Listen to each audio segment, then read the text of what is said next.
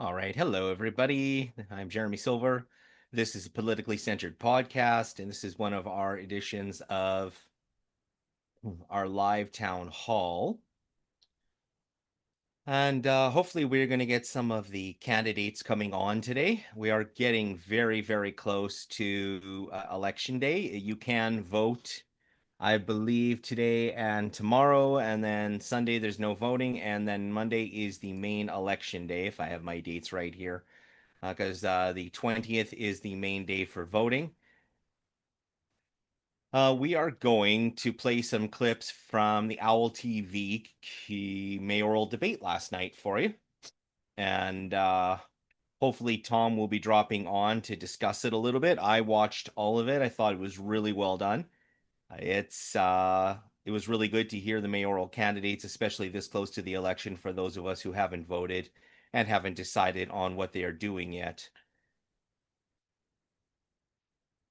And I have never streamed my desktop doing this before. Tom is way better at this than I am. He's been doing it a lot longer. So we're going to see how this works here. Keeping in mind this is a live town hall. So anybody who wants to drop on, any candidate, any person watching, any citizen has any questions or anything like that, I am going to paste the link in the comments underneath this live stream on Facebook, which I'm doing right now. And all you have to do is click the Zoom link, download Zoom, and you will be able to come on here and talk with me, keeping in mind that this is live. So anything you said can and will be used against you in the court of Facebook. And I just pasted the link in the comments section for you. And again, just click the Zoom link or private message me, and I'll send you a link to the live stream. And you can log on and chat with me about the up and coming election.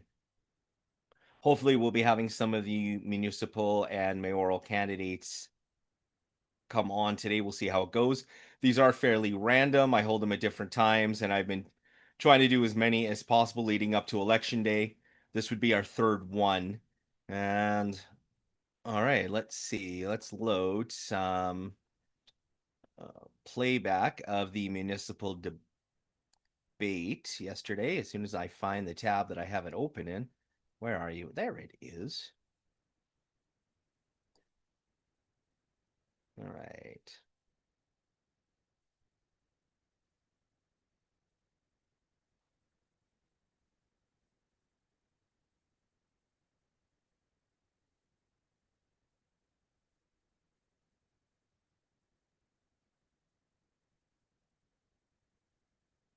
All right. Well, here we go. Ooh, this looks interesting on my end. I don't know what it looks like on your end, guys. Okay, here is the Medicine Hat Owl News presents the People's Debate. This was the mayoral debate last night. I'm gonna let it play here and get things started. And of course, we are. Ooh, that's very loud. And it is open for commentary. Anybody who would like to discuss it, I'll be making comments as well as we go. But anybody who wants to hop on, and this is the Medicine Hat Owl News mayoral debate from last night at the college. And a big thank you to Tom, Alex, and Kelly for doing this, because regardless of what you think of their style or them, stuff like this takes time, money, and effort. And as far as I'm concerned, we owe them a big thank you for doing this. Yeah, here we go.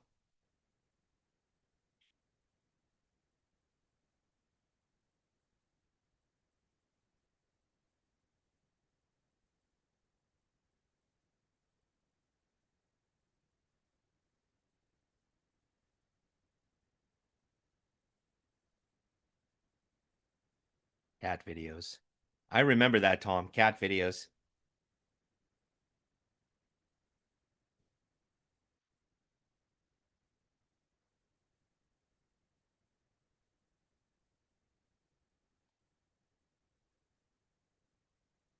Whoops. Apparently that was the wrong button.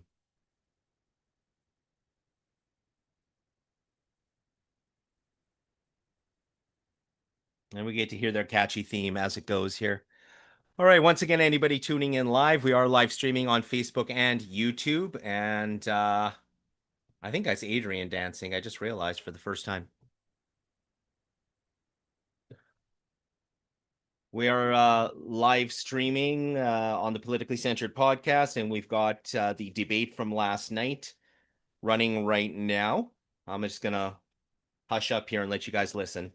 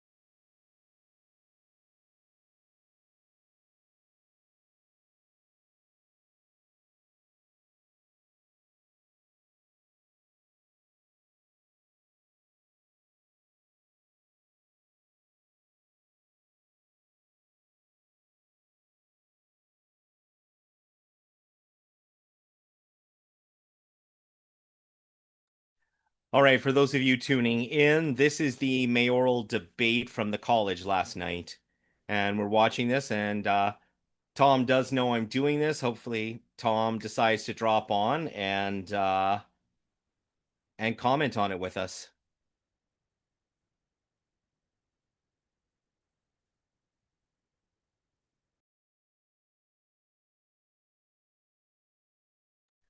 Anybody who would like to come on with us, private message me and I'll send you the Zoom link. Anybody who would like to come on, candidate or otherwise, to chat about the up and coming election day on the 20th, I've put the Zoom link in the comments. We are broadcasting live on Facebook and YouTube. You will need Zoom to come on.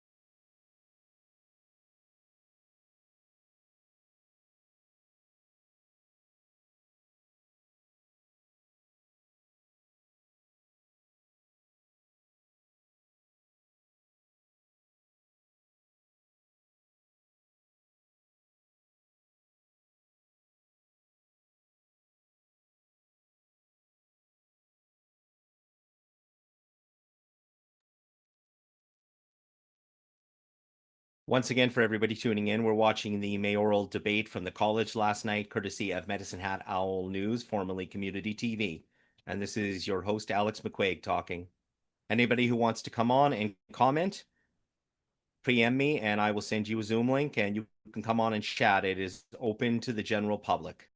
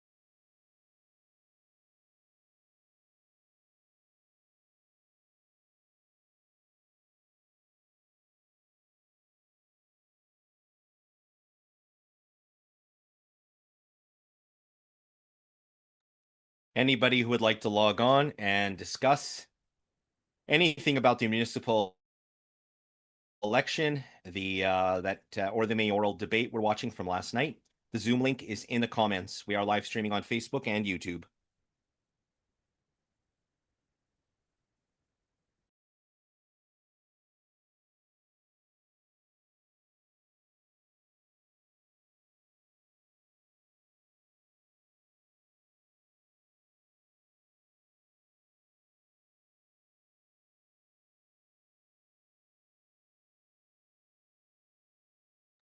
Okay, I just want to we have a comment on here from well, it doesn't matter. But it says how do we have all these lefties running for mayor?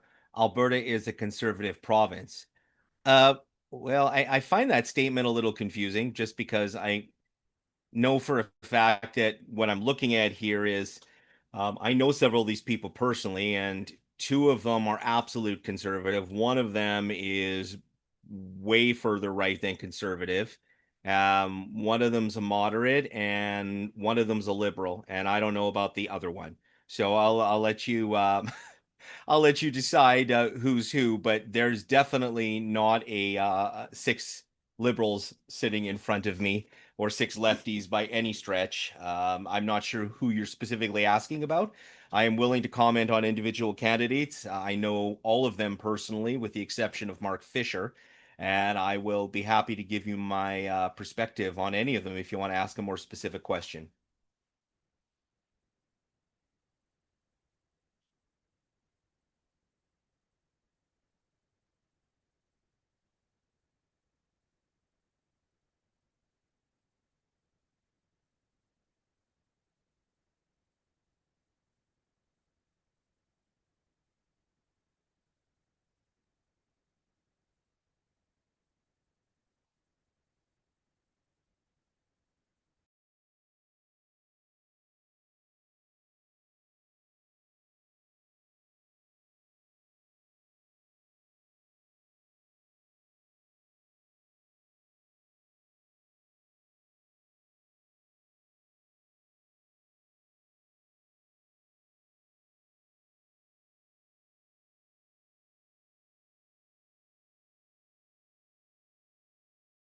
Reading comments here from a comment section, I'm chuckling. Sorry, it's somebody said Drew's a lefty, LOL, which is a exactly what I was saying. That Drew is about as far right as Canadians come, I believe.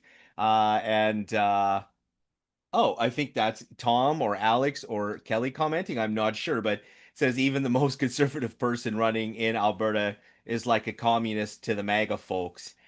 Absolutely, completely agree with that statement. That that the most conservative Canadian is going to be left compared to our American counterparts. I completely agree.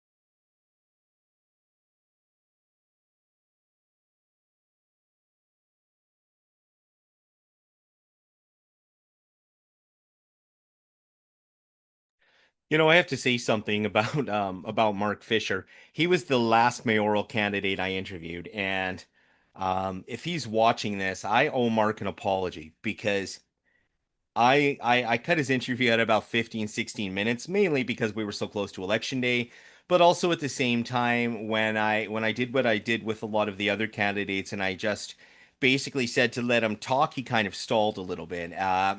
But all that shows, especially from this mayoral debate, if you continue to watch, is that he's just not a polished politician, and I should have been more pointed with my questions instead of just asking him to give a speech because he impressed the absolute crap out of me this debate. I have to honestly say, Mark Fisher was well educated, well informed, and my interview, if you watched it, did not do him justice whatsoever. Watch Mark Fisher during this debate; he did extraordinarily well. And as the newcomer, I don't know if he's going to get elected. I have my doubts, but a credit to him for being well informed and also keeping in mind he is a father of two boys and there is no school at the moment. So he's got his hands full.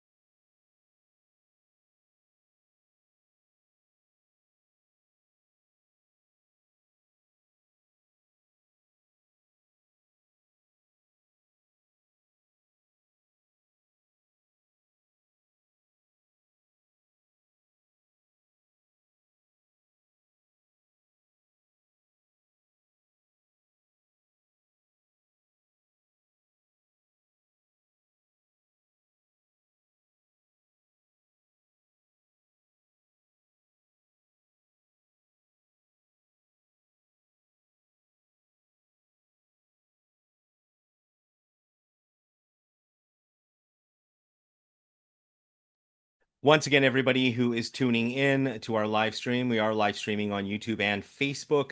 This is the mayoral debate from the college last night, hosted by the Medicine Hat Owl, formerly Community TV. As you can see at the top of this YouTube video we're playing, it is completely open for comment. Anybody who would like to log on, the Zoom link is in the comments section.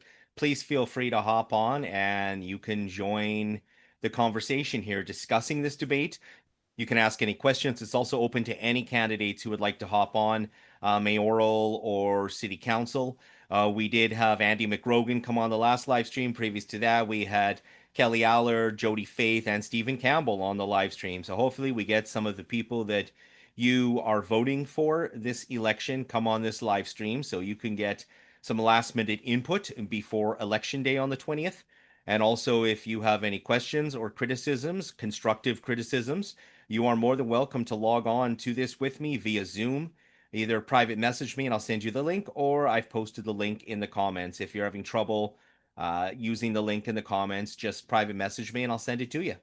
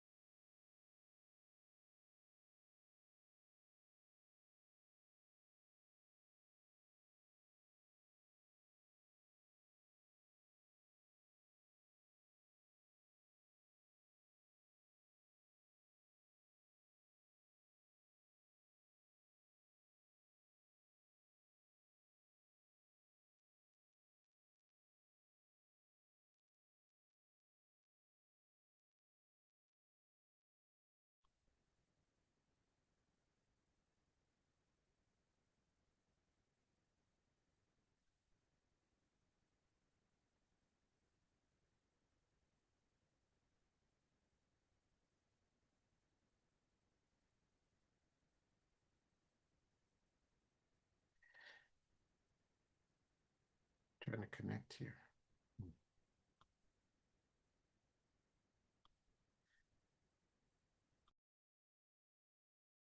So we have one of our city council candidates that just logged on, Yusuf Mohammed. I've been talking for the last 30 seconds on mute. Yay for me. Hi, Yusuf. How are you? One of our city council candidates that just logged on, Good. Yusuf I'm Mohammed. just I've been speaking with echoing. him I for the can 30 hear seconds. myself. Yeah, you just have to pause your Hi, playback Yusuf. How are you? because the live stream is delayed by Oh, about I six see. I seconds. see. Good. Just a second. I'm Yep. just So echoing. I can hear myself. yeah, you just have to pause your Hi, playback Yusuf. because the live stream is delayed by about. There we go. There we go. I did.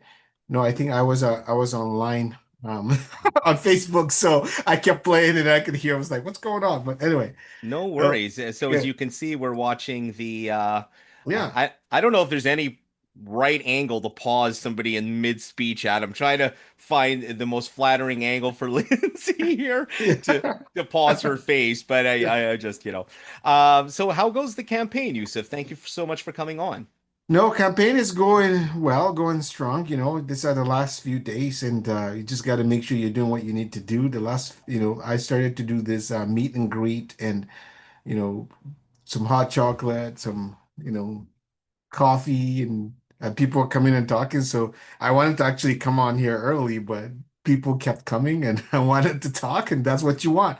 So I think it's good. Lots of positives. Once in a while, you get somebody that, just have a different opinion, and that's okay. But it's been, overall a positive experience, lots of support in the community, lots of positive people. I'm content with just really the amount of support that I've received. And I wanted to say just thank you to everyone, to be honest. Like it's been great. It's a medicine hat that I've been proud of, so um, Yusuf, I have to say, out of all the interviews I conducted, I do yeah, have my favorite interviews. no, And I think I said it during your interview where I really just enjoyed sitting back listening to you talk.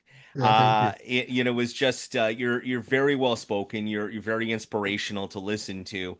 And I want to start off this conversation by saying that I told everybody that I wasn't going to endorse anybody through this podcast. But I'm gonna break my own rule here because I really have enjoyed your campaign so much. I am going to actually give you my very first endorsement, and I Thank don't you. know if I'm going to give another one, but you will absolutely have my vote because you are a Thank breath you. of fresh air. Your ideas are fresh. You have put in the effort and the work into this community Thank based you. on the interview I had with you, and you're Thank you so much. positive, you're uplifting. I didn't Thank hear a you. single negative thing come out of your mouth. Boy, do we need you. Well, thank you. I really appreciate it. And I think, you know what? I'd say the same thing. I've received a lot of support in the community. Over the last 20 years, I've met some incredible people. And when you receive that much love and care from amazing people, even when sometimes you have some negative experience, you're not going to let that get into your head. You just want to make sure that what you represent those who have given you that care and support. So I've been blessed in a way that you know that I don't have an option but to give back love and care and support. And to be honest, whatever I can do to move Medicine Hat forward to support the Medicine Hat case, I want to do that. And it's incredible. Yeah. Yusuf, you commented during our interview Yeah. about how you had explored jobs with the intent of keeping young people in Medicine Hat and better Yeah. paying jobs. Yeah. That you were the only candidate who really had any substance to that other than just an idea. So do you want to elaborate on that for me? I don't know how long do you have to stay on with us today? I could probably be here if you're okay for another 15 minutes, if that's Sure. okay. I have people coming through my door here that I gotta, but yeah, but this is great. I want to come here and chat with community. Yeah, no, I think, when I moved to Medicine Hat about 20 years ago, I found myself connecting with college students, and young adults from the community, both that have moved here, whether they came as an international student or from other parts of Canada, or just young adults who are going to school here. And the conversation is, we want to, find meaningful jobs and meaningful employment.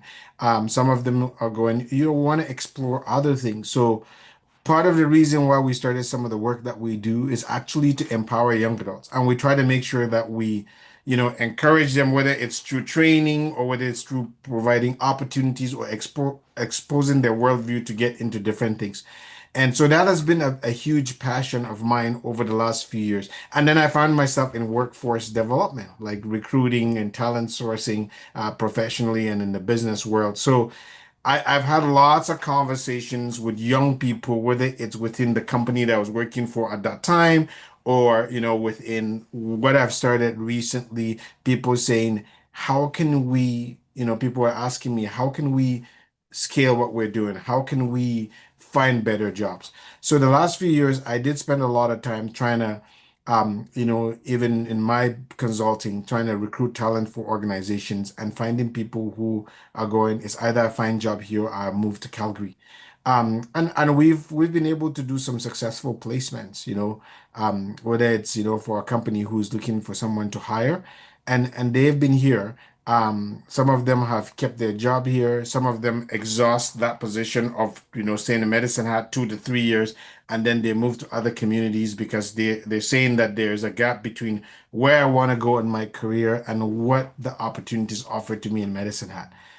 I am passionate really about mitigating that gap. How can we explore more opportunities? One, I wrote a blog about that just a few days ago, around how do we grow leaders today for tomorrow. And one of the areas that I would encourage our city to even look at is look at the positions that we have and provide some internship that would create that opportunity for young leaders and young talent to be able to thrive within our community.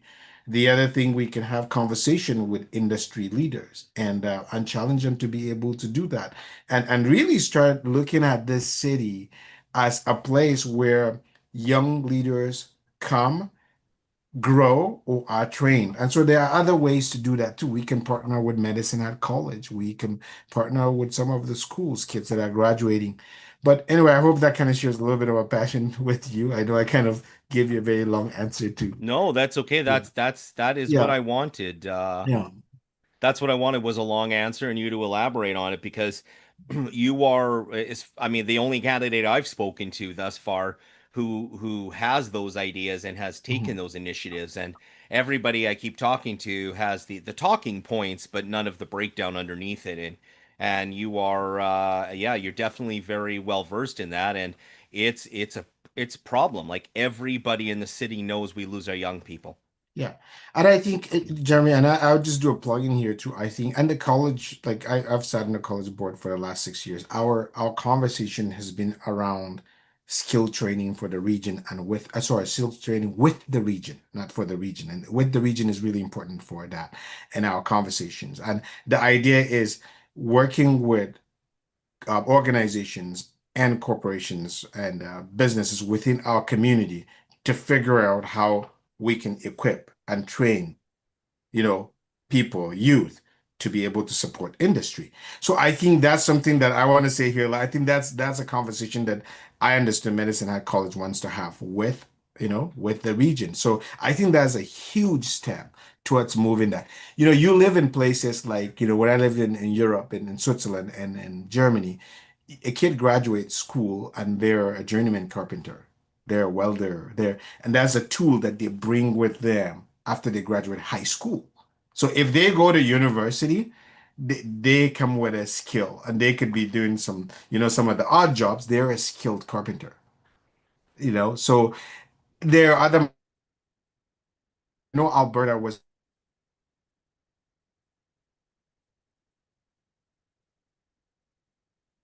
I think we lost. model of education to make sure that our high school kids, can you hear me?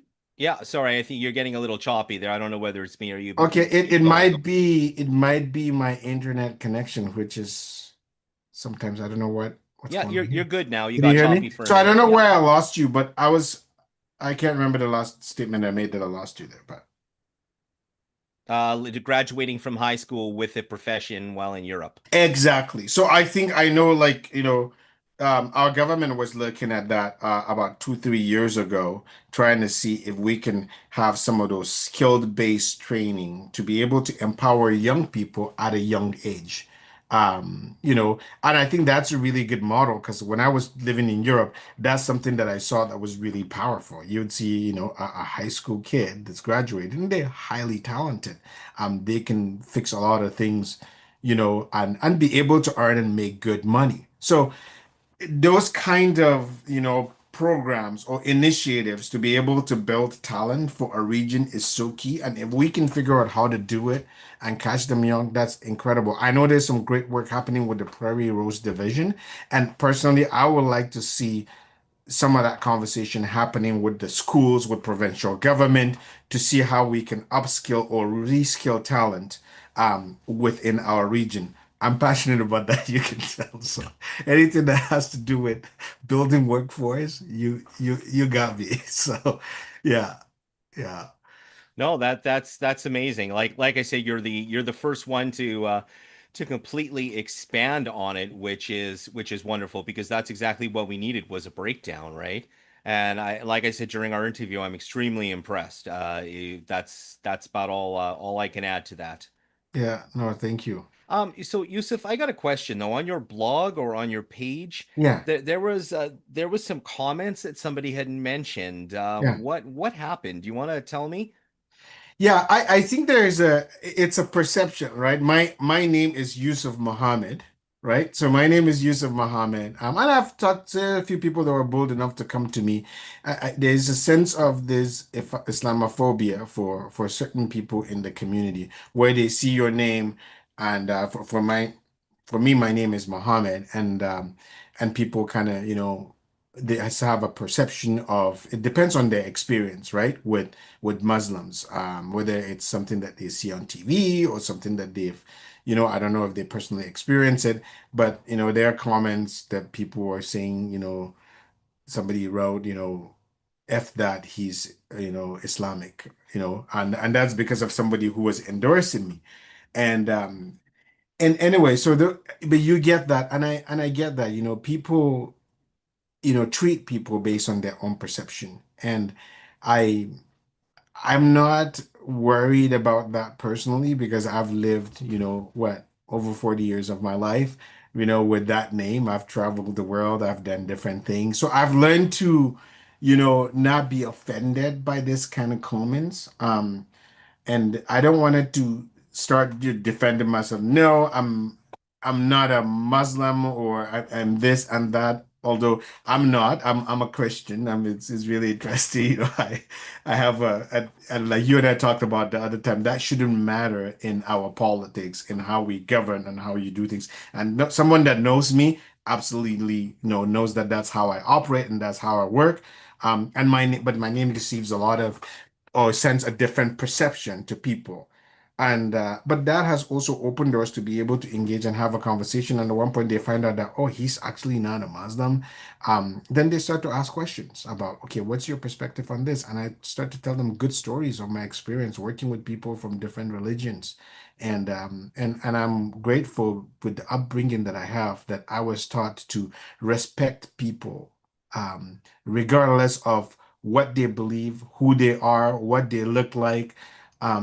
I've been able to gain those, competencies to be able to do that. And that today has enhanced my work. That has, guide how I approach people because I know what it means to be treated. Sometimes people see me and they assume that I'm a Muslim, and they treat me with love and care just because of that's what they value. Sometimes people see me and they assume that I'm a Muslim and they hate me because of their perception and their experience. But I've learned to take both respectfully and not allow that. People who have hated me, I've been able to have a conversation and show them that, hey, hate, you know, does not help anyone. And I've overcome that. And I don't have, so those are some of the comments that are coming up, and some of my friends are not happy because of that comment, because they know who I am. And I encourage them and say, hey, don't worry, don't worry about me right now, because my name didn't start, 2.5 months ago when I started running for city council. Yeah, that's I'm so sorry that you have to do that. That's I know okay. that I mean you have a positive outlook on everything. Like I said, Yeah. every time I talk to you, I tell people that I feel like, going and dancing around my living room. It's you're a very inspirational person to listen to, and your takeaway on people who make horrible comments like that is just as wonderful. If people make horrible comments, Yeah. then sit down and talk to them and let them see who you are beyond the last name. And Yeah. yeah, And I think that that's incredible because my name has given me the opportunity to have an open conversation with so many people. I mean, I'm the guy. My friends that have traveled randomly selected all the time, right? I've been when I travel, like I can write a book about how different security. I call it the. Oops, can you hear me? Because I just yeah, you're yeah. glitching a little bit, but keep going. Okay. I always joke about I need to write a book about how different cultures interact with the name Yusuf Muhammad. You know, I've dealt with that in so many airports where they look at my name, whether I'm in South Korea or Japan or the United States, and I have different stories of,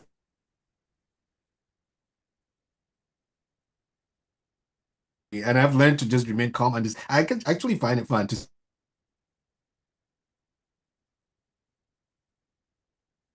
judge a book by its cover, right?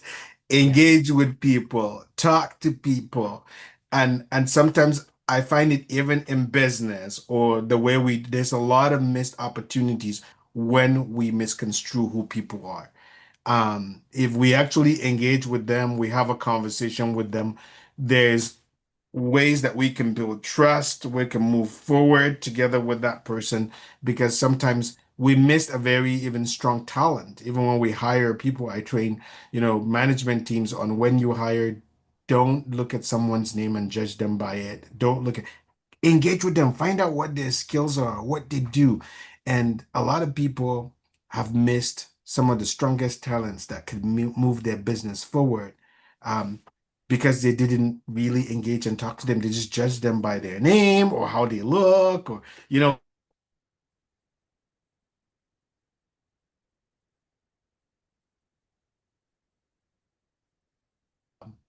But I've had fun with my name. And I remember when I was leaving, a lot of fun. Oh, you're stalled a little bit longer there, but I think I don't know if you're still talking or you paused, but you I last thing paused now. I Yeah, paused. last thing I heard you say was you had a lot of fun with your name. Yeah. No, I mean that's good to know. I mean, if people are going to make comments about Islamophobic comments, I mean you admittedly are a Christian, you're not Muslim. I mean, not like it should matter, but just for No, clarification, it's important to add in there that it shouldn't be an objection if you were a Muslim because you give me any handful of people anywhere in this world from any country, religion, or demographic, and I'll show you good ones, bad ones, and we, in the end, we're all just exactly. people. So if you want to focus on just the negative aspects of anything, that is a reflection on the person's outlook on this world and not the person they're criticizing. Yeah, exactly. And as we talk about this, I think about some of, our neighbors here that I hear, and I'm hoping that, this conversation with you and, if I hopefully, continue to do this work to really suggest that we continue to engage with people. Some of my incredible friends in this community are from different religions that is different than me. And I'm quite active in my church, you know what I mean? Like from even being a Christian, um, I consider myself as someone who understands the Bible very strongly because of my upbringing. And Jeremy, if there's one thing that I would say, and I know that this is not what we're talking, but if there's one thing that I would say that I have learned as a Christian, as a follower of Jesus, is what we call the unconditional love. And I think that I have to teach so many people on the understanding of this unconditional love that even people from my faith believe in that Jesus bring. He actually genuinely care and love people regardless of their background. And I think we can learn a lot of open-mindedness in that. But I have some incredible friends that are from other religions. I coach some of their kids in soccer. You know what I mean? And I want to make sure that we are building a community that every child feels safe, every person feels safe. And people can look back to Medicine Hat and say that Medicine Hat is a place that respects people. And respect is different from agreeing. You know what I mean? Like you and Yes. I can respect you, doesn't mean I agree with you. And I like to help people understand that there's just because I'm friends or I I care about this many people doesn't mean that I agree with them. I just respect the fact that that's their belief, and those are two distinct things that for me guide my values. So anyway, thank you for the airtime. I I don't know if I'm hopefully I'm not taking us to a different direction than No, not at yeah all. This yeah is yeah exactly what we have this for yeah candidates to log on and say what they're thinking and feeling and as usual, you are very eloquent with your words. So thank you so much for coming on our live stream today. yeah. And we're going to keep watching the mayoral debate from last night, and I believe you have company waiting. Yes, I do have company. So thanks for having me, Jeremy. Thanks, Yusuf. Okay, take care. Bye. Bye bye. All right, that was City Council candidate Yusuf Mohammed. I see some of the comments on here saying there was a sound issue. I don't understand why or where it was coming from, but it's a little bit hard to navigate here because we're live streaming on multiple platforms.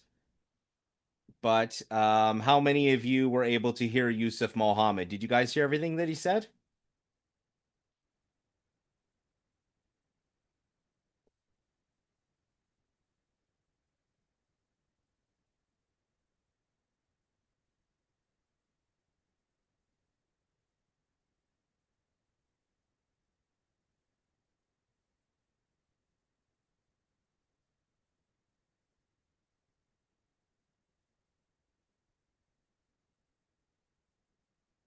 All right, we're gonna check the YouTube live stream here to make sure this is working.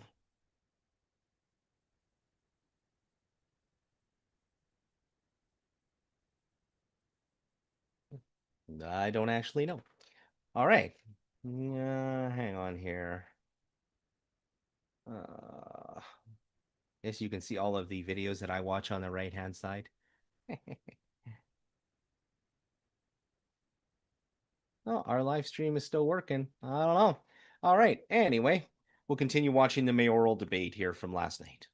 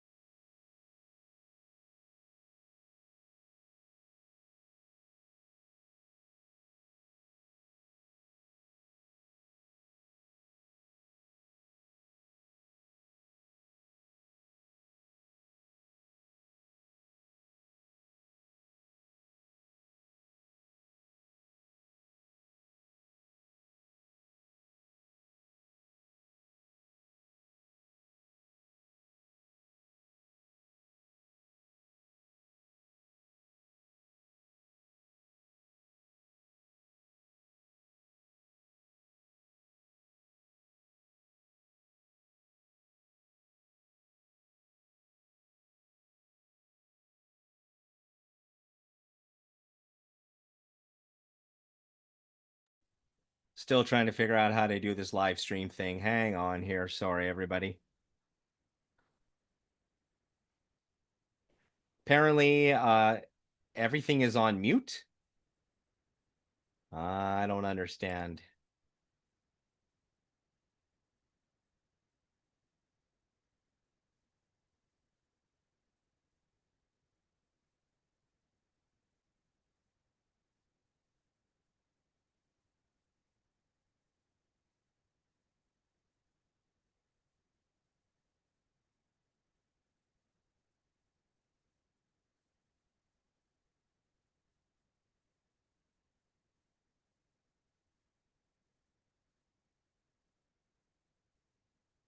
All right. Is there audio now, everybody?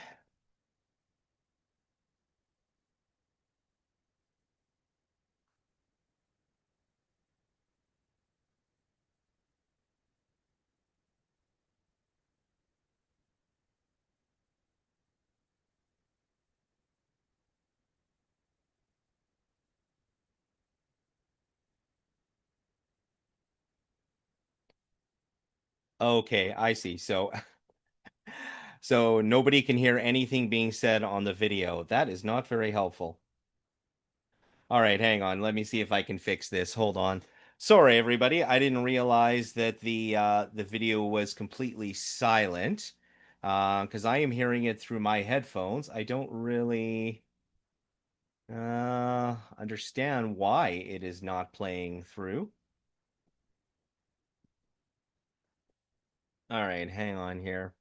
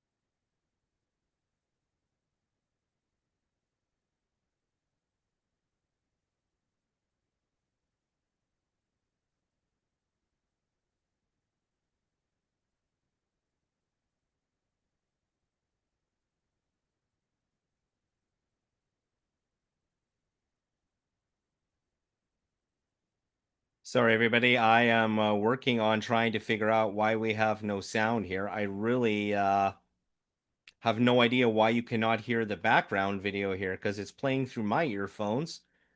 Uh,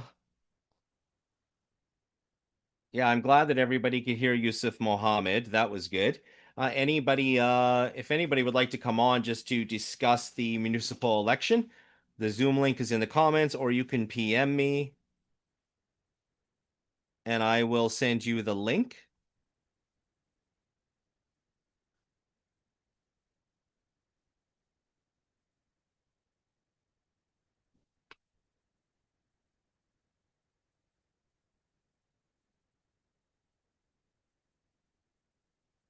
All right, let me do some technical troubleshooting here.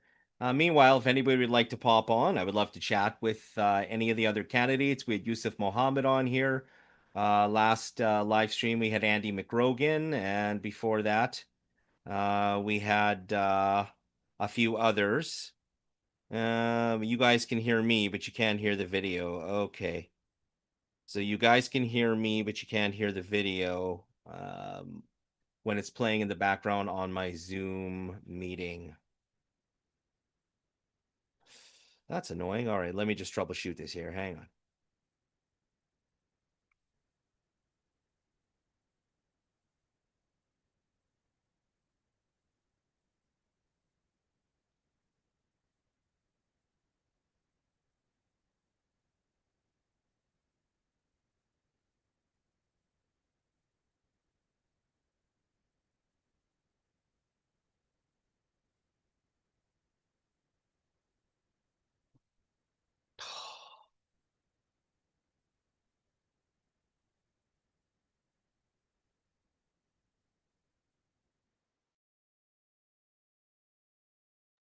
All right, I think I may have fixed it here. Hang on, we're gonna see in a sec. From the heart of the prairies under sky so wide, medicine hats got stories where the truth won't hide. Local voices rising where the whispers collide. Owl News is the beacon of our hometown pride. Owl News flying high, bringing facts to the light. Made by locals for the people we ignite. Medicine hat on the map with the fiery side. Where the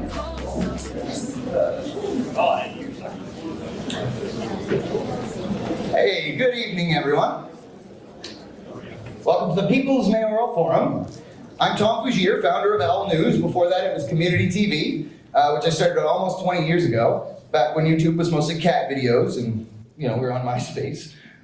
When I first moved here from Halifax, I had a job at I forgot to Cat TV. click the It only share lasted sound 89 button. days, I got canned. I'm a genius. I actually Hey, vote thought for I me. would head back east. Sorry, I had everybody. a lot of hope for Medicine Hat, though. So I Working stuck now. around. I met some incredible people, and I want to stereotype what they told me Albertans were like when I moved here from out east. So they told me I had to cut off my dreadlocks before I came out here, so I did that. I thought, oh great, now I'm in a John Wayne movie out here. But 2005, I made community TV because I was curious, creative, and there were hilarious people around here. And this is a place worth sticking up for. It's worth sticking around. My first mayoral event like this was 13 years ago when it was Cowan, Friesen, and Boucher. All I had then was like a camera and too much caffeine. Now I've got a little team here. We are Owl News. We're gritty, independent. We operate on a very small budget. You can fit it in a McBride's Bakery donut box. We became a registered nonprofit recently, and in 2022, Kelly joined the team. Her first headline had the word piss in it, and I knew she was going to get along with me. Alex joined in 2024. I was shocked he was looking for work because I'd read his stuff since I moved here, and I kind of fanboyed when I first met him. But you know his byline, you might not know his beard. Those gray whiskers are not age, they're mileage. This guy's only 23 years old. Maybe not, close enough. He's smart, he's stubborn, he's fair, and I can tell you from experience, he's not afraid to argue. Last week we spent the afternoon arguing about the meaning of the word pedantic. That's how I know this guy is All right, robust. once again, So, we are watching the please live give it stream up of the for tonight's mayoral moderator, a local debate from father, a last friend, night a at the journalist, college. and, my personal favorite, Now that I have worked out the technical glitches, sorry about that. But for those of you who got to hear Yusuf Mohammed come on and talk, Thanks, Tom. he's a great guy. Hello, my name is Alex McQuaig, and I'll be tonight's moderator. Just to run down our format tonight, it's a little different. We've randomly selected the order of candidate introductions and questions. Candidates will each receive a single question directed to them with 1 minute to reply. The other candidates will be given 90 seconds to state their perspective on the question at hand. The candidate being asked a question will be given first chance of rebuttal during the 5-minute discussion portion, which will follow each question. Now, I get it, that's a little confusing. So, just for example, if candidate 1 is asked a question, they will be given 1 minute, subsequent candidates 90 seconds, and the rebuttal discussion will begin with candidate 1 and last for up to 5 minutes. Candidates wishing to respond during the open discussion period, please indicate so by raising your hand. We'll be presenting a minimum of 6 questions, 1 directed at each candidate. If time permits, we'll be asking bonus questions in which all candidates will be given 90 seconds to respond. We'll wrap with candidates being given 90 seconds for final remarks. This forum is being pre-recorded and will be posted on owlnews.ca shortly after the conclusion.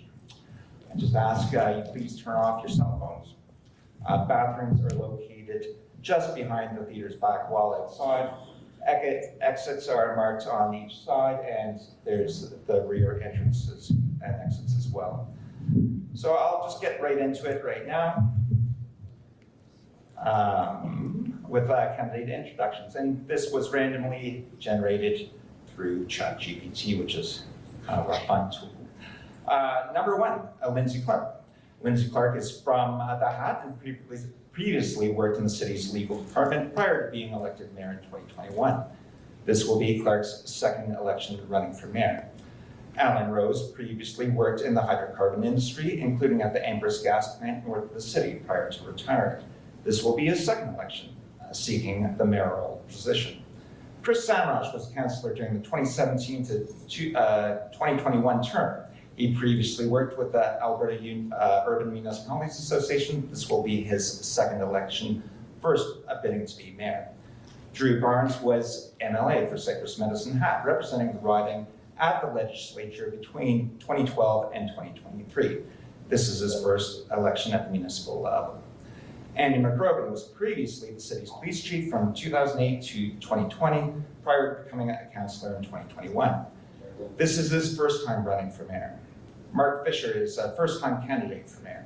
He's a board member with the local lacrosse association and has worked in the oil and gas industry. I'd like you to all give a warm welcome.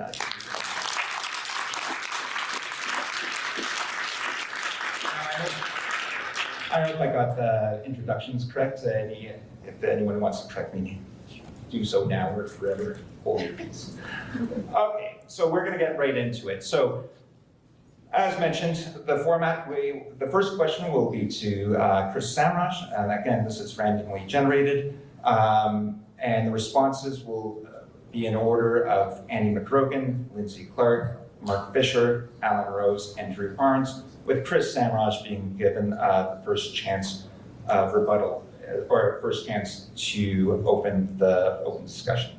So Chris, Mr. Samraj, what do you see as the future for the Hat's electricity generation along with oil and gas production?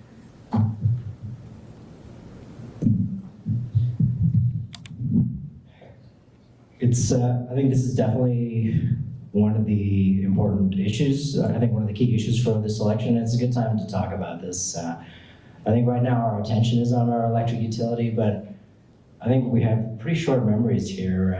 So it has a twin company, the natural gas company, and when I was elected on to council for the first time, that company was struggling mightily.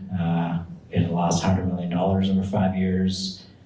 We had a pretty big dependence on this company to cover operating expenses, and we had a $225 million natural gas abandonment liability that we hadn't funded for, that we were facing asking the taxpayers on. So, that was a pretty serious situation that the team that I was part of had to deal with there. And the question that we're going to be talking about now is what's the best way to provide effective governance for this electric utility? And I think, that's a good example of, we had a company that did a whole thing with council governance there, and we didn't always do the best job of that. So I think this conversation about alternative forms of governance with the Municipal Control Corporation is meant to kind of address that. Thank you, Chris. You'll have a chance to carry on in the open discussion. Andy McRogan. I had to wrestle up there. Sorry about that. I just lost some seconds. So future of an oil and gas production is an interesting question. I take it we're talking about electricity production as well. I can tell you that it is a hot topic. It's one of the largest discussion points right now. I am on record of voting for an MCC. It was defeated, and I'm fine with that. I think there are other alternatives around advisory boards, etc. It's a very complicated business. It's not simple, as most of you probably know. We have abandoned our gas production, so we're down to 85% of our gas that comes in. For those of you watching with us, this is the mayoral debate last night from the college, put on by Medicine Hat Owl News, formerly Community TV, the People's Debate, as you can see at the top here.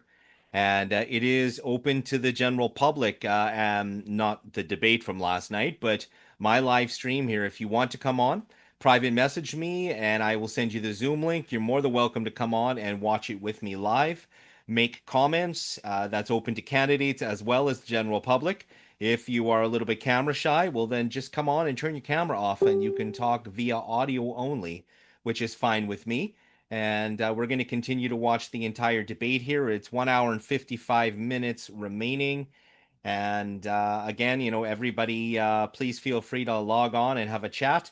I am going to periodically take breaks here, and I will leave the video playing for you. And when you see the little politically centered podcast icon, you'll know that I'm not sitting here. It's that simple. If I'm sitting here, you'll get to see my very hairy head. Into the city, we buy it off the grid. So we've got 85% coming in. And we also know we've got a future that's looming ahead of us. In 2023, the federal regulations are going to have us reduce our emissions, our fossil fuel emissions by 40%, which is going to affect our electric generation. And by 2050, 100%. So if you were to consider that right now all of our electricity is produced by gas that we mostly buy off the market, we have to think of alternatives. And that's why I support a strong advisory board to help us navigate those really important decisions that we've got to make. We can't sit around and say for the next 4 years, it doesn't matter, we'll let the next council deal with it. We've got to get on it, we've got to deal with it. It's right in front of us, and those that think that 2035 is a long way away, I just don't see it that way. So thank you, Andy McCurdy. Next up, we have Lindsay Clark. Thank you.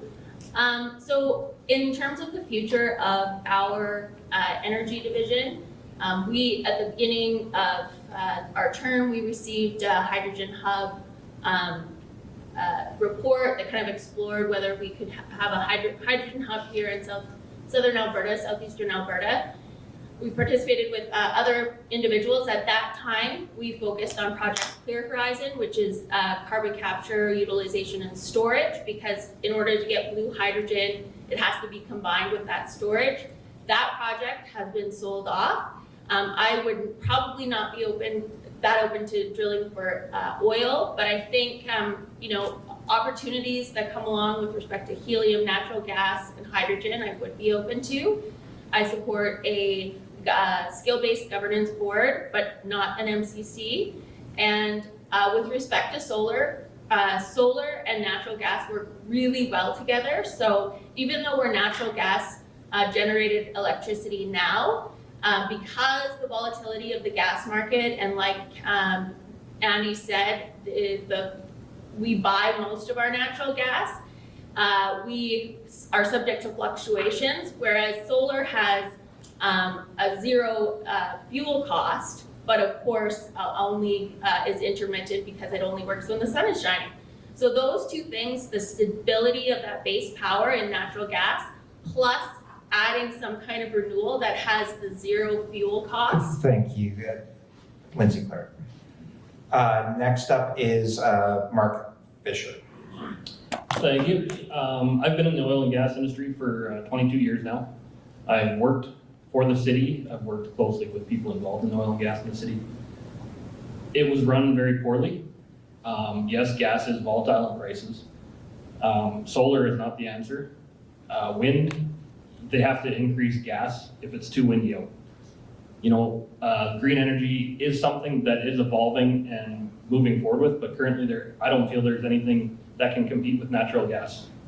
So right now I feel we have to focus on the natural gas side. We have the ability to, we have everything in place as a city, and I think we need to improve on that and expand on that for sure. That's all I really got for you right now. I'll shorten it up for you. No, that's fine. Alan Rose. Still on? Okay. This is something I talked about before. We are going to face a lot of headwinds on the electrical generation side because we are woefully dependent upon gas turbine cogen units.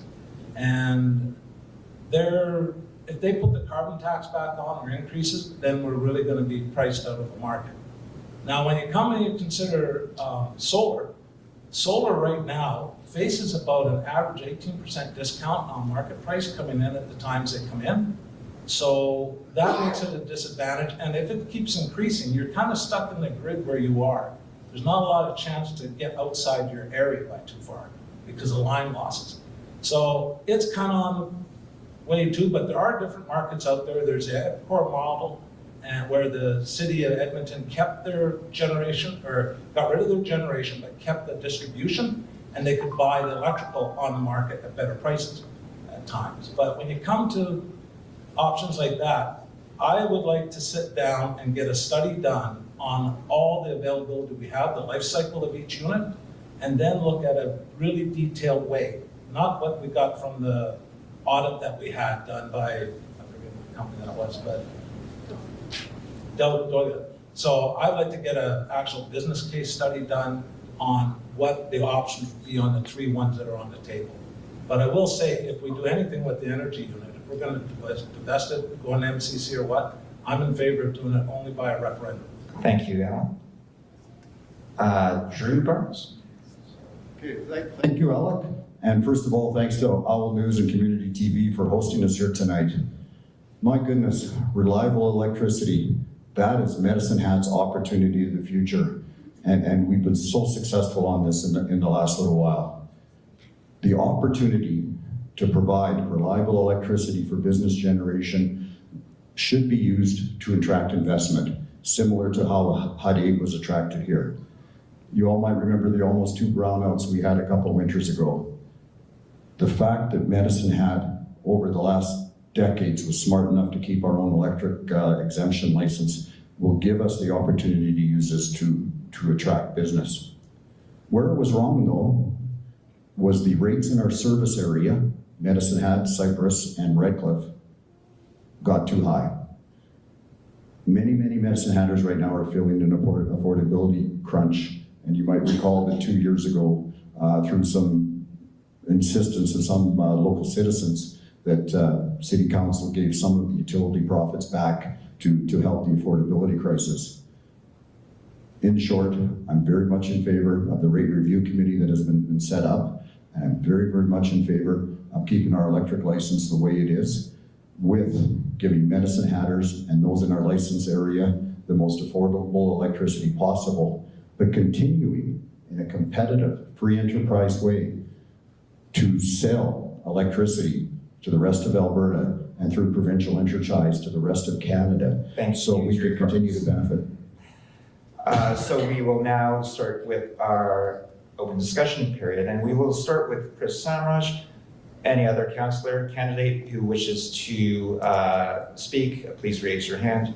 But we will be giving Chris Samraj the first go round here, so please begin. How long do I have, Alex? You have 30 seconds, and then we'll see where you go from there. So the same, we're having the same discussion about below market rates as this is what we want for our electric prices. We went through the same discussion with our natural gas company as well.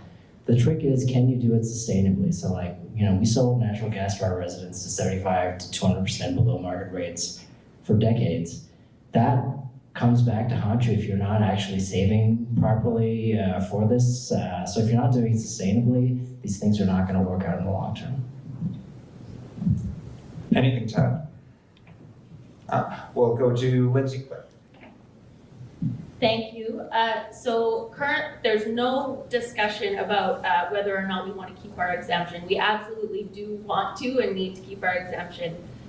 We can both sell to the grid, the provincial grid, and buy from the grid. So I'm not sure about one of the other candidates' concerns with respect to the price of underbidding or lower bidding in solar into the market or renewables into the market.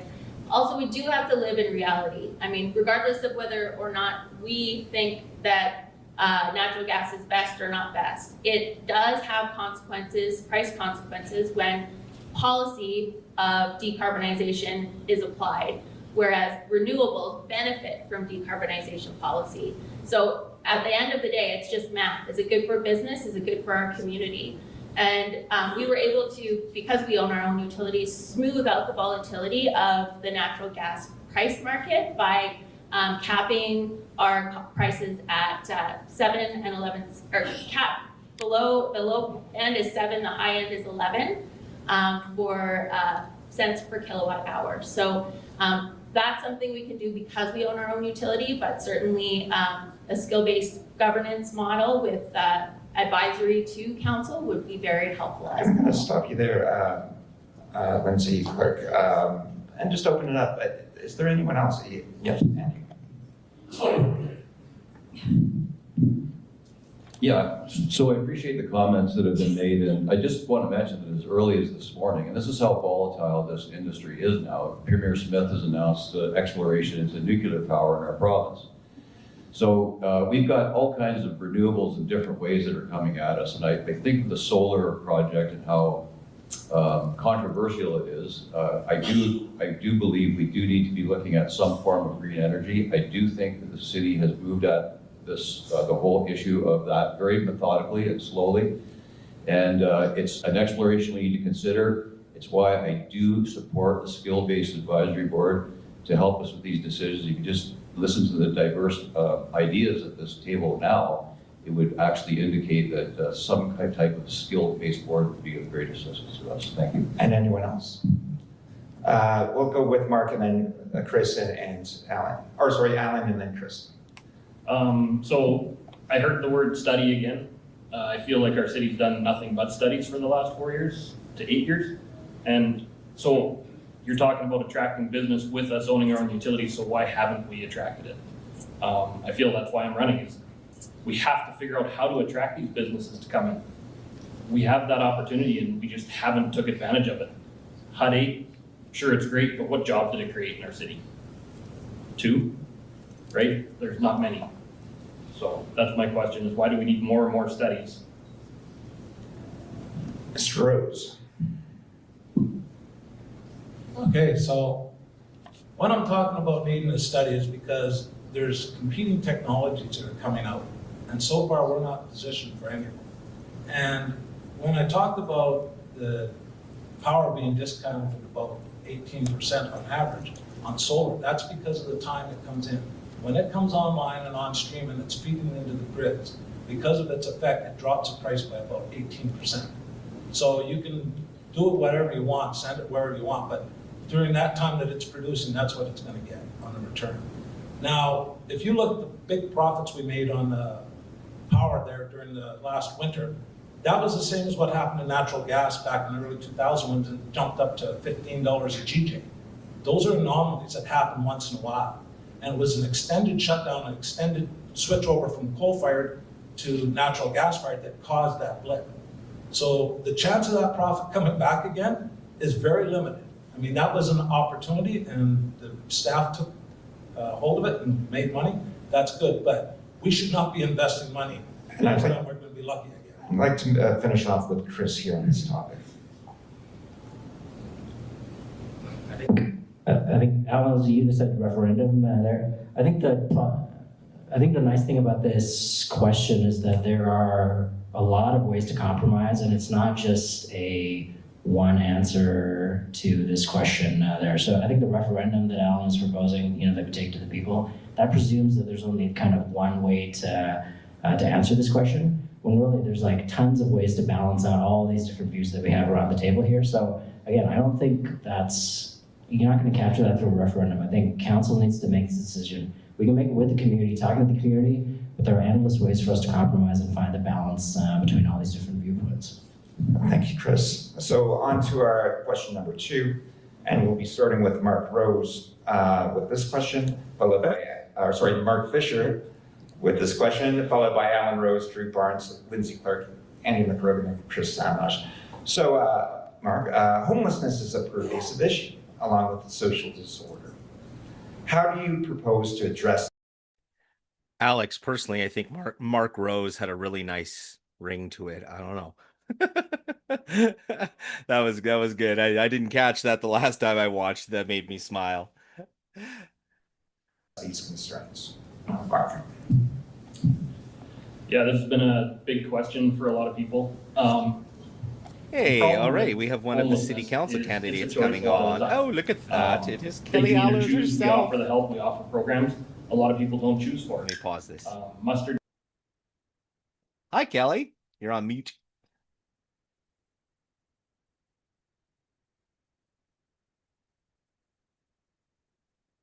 Kelly. Oh, there she is. Yes. Hey, Hey, how's it going? good. How are you? Oh, getting tired. I can imagine. I remember, I'm not even in the election this year. Well, I guess I am in the election, just not running. But People are like, yeah, how are the interviews going? And I'm like, election day's on the 20th. It's almost over. Yeah, it's I'm tired. Yeah, it's been a lot of work. I can imagine how the candidates feel. Yeah, well, anybody who's doing interviews has really got their work cut out for them. I mean, you're by yourself, but Yeah. Tom and Alex, they've been working together and they've been just going hard. And then they set up this wonderful mayoral forum last night, which is absolutely brilliant. I'd never seen Alex in a suit before, so he looked very dapper. I know, right? He came out and I'm like, is that the same guy? Wait a minute. Is this what? I was actually really impressed. He came out and looking like, damn, that's yeah, he was looking We all pretty cleaned up polished. nicely. You can only do so much with this mop on my head, okay? And it's I think it's been referred to as a mullet more than once.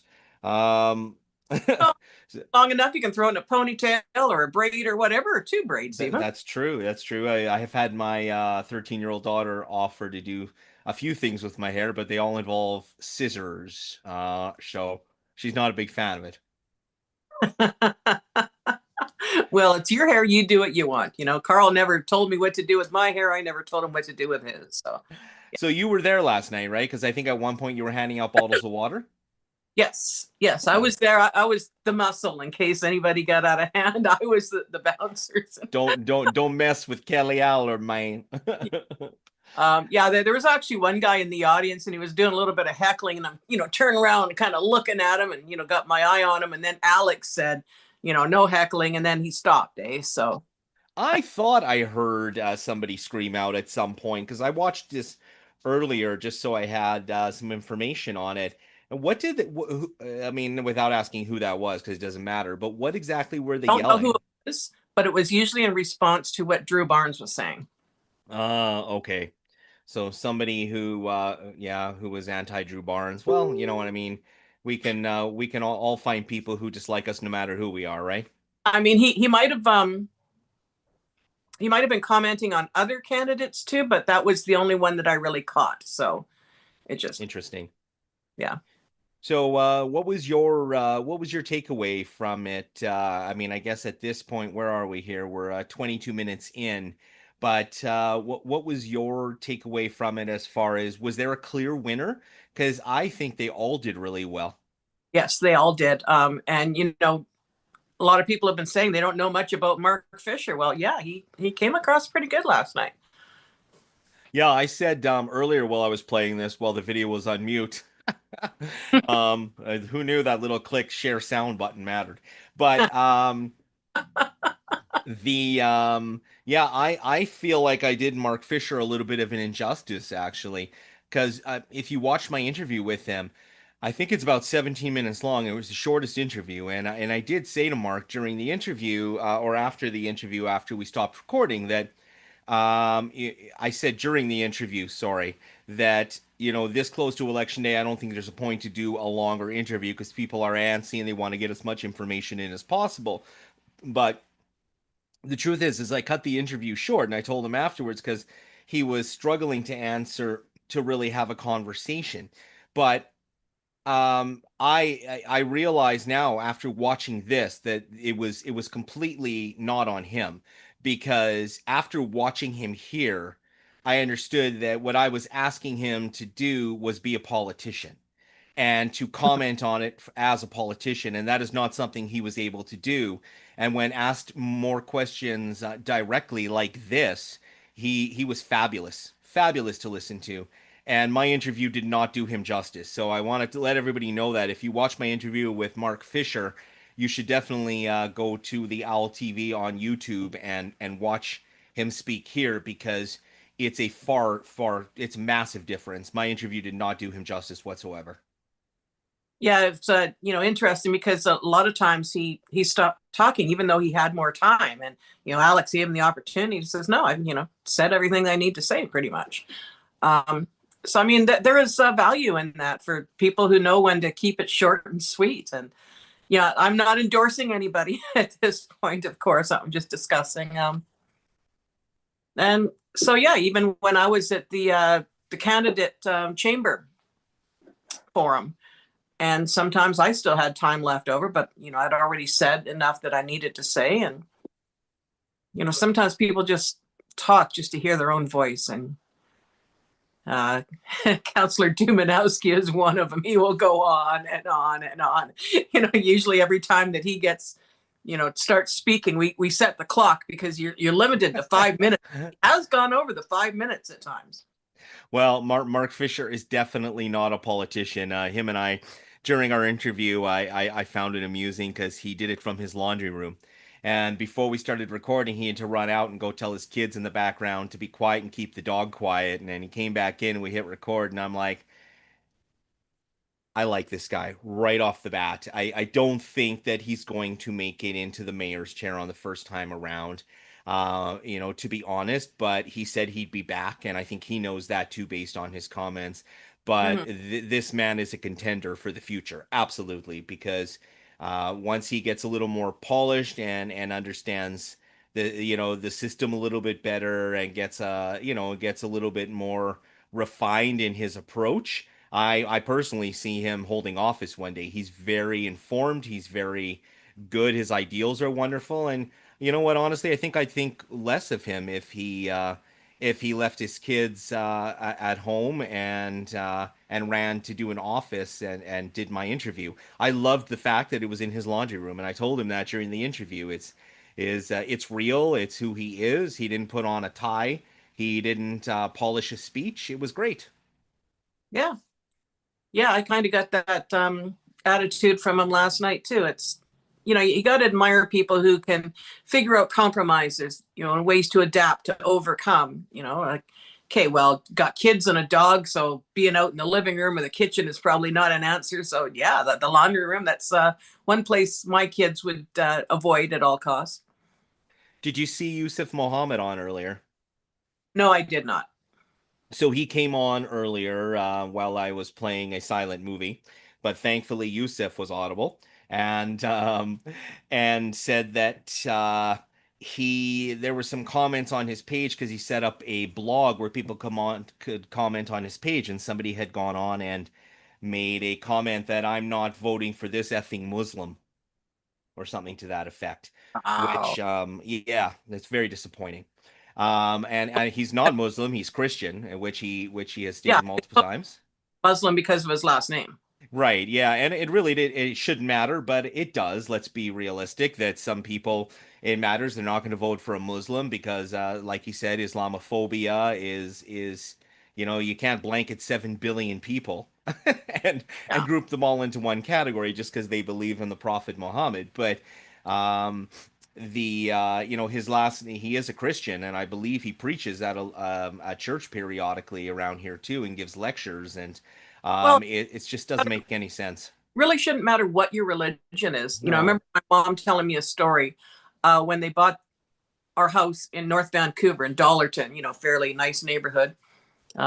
Actually, the last time the property sold, it went for almost $7 million, completely different house. But anyhow, waterfront. Anyhow, in the sales contract to my mom and dad, it said you agree that you will not sell this property to any Jewish people. Oh my God. And my mother refused to sign that until they took the clause out of that contract. Seriously? How long ago was this? This would have been in the 70s, early 70s. Okay, well, that I can see. It was a little bit different in the 70s. I could see things like that happening. Well, it doesn't make it right, but thing with Islamophobia. Yeah. Right. So, I mean, nothing's changed. It's just they just shifted the religion that they're mad at. Like Robert Kennedy, or no, John F. Kennedy, pardon me, was the first Catholic president of the United States. They didn't want Catholics in there for the longest time. Interesting. So, yeah, no, if it wasn't because they thought he was a Muslim, it would have been something else. It's probably just a cover up. Didn't want to comment about the color of his skin because, then they look like a racist, right? But Islamophobia is more acceptable out here. Yeah. Yeah, well, it definitely is. Yeah, it is more acceptable. That's the sad part, but it shouldn't be because no, it shouldn't be.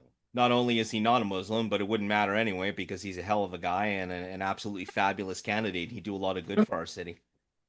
Yeah. Yep.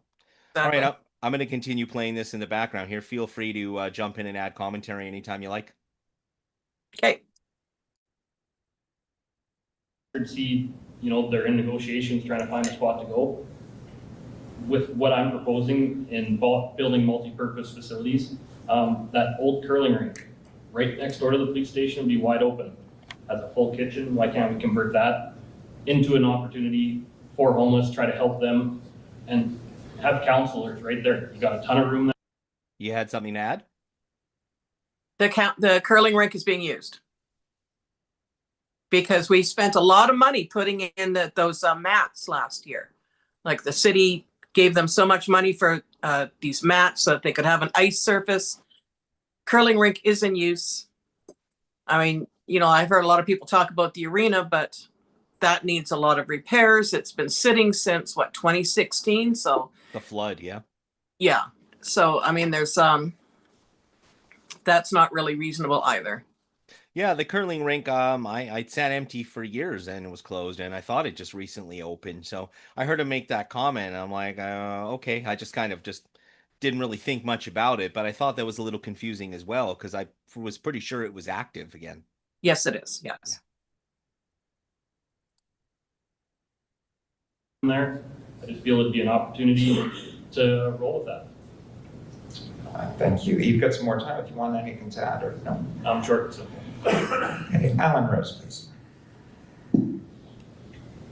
Okay, so I've made a few statements about this, and I did a video, got a lot of feedback, but what we have to do, I don't have a supreme place to put it, but we have to start including everybody at the start. If they're negotiating already for another place, but they haven't talked to the not-for-profits, they haven't talked to the advocates for the homeless, and they haven't talked to the residents where they're looking for it, it's only gonna fail again.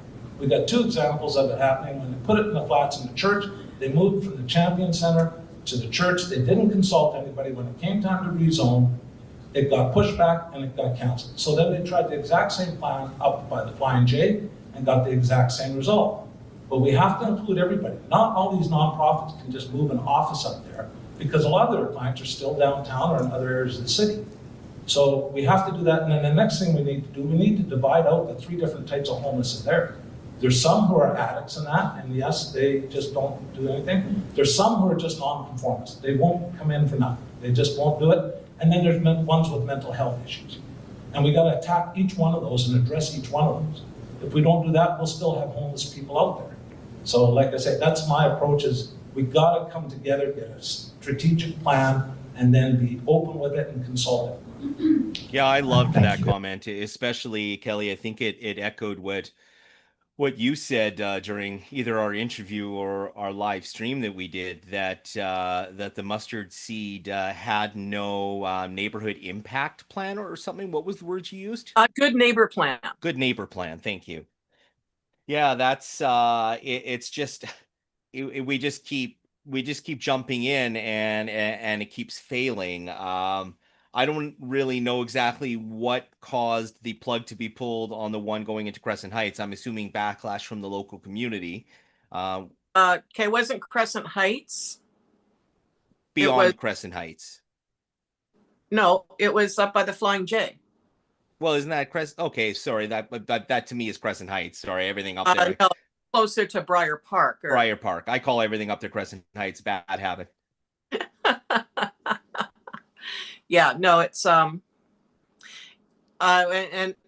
Alan was a little bit wrong there because they had that resiliency and inclusion task force or whatever. There's about 30 people in the task force. And, they did consult the nonprofits, the Medicine Hat Community Housing Society and AHS and, our MLAs and, different levels of government. And there was a lot of people including Stu Young, who's a council member or council candidate, pardon me, and Stuart Chris Young, yep.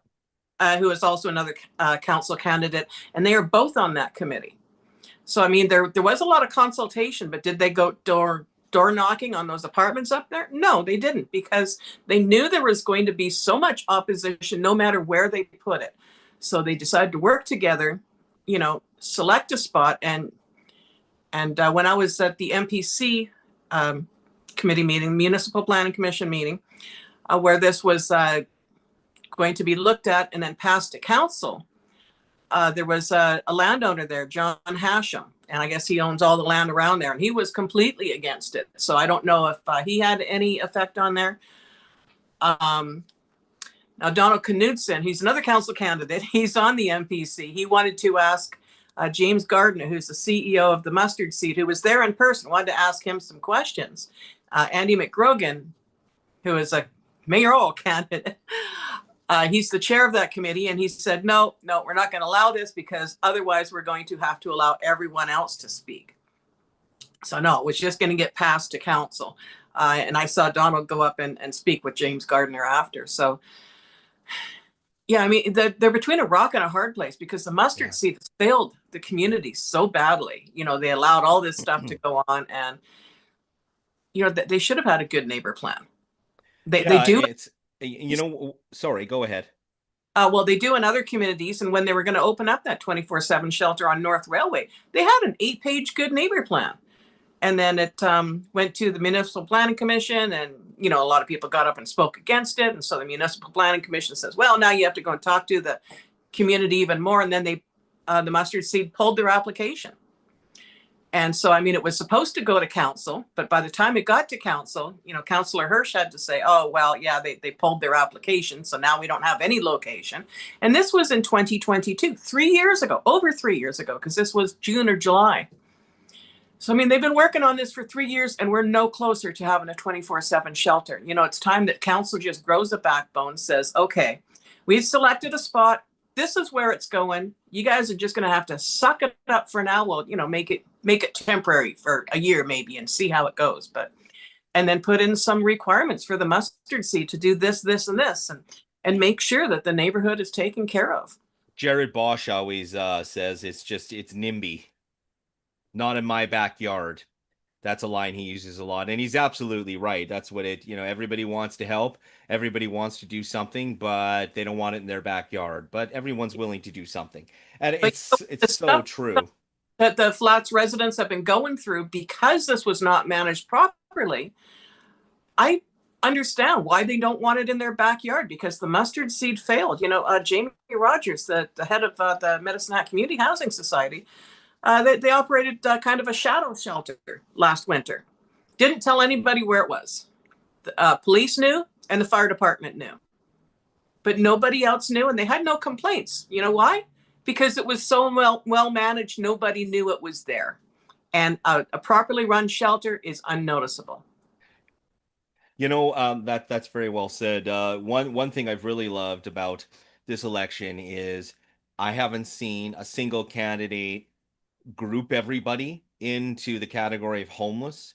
I really like that, that everybody's being very specific, because that is a generalization, although I understand everybody generalizes and it happens, and not most people don't, you know, acknowledge that when a generalization is made, that not everybody thinks it's a blanket statement, but everybody is being very specific while they're saying that not everybody who's homeless is a drug addict. And I really love how everybody is being very specific about that. Every candidate so far. And, you know, another thing that we hear, oh, these people refuse services. They don't want help. Well, you know what? Sometimes they refuse services because, well, maybe they got a pet and they can't bring the pet in. Yeah. Or maybe they've got too much stuff. And like the shelter only has a locker, like a high school size locker. And, you know, you see some of these people and they've got wagons with all of their worldly possessions, and they're expected to cram it into this one locker, or risk losing everything. So, okay, yeah, I'm not going to go to the shelter because I've got no secure place to put my stuff. I don't want to be robbed. And yeah, so I think you mentioned that during our interview that, you know, to us it looks like garbage, to them it's everything they own, and and I think we make light of that sometimes. Yeah. And I have to give shout outs to Alan Rose and Tom Fougere, of course. I don't know if you know the Cookums, who go and feed the people. I'm familiar with the organization. Yeah, I know I haven't met them specifically, group people from the, but yes. Well, Tom hooked the Cookums up with Alan Rose for Thanksgiving, and he went and he bought a bunch of turkeys and all the trimmings and stuff and everything that she needed to feed people a Thanksgiving feast. I saw a quick picture of Alan handing out turkeys. I was curious if that was connected with that. I didn't realize they were, it was on behalf of the Cookums. That's interesting. coming from somebody who runs the Spirit of Christmas Feast, as you know, I love things like that. It's needed, and it's not so much about making sure that people's stomachs are full, which is important, but making people feel like they are seen and heard.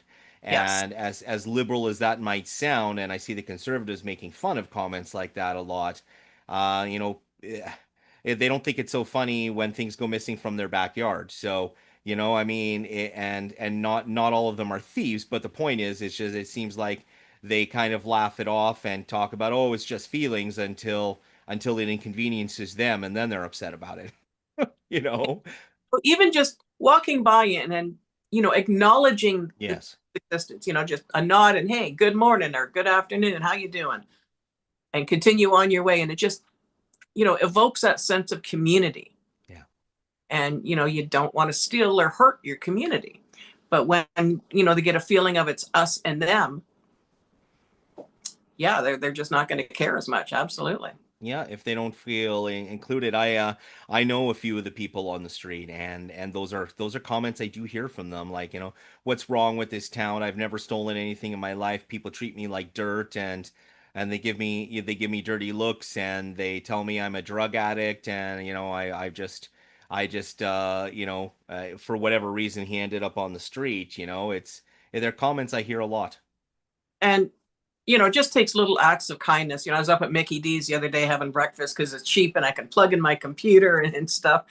So I can work there. And, I noticed this one guy and he's sitting behind me and he's got this great big bag of stuff and he's just sitting there having a coffee. So before I left, I went up to the counter and got a $20 gift card. And I says, well, can you do me a favor? Can you give it to that guy? Because I didn't want to put him on the spot. I didn't want him to, feel like, has to make a big show of thanking me. I just, I got them to do that and I went out the door. So I didn't even see it happen. So, hopefully I made that guy a little bit, made his day a little brighter. And it's not the first time. I did this a couple years ago too. Yeah, things like that matter, right? And I mean, it's if for the few times that I have publicized when I've done things like that, there's a dozen in between where I never Yeah. say anything, and I know you're the exact same way, right? That people suffering, sometimes just saying hi to them and letting them know that you see them is important. Yeah. Yep. All right, I'm going to keep playing here. And Drew Burns. Thanks, Alex. Thanks for the question. This is a real hot topic in this current campaign. I've had the good fortune to knock on many doors and talk to hundreds of hatters. There's so much empathy, there's so much desire to help, there's so much concern for the situation. But I guess we also have to be aware that years ago, a short time ago, we seem to have the problem better in hand. So you look at what has changed since then, and one of the things that has changed is we aren't as active in the local providers. So even though it appears that most of this problem was caused by other levels of government, the federal government, provincial government, it's here in our city. It's up to us to help these people. So we have to own the homeless problem. And that starts with giving the very, very best help for those that want to be homeless, or those that are homeless and are willing to accept our help. On the other hand, if you want to be homeless and you are not willing to accept our help, we as a community, we as a city, cannot accept the vagrancy anymore. I will be asking the other levels of government, the province and the feds, with the big checkbooks, to partner with us on this. We will ensure that every homeless person that is desirous of help will get it, but we need them to step in and make sure that everyone has the opportunity to accept that. And that includes that there has to be some little tougher enforcement of crime as well. Thank you, Drew. Lindsay Clerk. Thank you very much. We did consult with nonprofits definitely before and during the process, as did the mustard seed. At the beginning of 2023, I think, we launched together with Medicine Hat Community Housing a series of summits that brought community members, local nonprofits, as well as service providers and business owners together to kind of problem solve and figure out a way to mitigate some of the concerns that are going on in our city right now. One of the things that was happening concurrently is the federal government and provincial government provided funding to Medicine Hat community housing to do an action research on chronic homelessness project that really takes the view that it is a diverse group of individuals who are homeless, and some of them just do not have the capacity to live independently at a given time. This is not unlike someone who, you know, has a dementia issue or other types of health issues. So what they did is create more of a long-term care pilot project model, whilst working with independent researchers to determine whether this could be replicated across the province. It's very successful, and hopefully it can help others as well. Since we already pay taxes as citizens. I will just, sorry to interrupt you, we'll have a period of open discussion. Andy McGrath. Yes, thank you. So the homeless problem, as has been stated, has been a very hot topic in the community. I can tell you that 10 years ago, we didn't face this problem. The opioid addictions and the mental health crisis is relatively new to all of North America. But this is a municipal problem as much as it's anybody. We can point our finger at the provincial government and the federal government all we want and say, well, the drugs shouldn't be coming in and there should be stronger laws, and I agree with some of those things. But if we're looking at putting our people first, the first thing we need to do is protect our citizens that are out there trying to live a quality of life and protect the vulnerable folks that are out there that are addicted, that are homeless. So the way to go about it, in my view, is create an opportunity for treatment for those that are having issues and allow that treatment and make sure that it is available for people that want it. We can't solve everybody's problem with that because some people it could be a different issue. So there's many assets or different perspectives of this, but by us not as a community dealing with it and saying this is our problem and how can we help? We can help by finding a location that works. There's no simple answer. It's very complex, and they need wraparound services. They need treatment. I'm not one to just say, hey, we ought to give them a place to sleep and a place to eat, and they can just go and do what they want for the day. And that doesn't work. We already know that. We've seen it. So we got to work together with our provincial government to build a plan to create some safety and a feeling of safety in this community. Thanks, Andy McCrigan. Chris Sandwich. I spent the last 2 years in Edmonton while my wife was going to school, and the problems here in Medicine Hat are tame compared to there. My sister lives in Chicago. The problems in Edmonton are tame compared to there. I worked at the library here in 2012, and definitely in the 5 years that I worked there, it got worse and worse. So it's good to keep perspective that it's not like Medicine Hat is behind on this issue, and obviously other places have it worse. But that's not to say that this doesn't deserve our attention.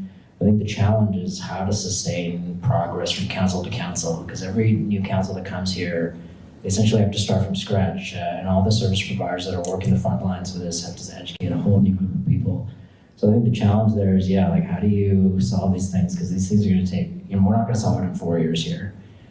So how do you solve that, term after term and sustain that problem, sustain that focus? And so we'll move to the open discussion portion, and we will start with Mark Bishop. Yeah, I do agree. We do need to talk to everybody involved. We've got to talk to the boots on the ground. The police deal with these people every single day. They have to have some insight into what we do with them, what happens to them. Alan made a great point. We do have to involve all social workers, counselors, everything. We have to try and pick apart which people actually want help and which people don't want help. Because you're going to get those people that will refuse help no matter what you do. And then the city has to come up with a plan to try and figure out what to do with those people that are refusing help. And that's going to be the tough choices that this council is going to have to make. And anyone else would like to remark on that? So we'll start with Chris and then Lindsay. Again, because of the complexity of the problem, obviously the people that we see on the street, they're just the tip of the iceberg there. So I think that comment about that, the people who are on the street are there by choice, that's not exactly true here. because again, they're the tip of the iceberg here. We are, people are struggling with affordability. So like 20% of residents make under 40K a year. They're really struggling right now. We were at a root cellar at the food bank there who, told us that they went from 900 users to 4,000. So like we have to also not put all our focus on the people that are currently unhoused, but we need to stabilize the people that are also at the risk of becoming unhoused. And Lindsay Clerk. Thank you. I really think one of the main things that we can do as a city without, double dipping on our taxes and taking over what the province is doing is focus on youth. If we do not want to have these problems, which I don't, 20 years from now, we need to make sure our youth are resilient and they're getting the help and supports that they need within our community. That includes places to go where they can receive mentorship and community with other youth and people who are interested in seeing the success of our youth in our community. We worked with Brain Story. I know a lot of the education system is now adopting this Brain Story model, and I'm really excited to look at the next 4 years of how we can really engage youth to become part of the solution and make sure that they are not suffering like people on the streets are now. Thank you, Lindsay Clark. Chris, I've got Alan Rose here, and then would you like to speak up? I'll get Alan Rose here first. Okay, so I do agree that if you want to prevent it, first of all, we have to get something now because we're entering winter, and believe me, the people who are homeless do consider this very important on their calendar. So should we, just being human. But if you want to prevent it happening later, we got to start putting money into real places where our youth can go. Like, we don't have an indoor skate park. There's a lot of, I've got grandchildren and they're all into skateboarding and scooter. I mean, there's a lot of cities, like Lethbridge has 4 skate parks that they paid for. Here, we got some help on some, but there's still nothing. Same as in the winter. Why can't we get the toboggan hill? I did a video on that about the toboggan hill in Kincooley. Why can't we make it bigger, put some moguls and a snowmaking machine there so it can be used? And then kids have something to do in the winter. Because if we don't give them anything to do, they'll hang around the mall, they'll hang around abandoned buildings, and they'll get in trouble, just like we used to do when we were young. And thank you, Alan Rose, and I'll move on to Chris Sandwich. Thanks, Alex. I'm not sure what skate parks have to do with the homelessness crisis that we're facing here, but I'll say, all of us here, you can see how complicated this problem is. So we're all talking about different aspects of this. We're talking about emergency shelter and where to put that. Mayor Clark is talking about youth as a long-term prevention thing. There's so many different ways to look at it. You can't, this is what's the challenge about it, is you have to prioritize because you can't do all these things. You can't put all of your focus on just the mitigation and some of the symptoms. You also have to look at the root causes. But yeah, I'm always interested to hear what Andy has to say because he's been working this on the front lines. The police always see this first before anybody else does. Andy, would you like to respond? I wasn't going to, but he put me on the spot. Well, no, you don't have to. You don't have to. We've got some time, though. Anyone else? I'll tell you what. Last No, I'm good. There's a lot of good points that have came up, and yes, of course, we want to raise our children up in a way that would prevent them from being there. We've got to create services. I totally agree with all those things. But I will say that we don't have to worry about people freezing in the streets because we have some desire to find a location now, because there is shelter in place for the homeless now, and there is food services available now. And we don't want to rush into the decision, though we want to make it promptly, we want to make the right decision. But we will never let folks in medicine freeze to death. We've got places for them, we have emergency shelter, the city has a budget for it, and we'll be part of making sure that our people have a place to sleep and don't freeze to death. And thank you very much. We'll move on to the next question. Now, this is on the municipal inspection report. The municipal inspection report found the city is being run, or has been run, in an irregular, improper, and improvident manner. How will you take steps to ensure such a finding isn't repeated? Now, we'll start with Alan Rose, followed by Chris Samraj, Mark Fisher, Drew Barnes, Lindsay Clark, and Andy McCurry. Okay, one of the recommendations was to get an outside facilitator to help us develop a strategic plan with metrics that we can measure and timelines we can follow. Because I've looked at a few of the plans and they are more of a vision with a bunch of jobs that qualify for that vision, but not linked together. And there's no real measurable amount of, are we proceeding forward? Are we stalled? How are we doing? And that was one of the major things doing. And that's one I think that would send out a message that we're getting our act together and we'll actually be able to set a direction for the city to go.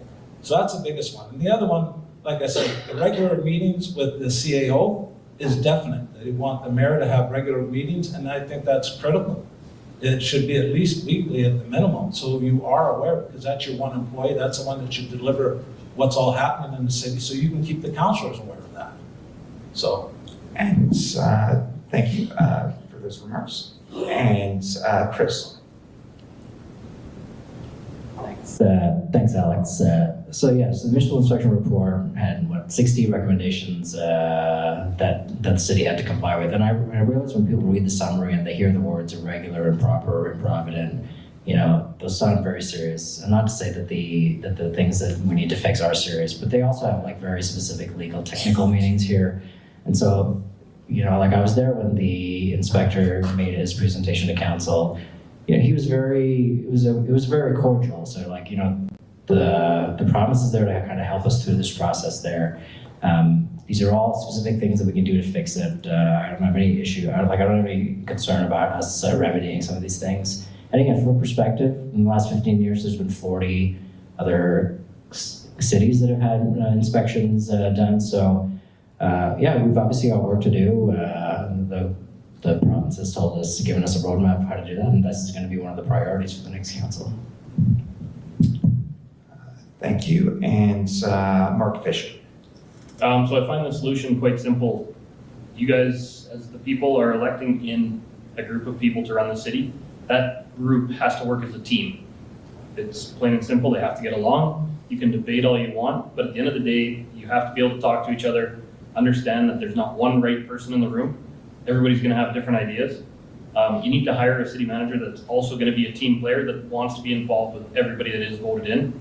And that's the only way. You have to talk to the citizens, you have to talk to the councillors, you just have to be involved. And thank you. And Drew Barnes. Thanks again, Alec. Unfortunately, for a number of reasons, Medicine Hat made national news for all those wrong reasons. The judicial review that followed the municipal investigation report also highlighted a toxic working environment, a mayor and councilman with their fingers into everyday affairs that shouldn't be. So to me, it's simple. A leader that sets a strategic vision, a leader that builds consensus, first of all, with 8 other councillors, secondly, with many, many good employees, and most important, with citizens' engagement, making sure that your communication from the citizens of Medicine Hat is always open, listened to, and respected. Once that strategic vision is set, I plan on running the city almost similar to a board of directors. I'll be the chairman of the board, 8 councillors as board of directors with different responsibilities, and our job will be to set the vision, the parameters, and the feedback and the review of good city staff. The strategic vision, once that vision is set, my goal will be to go sell the city of Medicine Hat to the rest of Canada so we can achieve reasonable, manageable growth. And my next goal will be work hard and fully and communicatively with the next 2 levels of government, the province and the feds. But let's set a long-term strategy that makes Medicine Hat the best place to be. I'll give you an opportunity to finish that thought on the open discussion portion. So let's hear from Lindsay Clark, please. The reality is that if you look at the inspection report, a number of the recommendations were things that this council did. So we did hire a facilitator to take us through strategic planning. I was one of several councillors that pushed very hard to get KPIs in that strategic plan, but there was a lot of pushback from administration, and in the end, we didn't get them. Even after a motion was made by myself and Councillor Van Dyke to have SMART goals connected to our strategic plan, we did not receive it from administration. So ultimately, it comes down to accountability. One of the things we don't really get training on, even though we are an employer, is how to properly manage an employee. And that involves accountability. It's not about disliking or emotions or personality. It is, are you doing what you said you would do? Are you doing what you told us or what we directed you to do? And ultimately that applies to councillors too. We have 8 councillors, as has been mentioned. We do not have wards. So what are those councillors accountable for? My vision would be to create accountabilities for the councillor, like a job description with duties. So for example, one councillor might be the responsible party for energy, and they would... I'm going to interrupt you there on that point, but you'll have some more time to discuss that in our discussion period. And finally, Andy McGriff. Well, thank you. So it was me that actually put the motion forward to have this municipal inspection report done. We've asked for an independent auditor to come in and look at how we were doing business. To me, it wasn't just about relationships and who's getting along and who isn't. It's also about our bylaws, and were they in place to actually help us create a good work environment, or were there some flaws in it that perhaps over the last several councils have been ignored? Basically, there were 69 recommendations. Some of them were kind of innocuous, some were looked after almost right away, but there's some very good points in that report. And so I think the whole idea was, let's start off this next council, and I think I was on record as saying that, in a positive way by getting this inspection report out there and figuring out what we can do better the next time. So if I'm going to go to the conclusion, read those 6 pages in the conclusion, because they will basically point out the issues that are summarized by the inspector. And yeah, we need a really strong council. So you need to elect a really strong council, a strong chief elected officer being the mayor, and we need to build our vision and goals and values together. And then we build a strong strategic plan, bringing in our city manager, and then who also then involves council, the employees. So I almost have a sense that we worked it the other way the last time, and the city just tried to do their job. We're dictating to council how it should look, and it's got to be council really looking at the will of the people and saying, where do we need to go with this, and reflecting that will. And thank you very much. Now we'll get into our open debates. Alan Rose, and then I believe Chris Samrash. Alan, you started us off, so you start off the rebuttal. Okay, so I agree with the basic points of this about when you have a council, but my vision is, because I've operated on teams in my whole working career. I was taught how to get effective teams working, and when you look at a team, it has a leader and then it has team members. And you actually value a bunch of different skills in that team. When you do something in industry, you bring in others from outside. They may not all speak the same language because they're from different backgrounds, but it's the mayor's duty to ensure regular meetings with the team members and that they have the information they require. If they're struggling with something, they don't understand it, the mayor's responsibility is to get them the assistance they need to bring them up to speed. So when we go to council meetings, we have a coherent understanding and we know what we're working on. And I believe I saw Chris and Drew. I suspect there might be others, and Lindsay. So let's start with Chris and then Drew and then Lindsay. Yeah, I feel for this last council. I mean, like being in the job, I know how hard it is. It's a hard situation, and I guess everybody here is like, well, I'm gonna fix it. Just do it like this. If it was that easy, these things would be done easily. And this thing about like, well, I'm just gonna do this because I'm the mayor and I'm gonna set this direction. That's not how Alberta's municipal governance model works. I mean, the Alberta's mayors, they only get 1 vote. They really have no powers there other than soft skills to just manage this very complex net of relationships there. So yeah, I think we need to recognize it is a hard job. There are a lot of difficult things going on in the city. We obviously we need to do better, but we also shouldn't be so hard on ourselves. Like, it was only 10 years ago that we really lost an incredible amount of money that we were used to having for so long. Like, that's a big shock for our community to get over, and we're still working our way through that. And I'll give it to you, Tree. Back on. Thanks, Alex. Two words that I haven't heard in this discussion, and that's you, the citizens of Medicine Hat, and responsibility. I've seen this council over the last 4 years move more and more to closed meetings, less open meetings. I've heard many, many times from the citizens of Medicine Hat that they wanted to be in front of council and they were blocked or unable. That has to change. We have to return to an open, communicative council, willing to listen, learn, and then lead the citizens of Medicine Hat. Secondly, I was MLA for 11 years. At times, at times I made mistakes. But let me say this, I always took responsibility for my mistakes. Thank you. I just remind the crowd, this isn't a comedy club, there's no heckling. I believe we're at Lindsay right now. I am not sure where it's coming from that we went to more and more closed meetings. That was certainly something that we transformed over the course of this council to become more open. Ultimately, this does come down to accountability. We did have town halls, and I want to restore those. We had a podcast. We made the people of Medicine Hat front and center so that there's not always going to be time at a council meeting for everyone in the meeting to give their input from the public.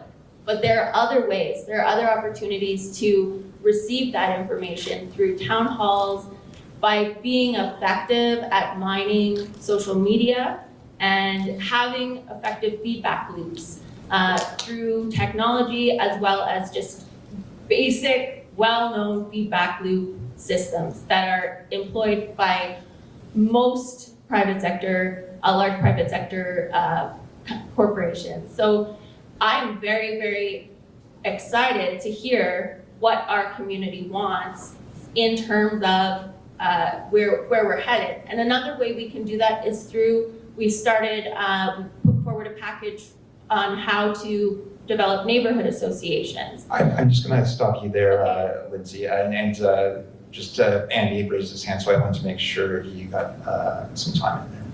Yeah, thank you. I'll make it brief. I just have to agree that the mayor's job is managing relationships. And it is a soft skill, but it's a learned skill, and it's a skill that you develop over time. So leadership is not something that you naturally fall upon. You need to learn it through experience, through training, and that's exactly where my background is. So I just want to say that. So there is a way to do it. I agree with Mayor Clark that we've tried very hard to be in open as much as we can.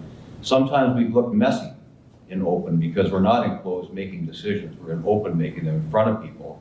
And sometimes it's confused as, oh, they don't know what they're doing, when in fact, we're actually debating it out in public. So the closed meetings are always because they have to be. They're closed because of FOIP reasons, whatever the case might be. So I object to the idea that we don't, we haven't been trying to be transparent. I think we have. And I think the messiness that you've seen is partially that. We've been trying to be open and honest with the community. Sometimes it's messy. And I'm going to leave it at that, unless has anyone not spoken to this, Mark? I'm going to give you a chance that we've got some time here, so I think it's I'll an make it quick important topic. like I have pretty much all night here. Honestly, there is different forms of leadership. There is natural leadership, and you see it every day from certain people. You're not going to make everybody in this community happy at once. It's literally impossible. You're going to piss off somebody somewhere. And as the mayor, you don't need to be the smartest person in the room. I'll be honest with you, they're all smarter than me. Everybody up here is, guaranteed. But the difference is, I know that I'm not the smartest, and I'm willing to surround myself with the smartest people in the room to get the proper answers. And I know, Chris, you want to maybe make it quick, if you can make a quick point. Yeah, I'll make it quick. Thanks, Alex. Yes, transparency like means different things. If you do everything in open, for sure, that is very transparent. It takes a long time. I can already see that somebody was falling asleep here in the audience. So like, you know, like that comes with downsides as well. Like, you know, like maybe sometimes closed meetings where you like tighten everything up so you know exactly what you're doing when you come to council. So you're not, so the community doesn't have to follow an issue over 6 months, but rather can tune in for one meeting where they get everything done in one meeting. Like that's a form of transparency as well. Thank you very much. And I wasn't sure, and we've got some time here, so I'm just gonna maybe have a little interlude here. And I didn't know how to address everyone here. I wasn't really thinking about that, but looking at you all, I think I've known you all for a number of years. Mark, I think tonight was the first time we met, but I knew your father and your uncle, as well as, and I interviewed your grandfather at one point. So I think we all, everyone here has the best interest of Medicine Hats at heart. And I'd just like to say that. Hey, Kelly, sorry, I was just taking a break. You, Yeah. you wanted to comment? What Chris said about hashing things out in closed before you get to open to tighten things up. I thought that was a little odd because, I mean, you're supposed to have these debates in open so that the public can understand your reasoning. One of the things that really ticked me off about this last council was, when they were doing the municipal sanctions and, they had a closed meeting and then they came into open and there was no discussion. Okay, got this motion on the table. We're going to sanction the mayor. And it was just boom, boom, boom, boom. The meeting was over in 11 minutes and everybody was stunned. Like, what the hell just happened? So, no, I don't like the idea of hashing things out in closed. I mean, you're supposed to, there's certain things that, you have to discuss behind closed doors. But when you're discussing items, I don't know, I think it's valuable. Yes, it's time consuming, but, the public needs to understand it too. Communication is not effective unless it is received and understood. Yeah, it's I know it's difficult, right? And I think I was commenting when I was on with you guys the other day that Andy McRogan, when I interviewed him, probably had one of my favorite lines this entire campaign out of any interview or interaction I've had, where he said, you asked for transparency. That is what you got. You saw the argument. You saw the debate that usually was behind closed doors. Politics is sometimes dirty and it's a blood sport. And you got what you asked for. There's transparency. Do you want us to do up a speech and put on our ties and come out and give you the closed notes? And he was so blunt, but it was such a good line. It really was, because, one thing I like, things I like him and dislike about all the candidates, but one quality Andy has is he has the ability to say a lot in very short sentences, and you know what I mean? Well, here's another line, and this was after the sanctions were imposed, and let's see, he was the acting mayor. Deputy Mayor Alison Canoto was attending remotely, so she was not the chair. So he was the chair, so he was attending the media scrum. And, I was asking him, well, what about, bypassing the bylaw behind closed doors? And he said, well, I'm not going to talk about who was legally right and who was legally wrong. And that was really bizarre, coming from a person who's supposed to, enforce the law, right? Or uphold the law or whatever. Law enforcement officer, chief of police. And he didn't seem to care about the legality of things. So you feel like the comment was made, but it doesn't always apply to him. So you felt it was a little hypocritical? Is that what you're... Absolutely, yeah. I mean, he knows the right things to say. He's been in power a very long time. And I don't think he wants to let go of that power. And, they certainly weren't getting along after the judicial review. They were doubling down and still slamming the mayor. Well, it didn't have to come to this. And, well, yeah, it did, because you guys never put a clock on the sanctions. You never said, okay, if the mayor does the apology, then all the sanctions will be lifted, or the sanctions are imposed for 2 weeks or a month or 2 months. They were just indefinite. And, I asked, well, how long are the sanctions going to be in place for? And they didn't have an answer for me. Nobody had an answer for me. So that wasn't transparent at all. Yeah, I love that that there was that level of transparency in that regard, but at the same time, I cannot agree with how the Lindsay Clark situation was handled. It really felt like they tied her hands behind her back, then gave her a public flogging. If she's going to, if you're going to do that, then at least allow the person to have their authority and power and fight back so they can give their side.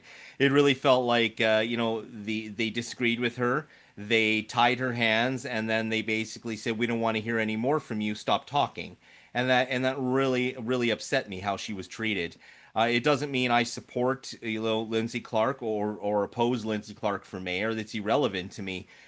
Personally, I like Lindsay. I like most of the candidates who I've interacted with, but she did not deserve to be treated that way. No, Well, the yeah. judge said, it made no sense for them to stop her from being a spokesperson for council because they said even after that exchange at what I call the shit show showdown, August 21, 2023, the vote was held.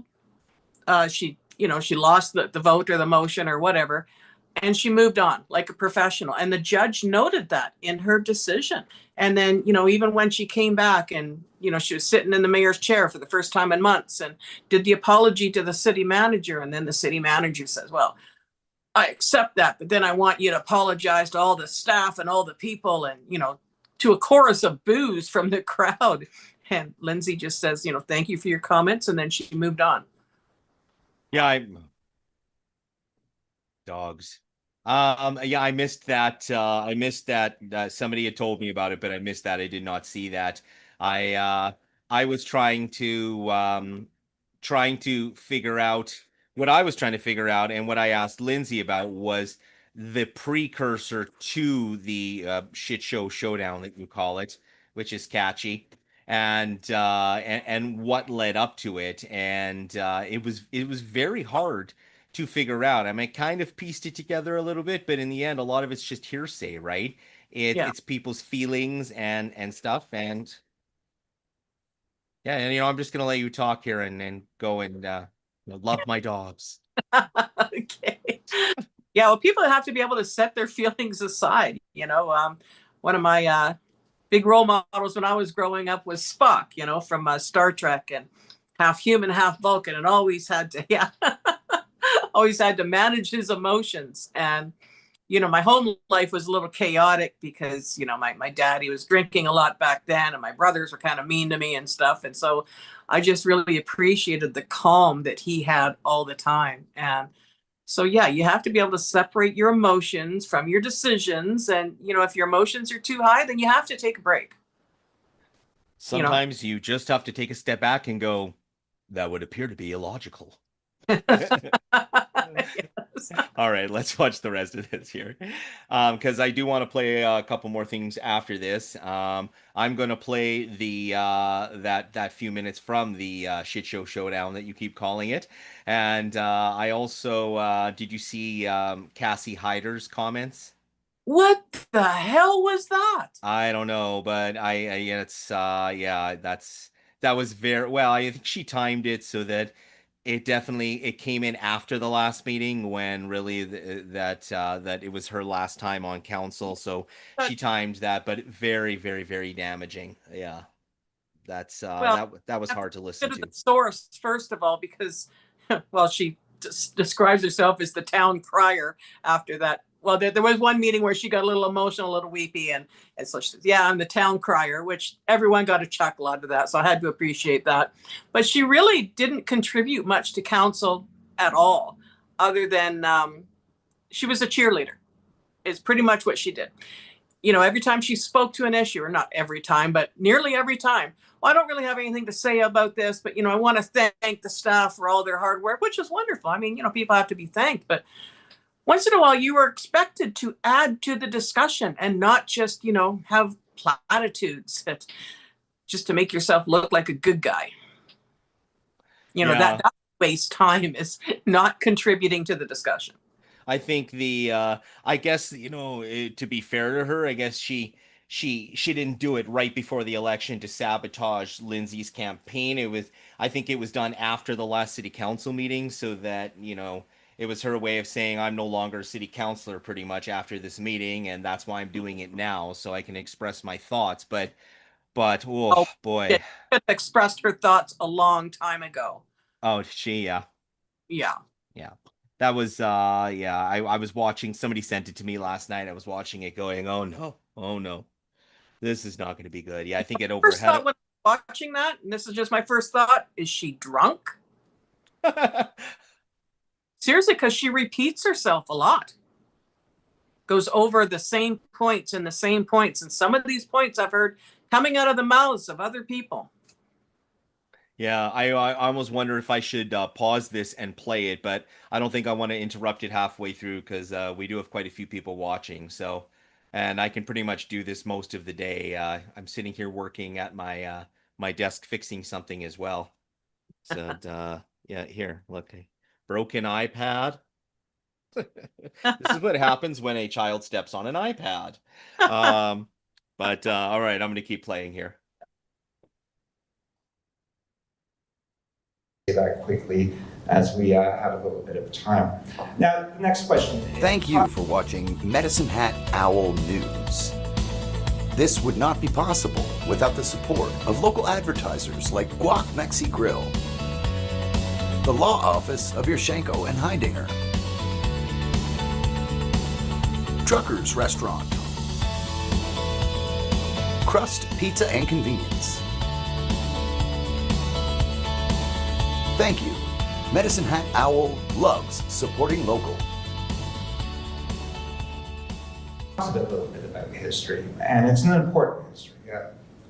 Medicine Hat has a documented history going back at least 5,000 years, specifically the Ross Glen site.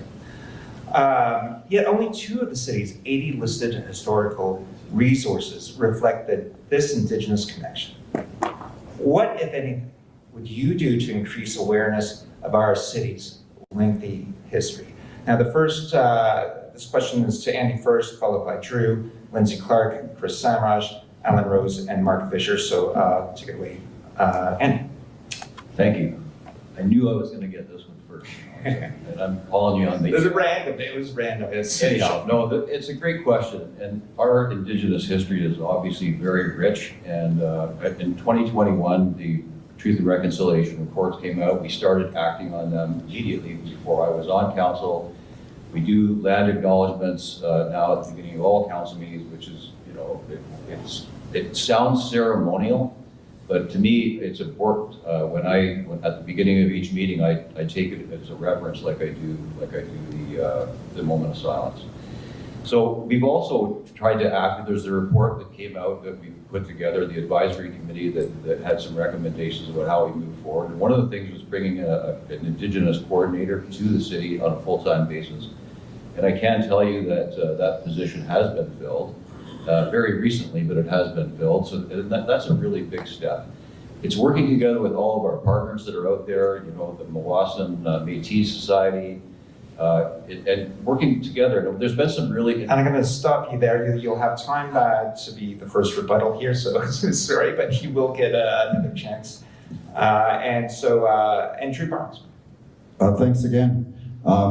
Just as a quick example, when I was MLA, I supported every step of the way of the Alberta government's Indigenous Opportunity Corporation, and what a great success that has been. So we've got this long and great history and some great First Nations people here to work with, and that shows the past focus and support I had for it. One of the other things I'm really grateful for when I was MLA, Alex, is I discovered there's approximately 2,500 Métis people in Medicine Hat. And what a tremendous history that they have, and tremendous culture and richness they bring to our community. So just off the top, one of the areas that I focus on would be bringing, working with them to see what they want to do, but making sure that part of our original and our heritage is respected and communicated and sold as well. Thank you very much. And Lindsay Clark. Thank you. This is one of the many areas where I feel the city should play a role of facilitation and empowerment rather than control.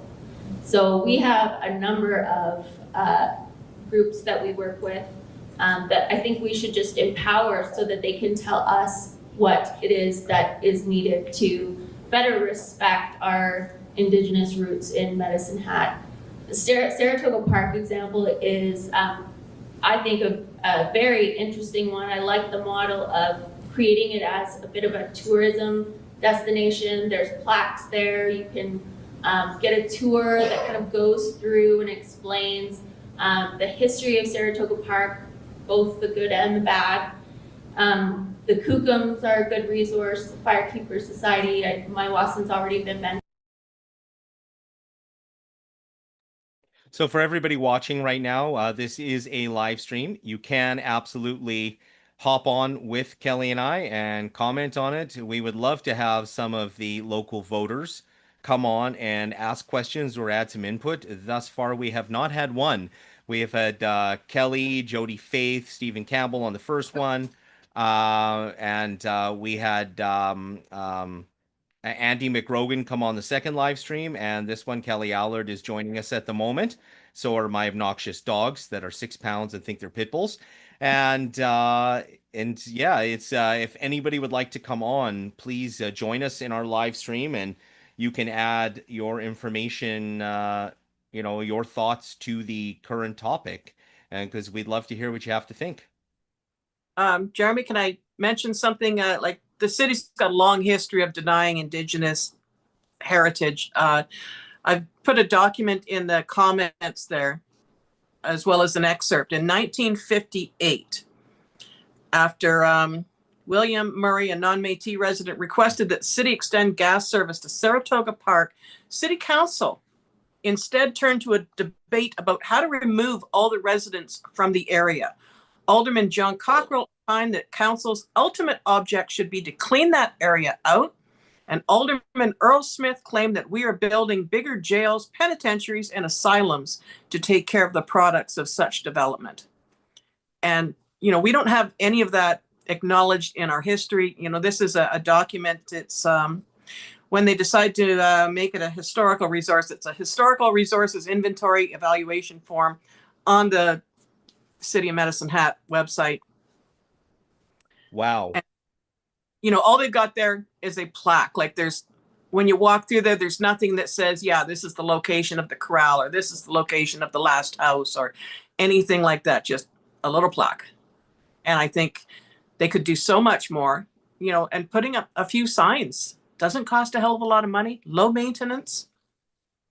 Well, I think, and Chris made some comments that are coming up right away here, if I remember, where he said this was only one of 2 places in Canada that survived the last ice age.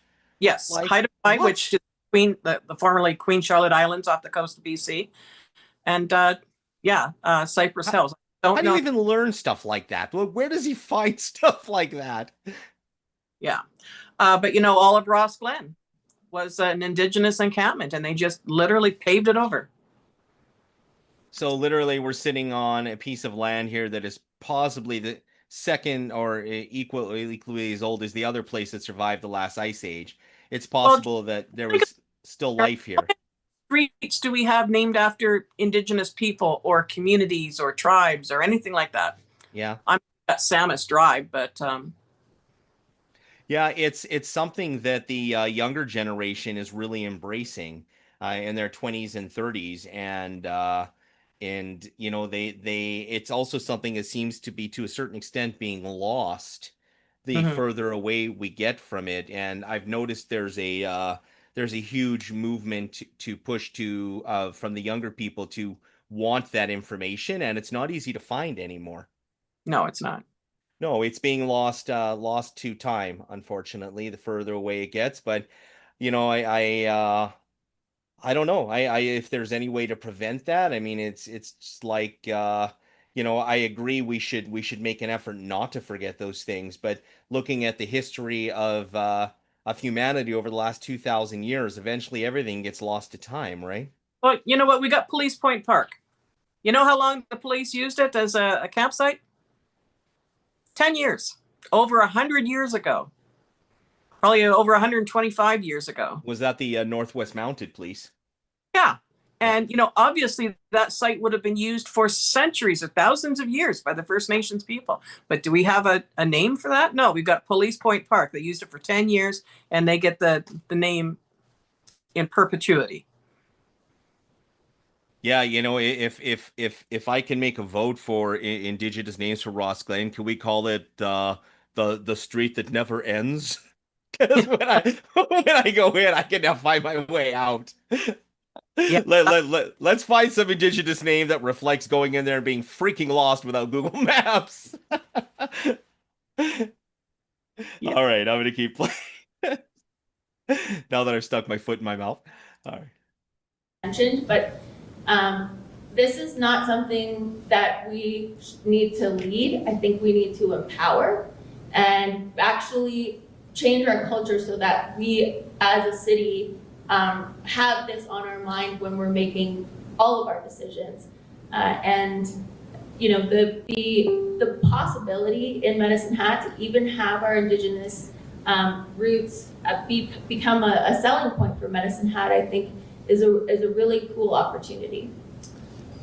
Thank you, Mayor Clerk. Chris Sandwich. Alex, your question was about which particular historical resources you would highlight or try to protect. Well, Medicine Hat, basically our history. Medicine Hat in itself, the name Medicine Hat is Indigenous in nature. So, and what the question being is, what, if anything, would you do to increase awareness of our city's lengthy history? Yes. It is a really, so I was a secretary for the Historical Society here for 6 years. I learned a lot about local history. It is a really fascinating place that we live in. I think one of the things, so like the legends that talk about how this area got its name, Medicine Hat, they all happen in the same area there, just across from Police Point in Strathcona Park there by the Bluffs.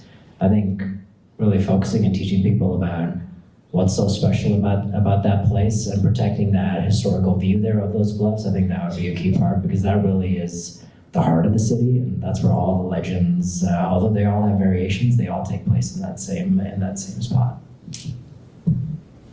You got more time if you want it. That's fine. Let's see.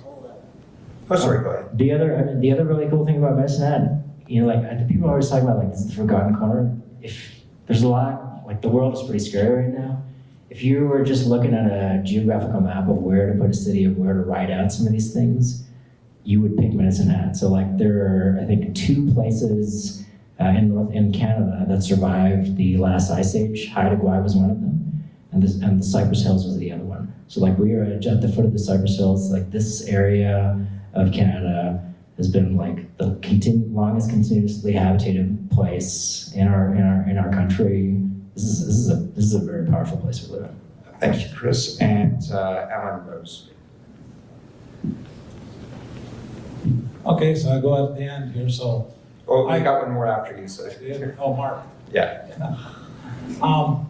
Yeah, just to comment on that again, I'm so impressed. Where does Chris learn things like that? Does anybody know where you can find out that I realize Chris is a very analytical person who can store all this information. Is it very much like you? But it's so impressive. I've never heard that before. Where is that written somewhere? Yeah, I'm actually looking it up now. So. Almost like I know you or something. All right. All right. Well, just put the little hand up when you find it. Will do.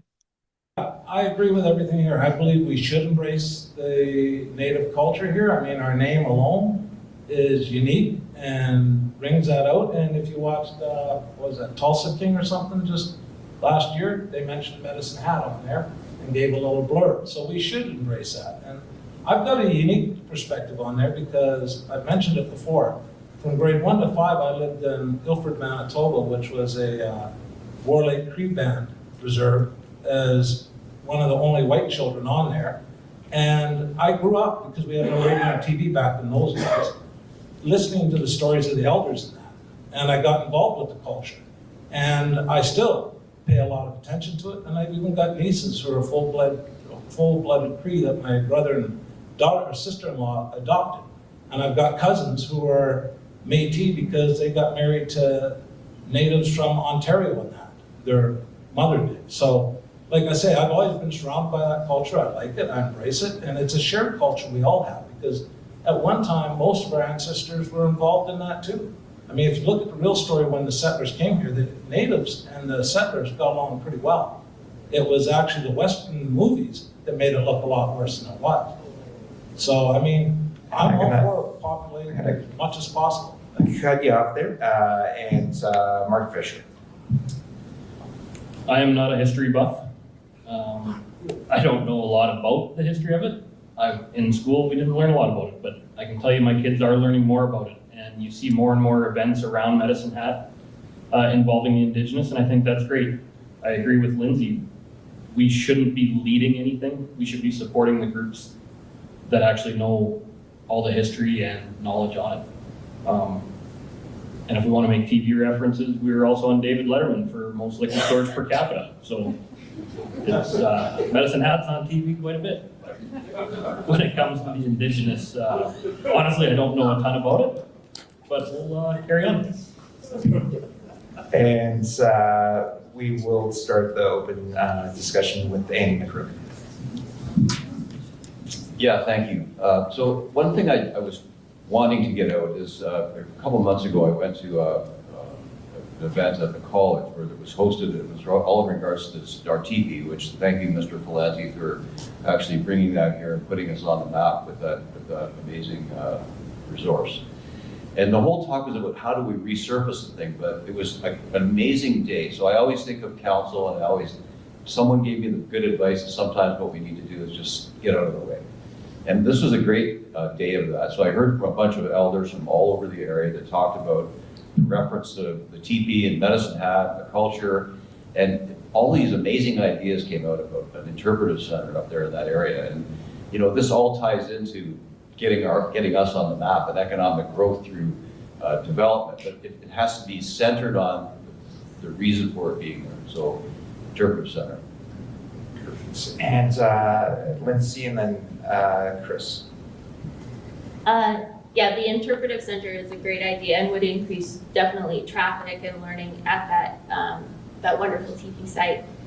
The other thing that there's kind of a bit of everything is old is new again. And when you look at one of the other benefits that we can have of being open to Indigenous learning is the medicine, the plants that are medicinal and healing within our prairie system, that knowledge exists. And science is starting to study it even more, but we have so much to learn in terms of that, in terms of the cycles of weather and migration, the connection with the earth. If we are just open to learning, we have access to all of these wonderful teachings that we would not otherwise.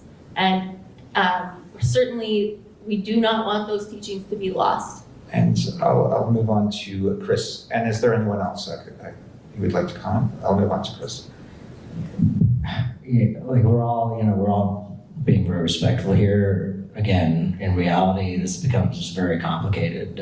So when I was on council, my first term, the province essentially told us that we had to close down the dog park, which was at the Sam's archaeological site, right down from the teepee, because the dogs were damaging the artifacts that were. I don't think the community was aware of how important that whole site was, and the community was furious, right? I mean, you guys lost the main dog park for the city, and so it's nice to talk a good game about honoring the history of this, or letting Indigenous people lead. But I mean, those they're competing with priorities just, for everything else. If you're not giving them, how much money you're prepared to put to this, these are hard things that will come to council. So it's nice to be respectful, but there's other competing priorities. And again, if it was easy, we wouldn't have to be talking about this every council term. Anyone else? Well, we'll move on. Now, question number 5 here.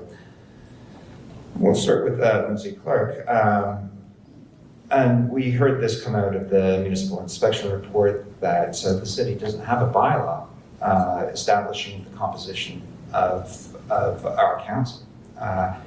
And we also heard that during the first quarter next year, staff will be recommending a bylaw to establish the number of councillors, and I suspect whether they're full or part-time. What changes would you like to see? Or why do you support? Hey, Kelly, what'd you find? Yeah, I found some articles, but I just wanted to comment on Chris's comment. Decisions like this might be hard, and we had to close the dog park at the Samus archaeological site because the province told us to, and it's nice to honor traditions, but sometimes you have to make hard decisions. Well, it's not a hard decision. Dog park, historical area. Dog park loses every single time. Find another spot for the damn dog park. And, when you go and walk around the Samus archaeological site, I'm not seeing, again, no signs like, oh, well, this is where they had base camp and this is where they butchered the buffalo. There's nothing there. I mean, you got some lovely paths and stuff, but there's nothing, no interpretive information. Yeah, I wonder if that would be, would that have to be a city council motion, or is it something that Jace can handle at Medicine Hat Tourism? Because, he might be somebody to get involved in that idea, because Jace is very progressive thinking. He's very good with stuff like that. Yeah. Tourism Medicine Hat, I think they've got some latitude, but I don't know if they've got the money for the signs or if they're just, but, signs don't cost a hell of a lot. They're low maintenance and just a few signs. Tourism. Yeah, exactly. There's really nothing on the highway. Even when you go to Eckodale and they've got this little, sign, blue sign, has a picnic table, but it doesn't mention anything about the swim lake or the boating lake or the concession stand or the boat launch or anything. And, imagine family, you got a bunch of kids in the car and you see a sign, oh, picnic table. Okay, we'll just keep going until there's something more inviting. Yeah, you ask anybody outside of Medicine Hat, or you talk to anybody outside Medicine Hat, and we have somebody coming into the waiting room. Hang on here. Nice. I guess I should lower my hand. And you talk to anybody who comes into Medicine Hat, and typically the response you get is, "Oh yeah, the big teepee, you drove through there." Yeah, it's true. It's a problem, or So yeah, I guess that the Cypress Hills, I guess it was high enough that it avoided the cover of the glacier sheets that covered most of Canada. And of course, Haida Gwaii, I guess there was some coverage there, but it didn't go all the way. And well, a bunch of coastal areas of BC probably avoided the glacier sheets. There's especially West Vancouver Island. So fascinating. Yeah. Kevin, can you hear us? Are you're on audio? Yes. Yeah, were you going to turn your camera on, or you just want to be on audio only? I'm just going to watch. Okay, no problem. If you have any questions for City Council candidate Kelly Allard, she's here to answer them, and you can ask questions about the election, and hopefully some of the other candidates will join us. But I'll just continue to play here, and anytime you want to chat or make a comment, just start talking or put your hand up, and yeah. Okay, sounds good. The status quo, and we'll start with Lindsay, followed by Mark, Andy, Alan, Chris, Andrew. Thank you. I raised the question of no bylaw re-council composition early in the term. We do have a charter that goes back very far, and so there is documentation of 9 councillors for sure. At one point we had wards.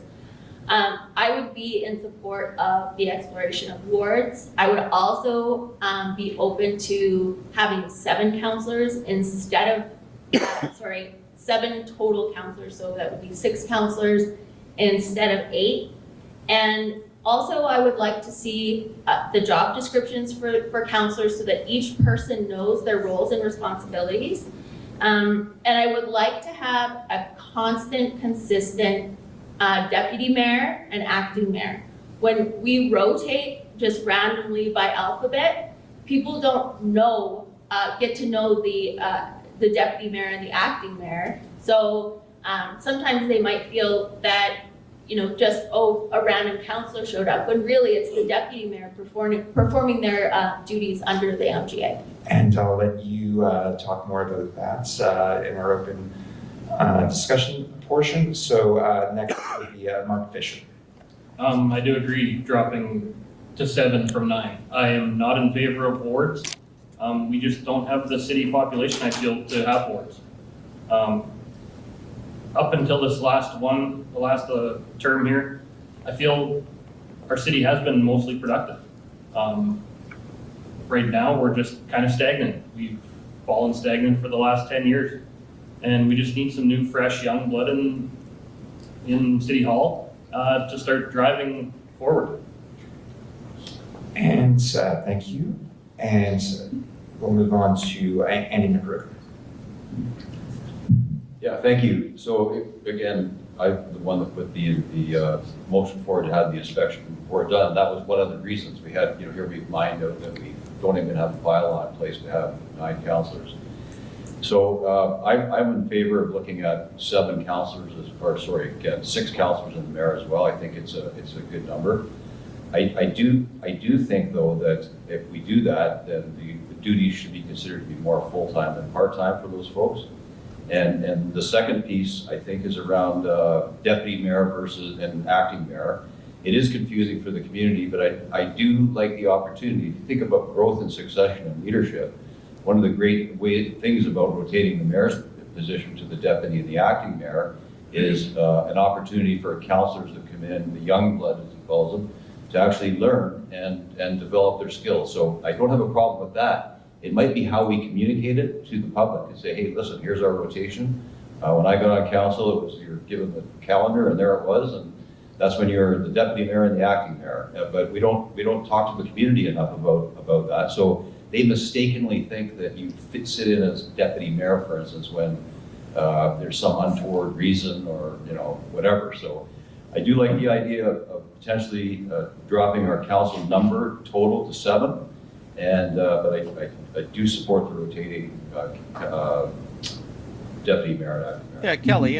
So I've got a question for you about that. When he made that comment, I didn't look it up, but how exactly would that work? Because yeah, I mean, is that something you can do mid-term, or would that, if they decided to lower it to 6 positions, what happens? They just vote 2 councillors off? There's No, it'd yeah. have to come. I think would have to come into effect for the next council. Okay, that's what I figured. So there would just be 2 less seats up for election.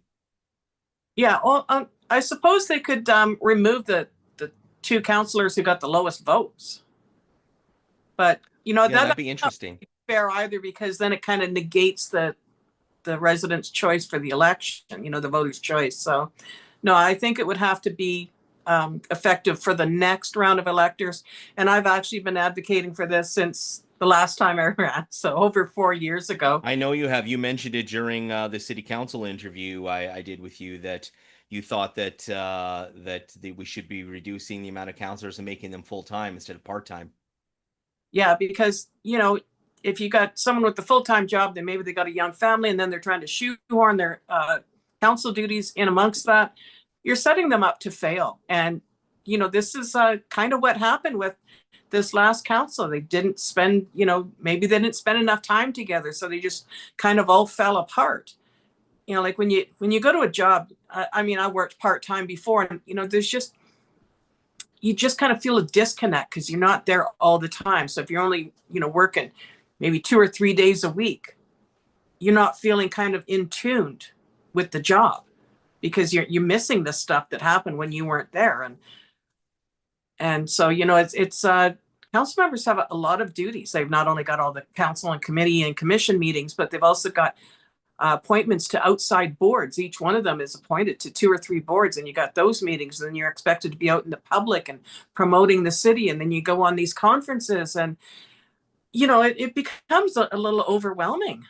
And let's be realistic. This is a small city, and most people recognize everybody else. Unlike where you're a city councilor in Calgary, you could walk around for 5 days and no one would know who you are. Here, I've seen counselors go to Superstore and be surrounded by 5 people asking questions. So Yeah, it is a lot. Yes. So Kevin, I muted you just to let you know, just so there was no background noise, but you could definitely unmute yourself and add any commentary to what Kelly and I are talking about anytime you like.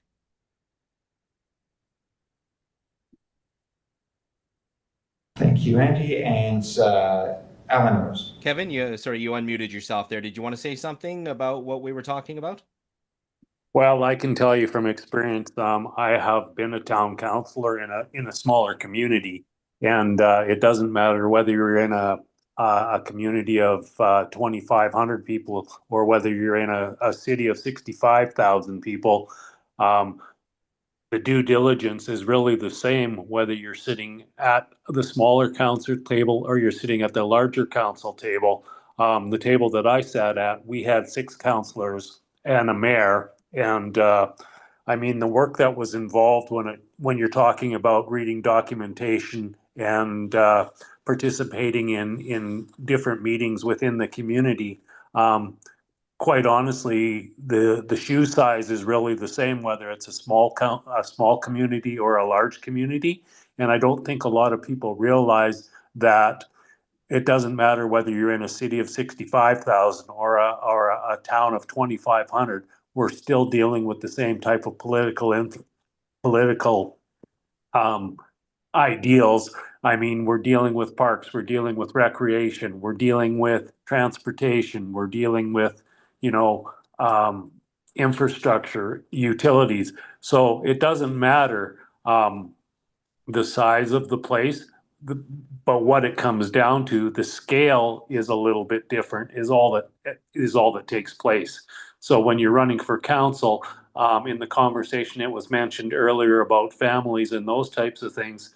And I guess my response to that would be is I waited to a point where my children were growing up and out of the house. I've always been active in the community, and I think if you're going to jump on board with something like this, the priority needs to be that you're going to put 100% commitment into what you're doing and have the time to do it. So would you be in support of reducing it from 8 part-time to 6 full-time?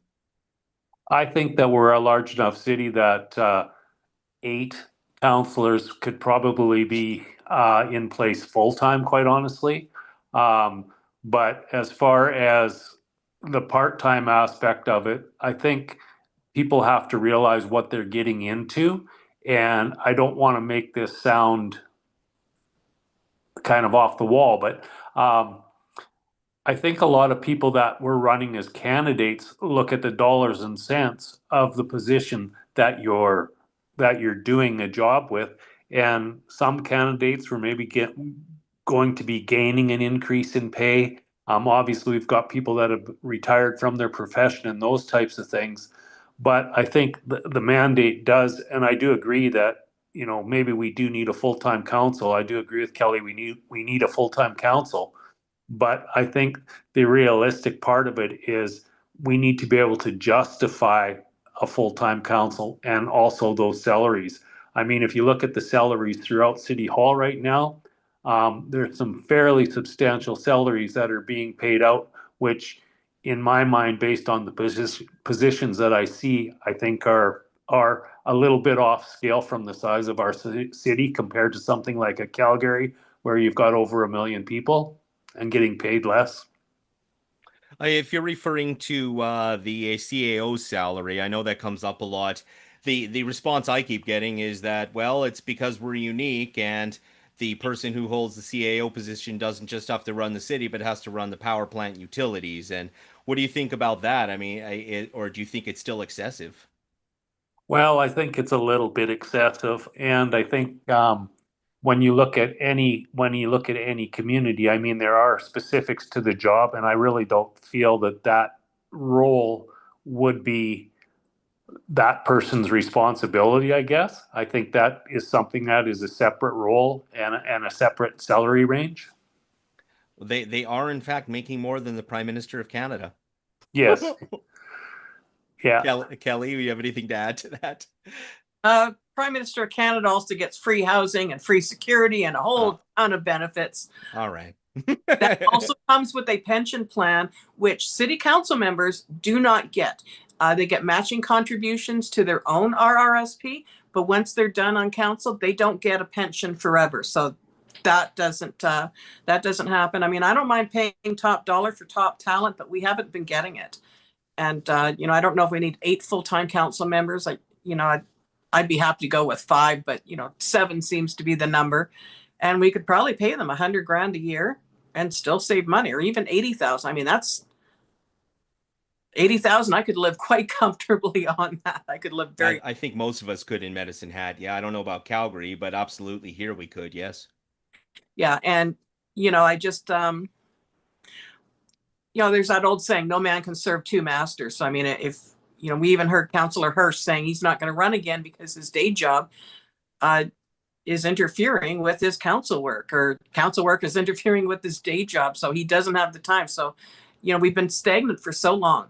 We've outgrown part-time council members. I think they need to be full-time so that they can be more accountable to the voters, even have office hours, certain time a week or whatever. And I think we need to set them up to succeed, not set them up to fail.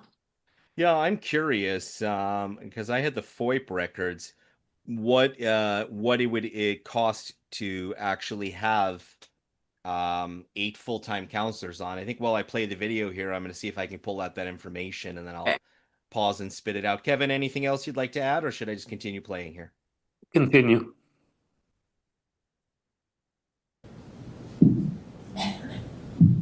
Thank you. So, yeah, I also agree that going down to 6 councillors and a mayor is a better idea, because again, Medicine Hat's not that big and complex yet.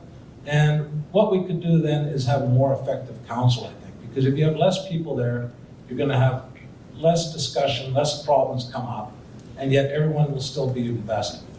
Now, when it comes to the other parts here, when you look at wards, Medicine Hat's not big enough. I've tried. A friend of mine brought this up last Miles Mahal in last election, and I looked at it that time. And if you start going around, because everyone is upset, too many people from Rossland are on the boards or on the council. So when you look at dividing up the city, it's very hard to make it even. You get some really wild sections. So I don't think we're that big enough. Like you look at Calgary, a ward has 140,000 people.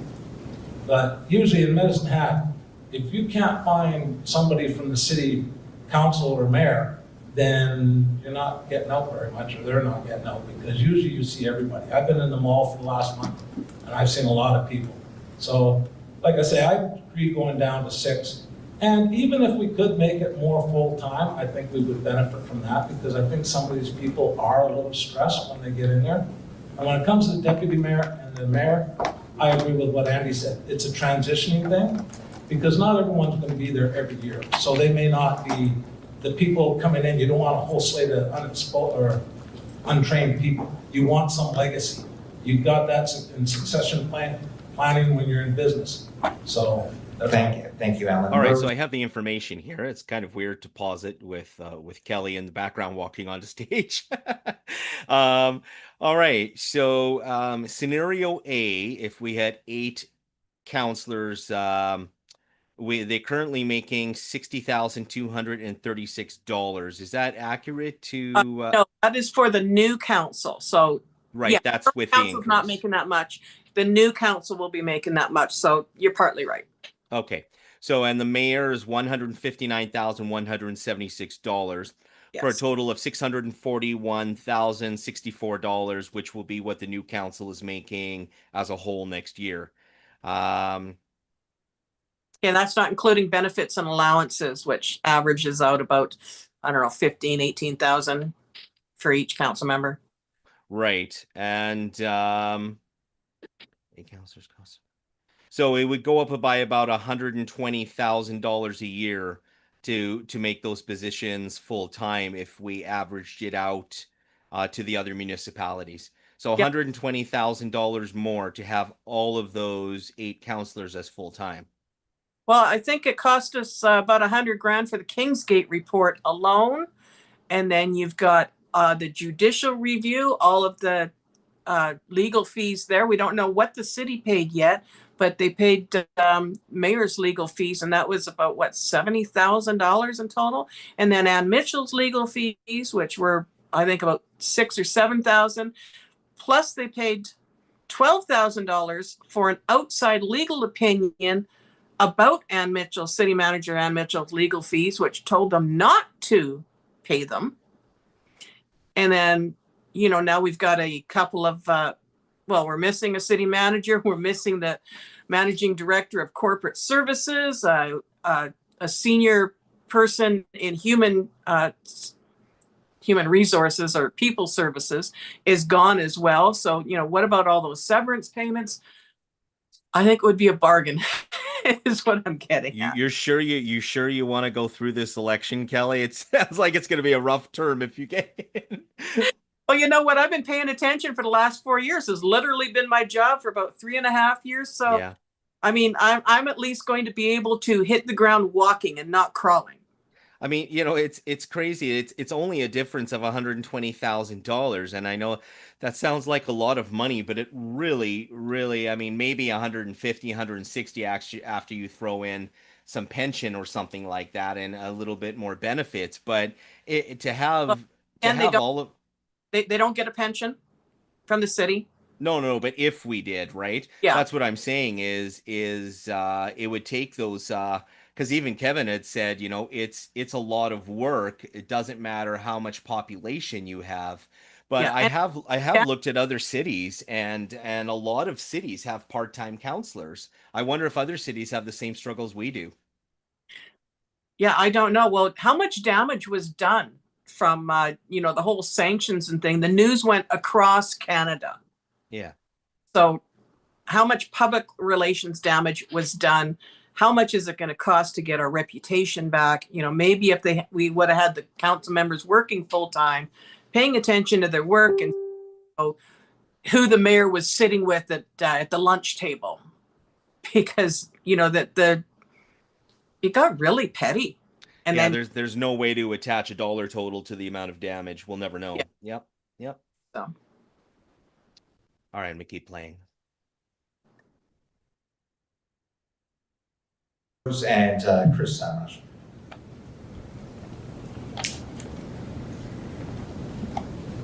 There are probably 10 bigger priorities than this one. The inspection has identified this. I would just say this is a housekeeping thing for the time being. Sure, I have opinions about whether 9 or 7 might be better, but again, we got much bigger things to deal with.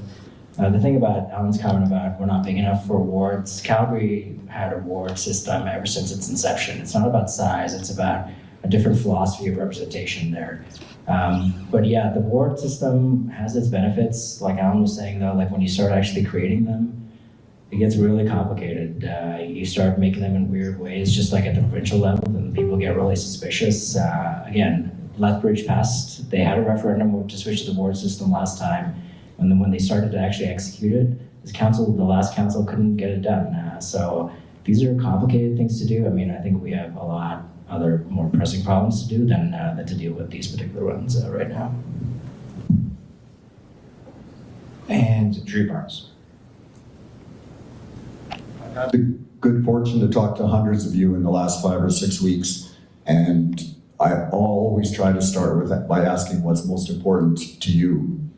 And I've only heard the concern about wards 2 or 3 times.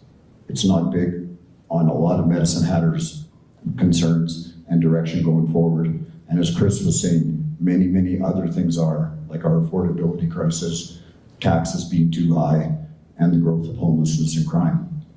I will tell you what I do hear a lot though. Medicine Hatters are not happy with the wage increase that the councillors just voted themselves. That needs to be looked at. Back to the municipal government inspection report. It criticized our mayor and council for stepping into day-to-day activities of the employees, suggesting a nose in and fingers out is the philosophy to go. That suggests to me we need a mayor and councilman that set a strategy and a vision and ensure it's fulfilled. Not extra money, not job descriptions, not not more administrative details the good city employees. In case will take anybody's care of. curious, that is the professional way to change a conversation topic. And he is a pro at it. Not a good or bad observation, but damn, there's not a lot of people that can start a conversation off on one topic and completely shift it to a different talking point. And Drew is very good at it. Well, you know what, about what Lindsay said about job descriptions for council members, because I've heard complaints that some council members weren't pulling their weight. Councillor Canodal never chaired a committee at all in the 4 years. So that meant that burden had to shift to someone else. And, in the last 2 years, she had hardly any travel and training expenses in 2023 and none at all in 2024. So that meant that someone else was taking up the burden because she was slacking. And I mean, we all get tired of that. Remember being in school and you're in a group project and there's always a one slacker who ended up, making everyone else do the work. And so this is why I like the job description. This is what you're expected to do. You can't expect your other council members to, pull up the slack. I mean, it's one thing when maybe there's been something happen in the family. Maybe you had a death in the family. So yeah, everyone's got to, pick up the slack for a little bit, but it can't be continual. Yeah, and one feeling I got from watching Cassie Hyder's commentary, I don't want to comment too much on it before I play it, is it's a lot of sadness. Yeah, a lot of sadness, a lot of regret. But definitely, as much as I've only met Cassie a few times, really nice lady, but definitely no acceptance of anything that she would have done different or comments about what she could have done to improve the situation. I did notice that. It was a lot of external comments and not a lot of self-reflection, but exactly, yeah. Yeah. All right. Thank you very much, and we'll go to the open discussion. We'll start with Lindsay Clark. Thank you. For me, it's not so much about whether we do wards or some other way of having accountability for the councillors. When it's at large and there are no job descriptions and the MGA doesn't actually say what councillors are responsible for, you just have that they have to attend meetings. That means that there's no real accountability. No one can say they are or they are not doing their job. That's what my interest is, having accountability for elected officials. With respect to deputy mayor and acting mayor, the reality is just, and I'll say Andy was not one of these people, but some people just aren't available. So there were certain rotations where you would have a deputy mayor and an acting mayor, and I just knew because of their other work responsibilities, there's basically no deputy mayor and acting mayor during that time. So that position needs to be more stable so that when there's a deputy mayor, they're actually available to perform deputy mayor duties. And I just want to make sure, Chris and Andy, did you want to chime in on this? Okay, Chris first. To Mayor Clark's point about accountability for councillors, we do have accountability. They're called elections. I understand that Mayor Clark wants everything like in black and white, and I think that's because of her legal background. The political world is very different. There is a lot of gray, there is a lot of flexibility that's required there, so not everything is always going to be cut and dry. And to Drew's point about council pay, having been through this, I would say this council did it the right way. So my council, we did it the wrong way. So we did it in the middle of our term, so we actually were giving ourselves a raise there.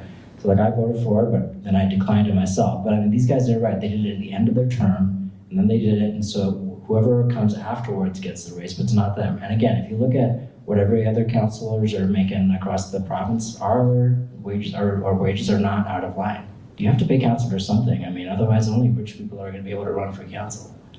And Andy. Yeah, thank you. I didn't address the word thing, and of course it's been a great conversation over the last 4 years that I've been on council. I don't think it would work in a community our size, just from all the conversation I have had about it. I agree it's not the biggest issue in the world, It might save some of the sign pollution that we've got going on, though, if you just put signs up on our own boards, if that's what we're gonna do. As far as the council pay goes, I'm on record as voting against it. I thought we were adequately paid. I've said it before. We actually were given CTI increases through the years, and 1 year was 6.5%. So I was, you know, it might be easy for me to say, I'm a retired guy and I'm on a pension, but I think the compensation was fair.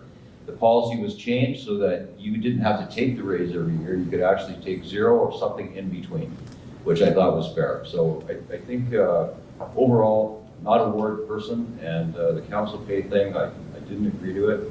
As far as accountability goes, you have to agree with Chris. Every 4 years, you guys get to vote. Is there anyone else who'd like to comment? Well, let me add to this question then. I mean, we hear lots regarding the MCC. We heard, one of the things we heard a lot is the time it would take, the necessary education it would require, and that in itself, being a board member of a junior utility, I mean, that in itself, some people would argue is a part-time job.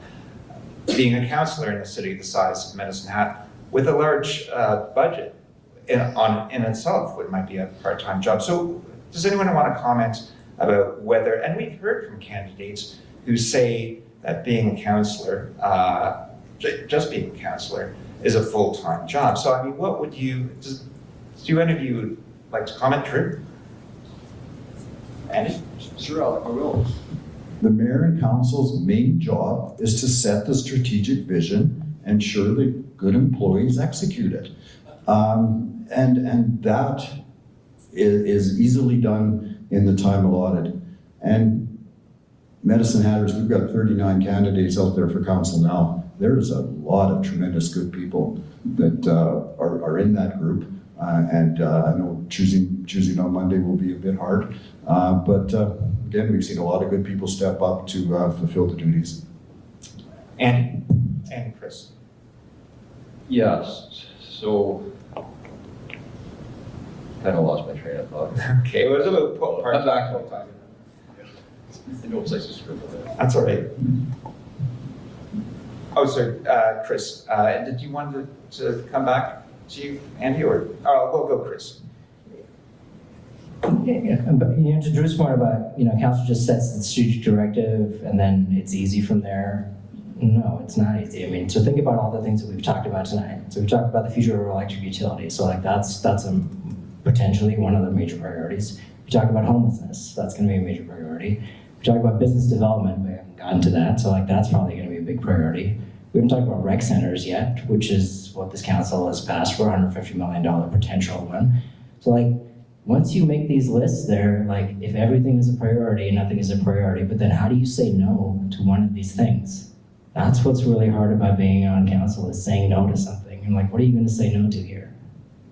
And Andy. Yeah, thanks. The thought that I had is it was more of a balance issue. So if you've got council with the multiple tasks that we do have, including our utilities division, which is a very complicated, complex thing. You've got all the other decisions that we've got to make, and some of our packages, I think our last package at their last meeting was 591 pages or 691 pages. We're given it to us on Friday. We're supposed to digest it over the weekend and be ready to go on Monday. It is a difficult job, and being I'm a retired guy, but probably more available than most over the last 4 years, I couldn't imagine having a young family, having a full-time job, and trying to balance the needs of council. So it's a very tough role for those that have an active life and are trying to mesh this into their life. So full-time might be the way to go, and I think we're adequately paid for that now. This is an interesting conversation. I know you've mentioned that it might not be a priority, but I see you'd like to speak to it again, Chris. So I'll give you I'll put it out there one more time for any candidates. Well, to Andy's point, it's not as intimidating as it sounds, where you get 500 pages and you have to process all that information in 3 days. Most of the package has come through committee for months. Usually, by the time you get by the time it reaches council, you have seen it for a long time. So like a majority of that package, you should have been, you know, like you pretty much will have memorized by the time it gets to council, because it takes a long time for issues to get developed and refined by the time they actually come for council decision. So it looks crazy sometimes when you see the size of the packages. It's not always that intimidating, because you do have time to work through some of these things, or at least in theory. I mean, that's how the committee process normally works. Anyone else? Last call. Okay, I'll move on. I'm just going to switch up a question here. Just looking at it, it's number 6, and I'm gonna. This will be directed to Alan Rose, followed by Lindsay Clark, Andy McGrogan, Mark Fisher, Drew Barnes, and Chris Samraj. The future of off-site levies has been raised during this election. We've been doing a review for quite some time regarding a bylaw for off-site levies. How would you like to see new infrastructure paid for to support development while protecting the taxpayer? And we'll start with you, Alan. Okay, now, it depends on what you're coming for. If it's a business coming in town that is gonna be sure and they're gonna be a solid business, then I canvass for deferred off-site levies if we're gonna get a benefit out of it right away, and it is a secure benefit. But when you got developers coming in and wanting to do a development that may stay empty for 10, 15 years, I'm not in favor of that. I think that infrastructure should be paid as it goes. Because if we give that away, then we could be on the hook for years before we get any return on our capital. Aurora was one case that went bad. I believe it was 6.3 million that we gave in off-site levies. And we're gonna get it all back because we were gonna pay all these taxes, and then they went and pulled a sneaky one, and they got it moved from commercial back to agricultural when they bought that ornamental plant. So that's the ones that you take the risk on. But like I say, I was on record, because you can check Medicine Hat News, I didn't think Aurora was gonna finish out here. Okay, and I will get back to you. You'll have time to talk more about that during our open discussion. Lindsay Clark. So a couple of years ago, this came forward to council. We decided to have a public hearing about it, and arising out of that was a committee or group was established to figure out what the business community and the developer community and the city wanted to do, how they wanted to fund these offsite levy costs. It is really about money in, money out. So the money has to come from somewhere. My personal preference is not to necessarily reduce the true cost of the offsite levies, but instead collect that and potentially use that money to incentivize business and development that we want to see in our community, supported by a business case. So instead of changing the policy, we collect the money and use it to draw in or incentivize what we want to see in our community. And I am looking forward to hearing back from the committee in the next term about what it is that the business community has said about this matter. Andy McGrogan. Yeah, thank you. So the offsite levy issue it's a complicated one, and for those that may not know, it's how do the taxpayer and the developer share the cost of infrastructure that's owned by the city into a development, and there's different stages that come along. So at first it seems complicated, and I think what the issue becomes it seems unfair. So if you have a city like us that are developers, and they're developing and they're competing against other developers, there's always the suspicion that it's not being treated equally and fairly. So I do support the review. We actually had an update on it yesterday in our development and infrastructure meeting. It is coming forward. I think they put a lot of work into trying to find the balance. But if we don't get business here, then offsite levies mean nothing. So we have to draw business here. How can we do that? We can look at spreading out the offsite levies over, let's say a 5-year period. You've got and I'm just pulling this out of the sky right now, the time frame, but if you think that most businesses kind of ramp up and are developing and ready to go by year 5, then that could be the timeline that you actually regain your offsite levies rather than making the companies pay up front.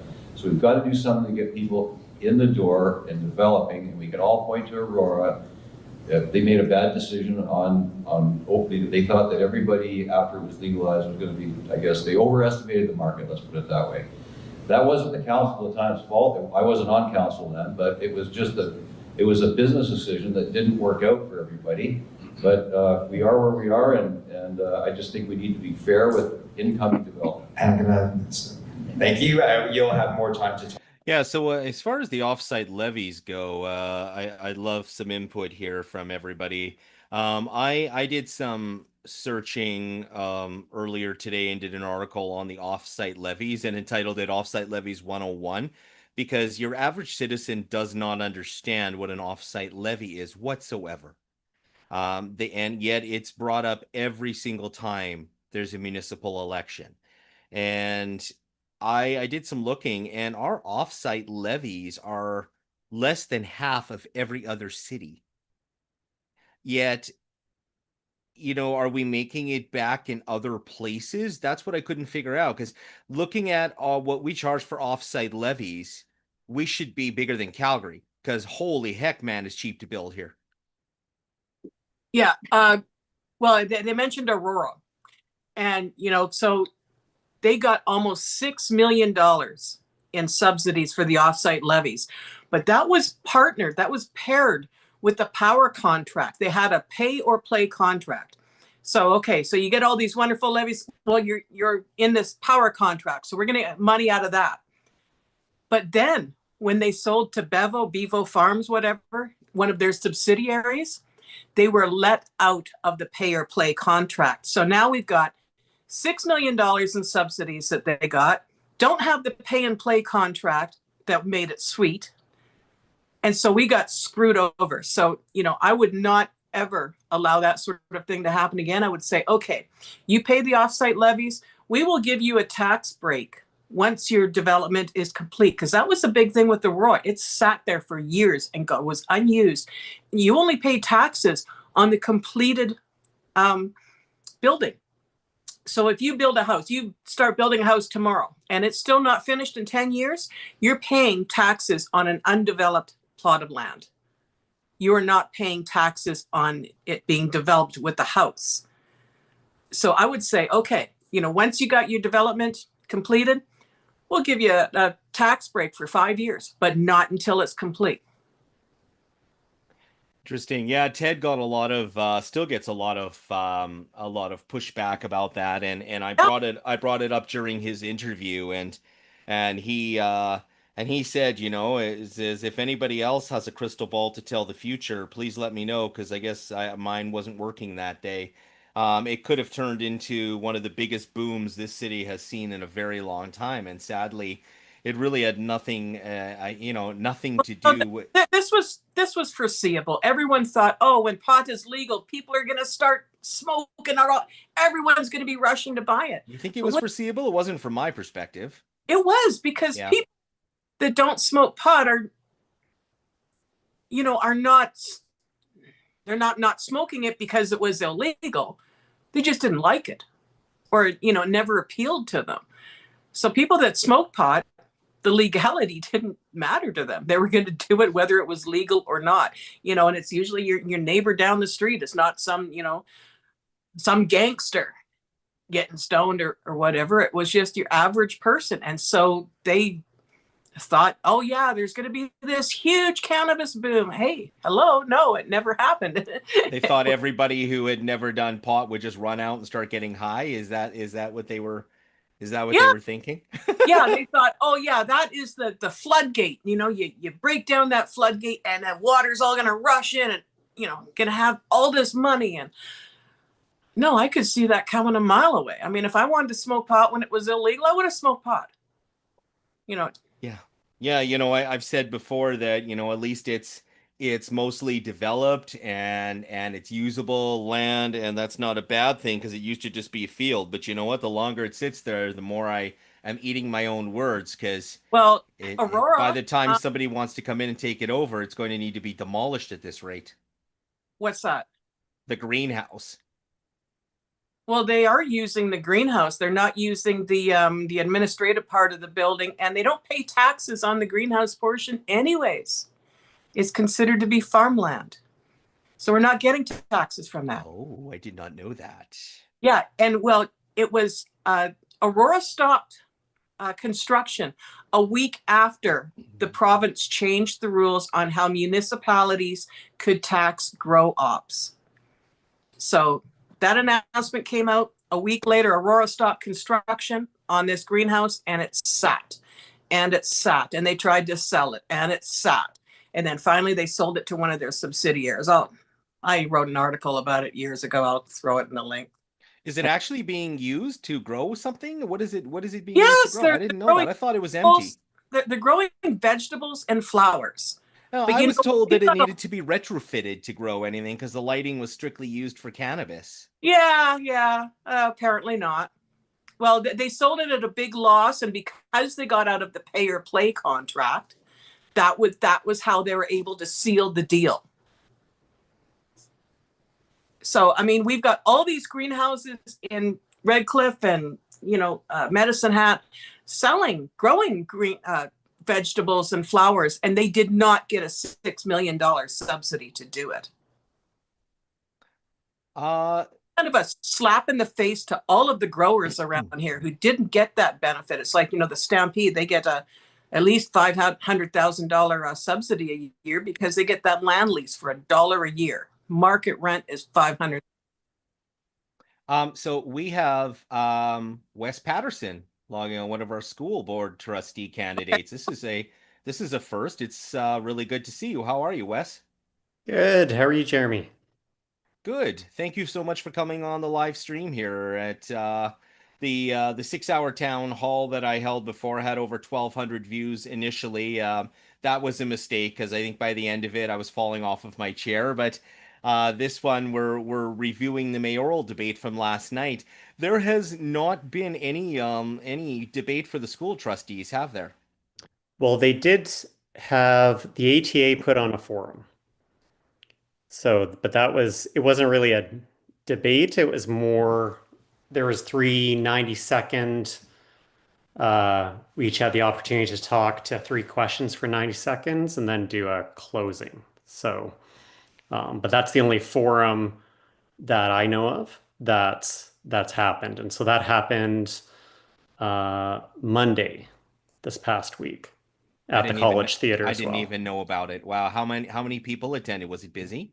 Well, the theater's huge, right? So the theater can hold 500, but I think there's probably 50 to 60 that attended, and then they also put it on YouTube. So I can definitely send you the YouTube, so it can be watched. The only other things that came out was there's a couple other surveys that came from, I think I filled out about 3 different surveys that were 2 were from parent groups. So the forum was more teacher side, and then the 2 surveys were, I would say, more parent focused. Do you ever get the feeling you're being lost in the municipal shuffle sometimes? Oh, yes. Because as a father of 2 school age kids, it's a little bit disheartening. Although I'm probably just as guilty of it because I have not really been engaged in the school trustee aspect of it. But yeah, it's not okay, and I guess have responsibility for that as well. It's frustrating. Well, and so it's interesting. I probably take a little bit of a different viewpoint on things.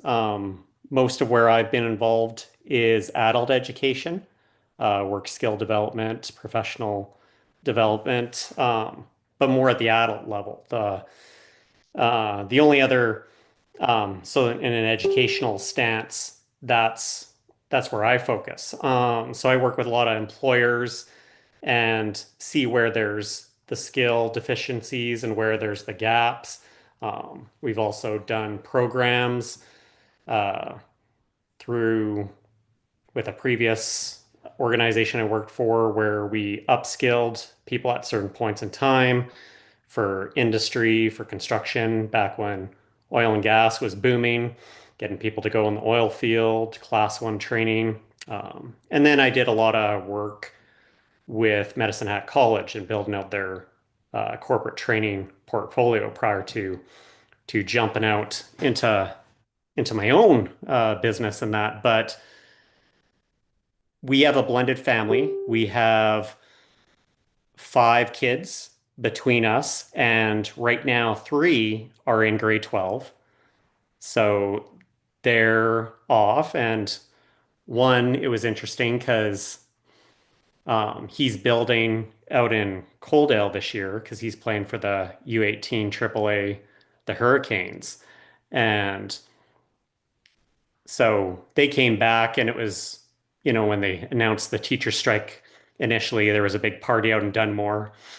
And so that was kind of, he was that attitude. And then, but McKenna, she's getting anxiety and frustration because she wants to study for, who's going to teach me chemistry. So luckily her boyfriend's going into pre-vet at Medicine Hat College. So he's been kind of helping that way. And but the unfortunate thing with the strike with the students, well, one that we're experiencing firsthand here in our family is we have a 5-year-old.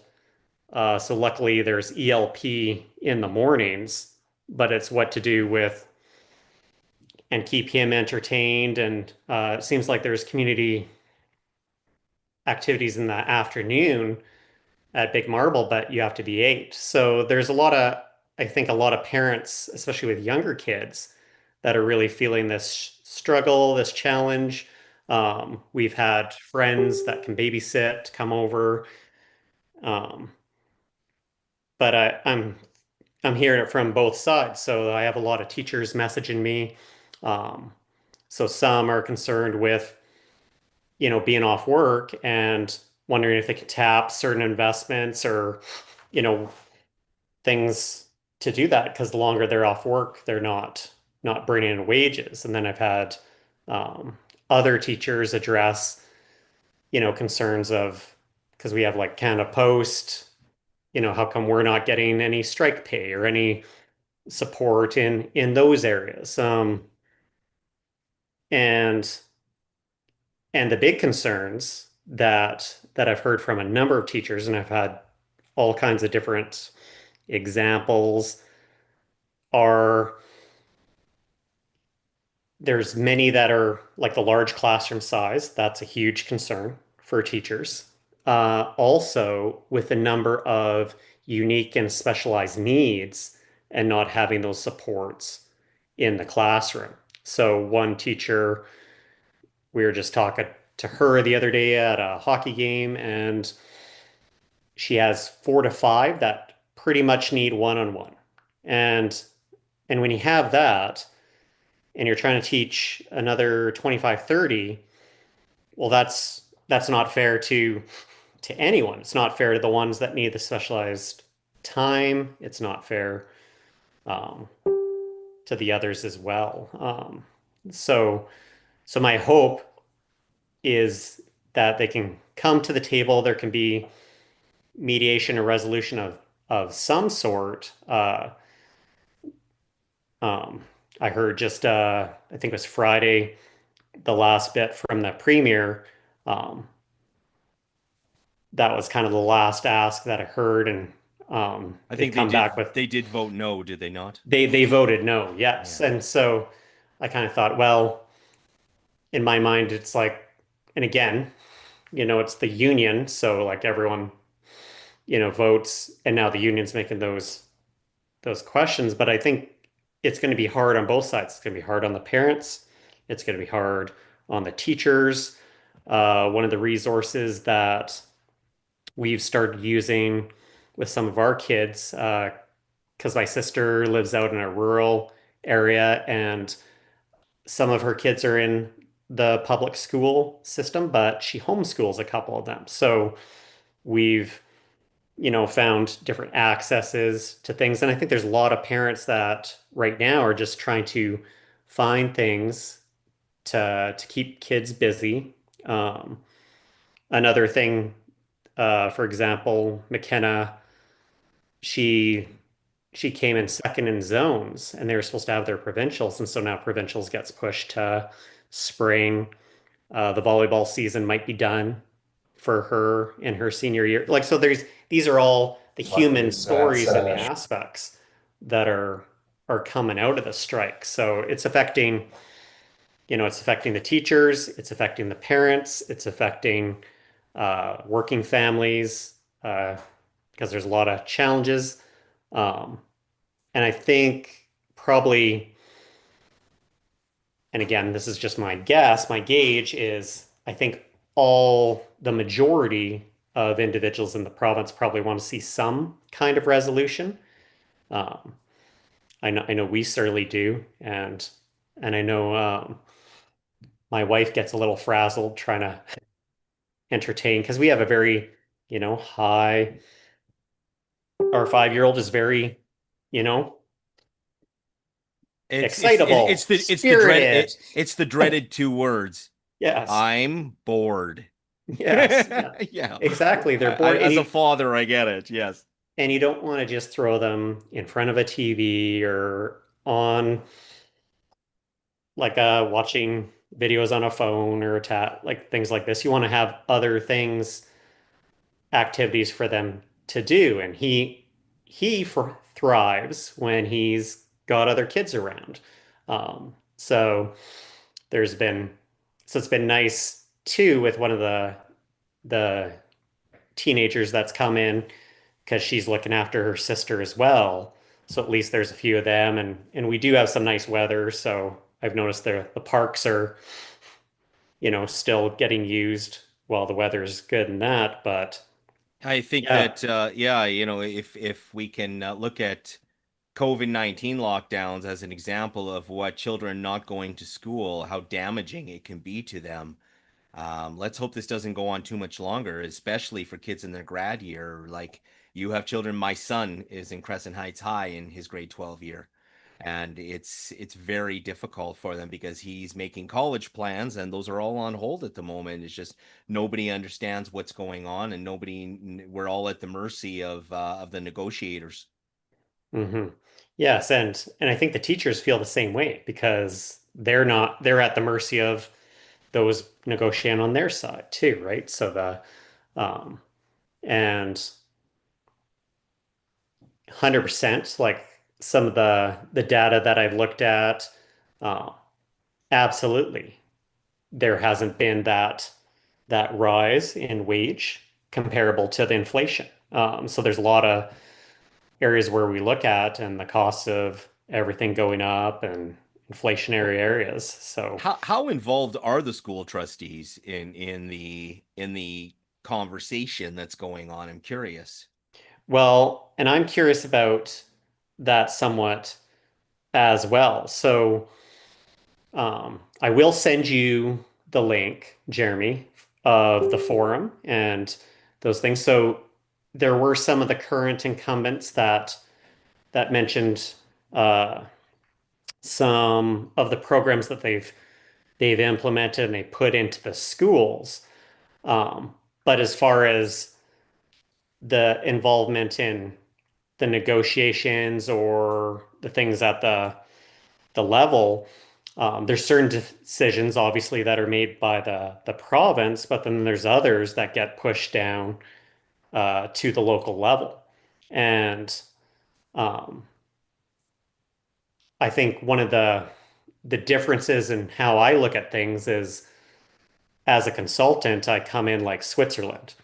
So I come in with that bird's eye view. I'm not emotionally attached per se to often the boards and the groups that I'm working with. So I kind of just look at what's the data telling me, what are the current processes, how are things being handled, and one of the things that I do is I ask questions. And so one of the frameworks that we do is called the 5 whys to kind of diagnose what's going on. So maybe we run the program this way. Well, why do we run it this way? Well, it's because this is how we've run in the past. Well, why has it always been run? Have there been other ways that we've tried or attempted? Talking to an educational consultant that works here and goes in and does assessments in the schools. One of the questions that I have is, and I wonder, and I don't know, I can't honestly answer that I know this, but from what she was informing me of is she goes in and I won't say the specific public school classroom, but she was in a kindergarten class and it had over 30 students. And she goes in and she codes. And so the government gives, at that level, kindergarten, $9,000 per student for that classroom. So that goes to that, is supposed to be going as supports to that school. And then she also said there's either 4 or 5 in that classroom that were coded as requiring higher needs. So she coded them as that. And so when they're coded that way at that level, and then that's sent in, then that means for those 4 or 5, they're getting an extra $17,000. So this is just current of what has been happening. But the thing that she was questioning the teacher was, okay, so you're coded here, you have over this many kids. So she said this classroom is getting around 380K, but there was no EA, there was no other supports. And so these things are getting dumped on the teacher, and that's not fair. And I don't even think maybe like teachers even aware of that, like that there's certain levels to that is how there is. So my question is, well, why is that classroom not getting those additional supports right now? If they are getting that additional funding, where is that funding being deployed? What is that being used for? And I think these are the questions that they're not easy questions to ask, of course, but they're questions that being on the board and being a trustee, these are parts of things that you're governing. You're looking at what administration is doing, what management is doing. So, Wes, sorry to cut you off. We actually have a comment from a parent on the thread here who's asking, are class sizes a local decision? EAS question mark. from what I've heard is yes, they are. Class sizes are made at the local level. Now, one of the things that has been addressed is number of classrooms available. And so that is a question. Do we have enough schools? Do we have enough classrooms available right now? So again, what I've heard on the government side is, they're slating for new school builds in certain areas, but I just wonder if that's happening fast enough, or if that's not being proactively looked at, especially because we've had such an increase in an influx of people coming into the province. And so that's a good thing, but that's also a bad thing. So it's good if it's bringing in, if there's jobs, if we're attracting people to the province, but we also have to be ensuring that we have the facilities to support all this influx. And if we're looking to grow our city, expand our city, attract more young families, we also need to ensure we have the schools, we have the classroom space, and the teachers need to be provided these resources. And I think we need to look at some of the processes that the teachers are going through right now on the administration side and see if we can relieve those areas in some ways to let the teachers do what teachers do best, and that is teach. And so that should be the main focus of teachers. It's interesting, Jeremy, when you start putting yourself out and running for one of these, because you start to get all the stories and all the dirt. And you start to get, you get teachers coming out and they're sharing all the things, and they're like sharing concerns about behavioral concerns, and they're Well, sharing the teachers concerns. aren't allowed to comment on it publicly, are they? So they think you're probably a sounding board for a lot of them, are you not? Absolutely. Yeah. Absolutely. Um, and even when they're talking about behavioral concerns, and one teacher was telling about someone coming at him with scissors, and so you're hearing all these stories of these things, and one of the things that I said was, well, we have here in the province, we have occupational health and safety law, and written right in the code is violence and harassment. And uh, I was literally just talking to a teacher today that told me that this teacher, I won't say who it was, brought something forward through OH&S to the admin, and the admin removed that off. So didn't put that forward. That's against the law. You can't, that's breaking OH&S law. Well, ultimately, this teacher didn't get their contract renewed.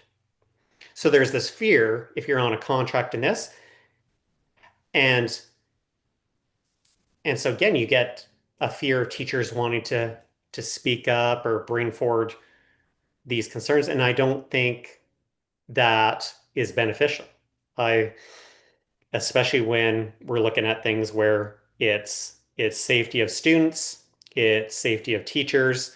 Um, ED assistant, EAS, she says. the what? Sorry. Educational assistants, EAS. Oh, Uh, yes. yeah, and she also said, yes, exactly, all top level 30 grad in our house. So I'm sure you know what those comments mean. Yes, some of them. Again, um, I'm getting better at the lingo. One of the things that I recognize, I'm not a teacher in the public system.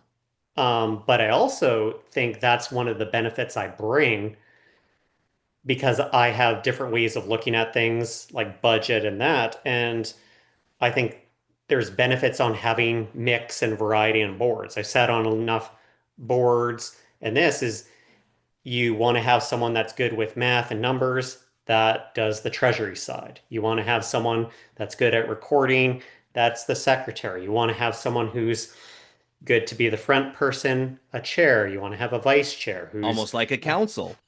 absolutely, absolutely. It's like a council, without quite the type of it. And I commend everyone that's jumped in, that's thrown their name in for the seat. I had a couple people asking me, and I said, I don't want to touch that with a 10-foot pole.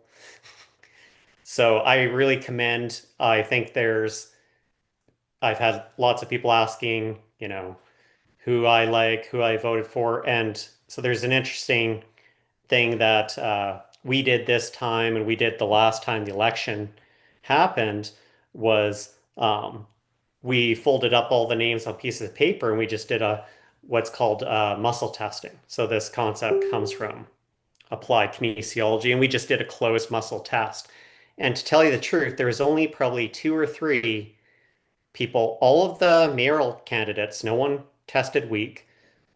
There was maybe two or three councils. So in my mind, that tells me that most people running are in for a right reason, for a positive thing. So again, Ooh, that's it's interesting. so so that's a thing. Like, and again, we might share different agreements on things this way and that. And I'm sure you see that a lot, especially with this being a centered, focused, Yes. where everyone can bring that forth. And I saw it a lot, especially during COVID, because one of the companies that my wife runs here is Sedona North. And so Sedona North, um, she does a lot of programs in the schools with nutrition. And they do a lot of programs that are sponsored by Save on Foods, where they bring in different groups and sports teams and that. So lots of times the teachers, it's a great resource because Save On sponsors that and sponsors her to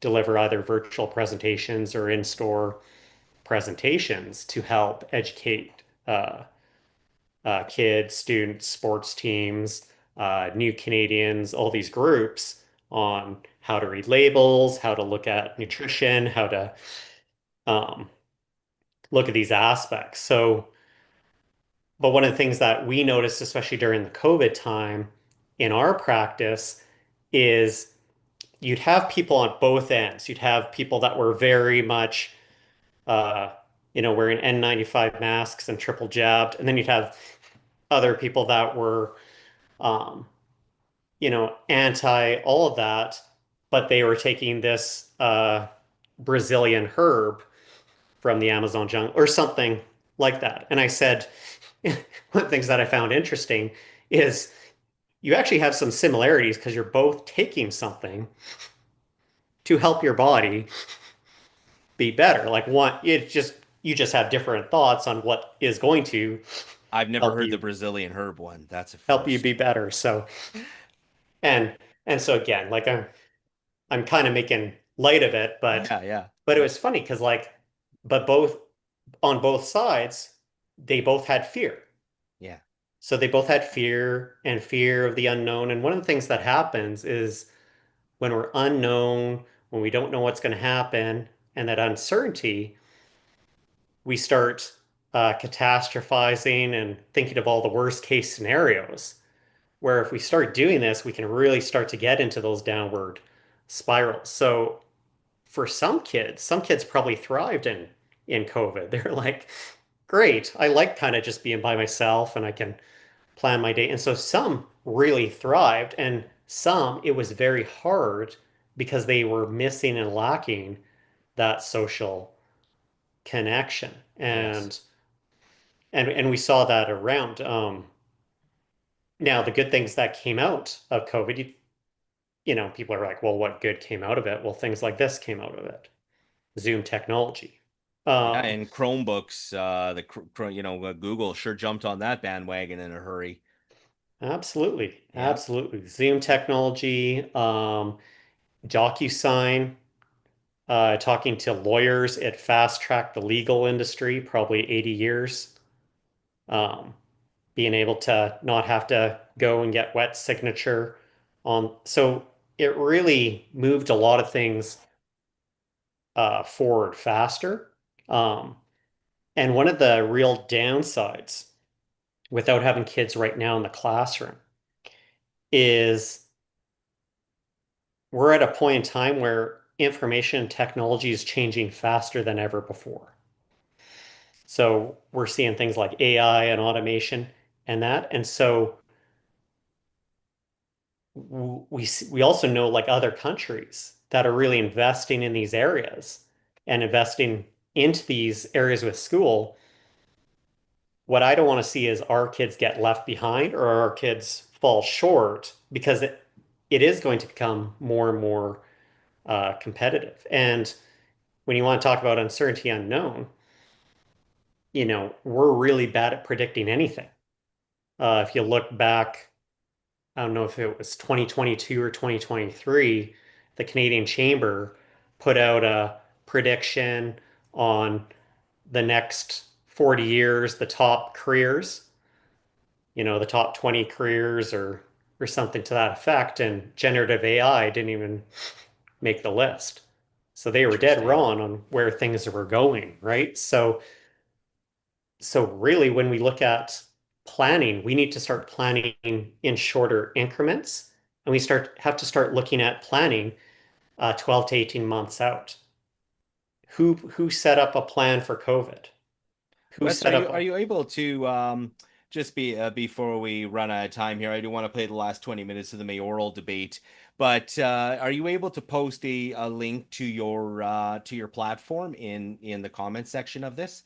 Because I think a lot of people would love to be able to look at your platform. You're the only school board trustee that I've spoken to. I did have a couple, reach out to me for interviews, and we just never really connected, unfortunately. But you're the first one I've spoken to, so it's at least face to face. So I think that people would really love to hear what your other platform topics are, especially those being affected by the school strike and are tired of hearing the words "I'm bored."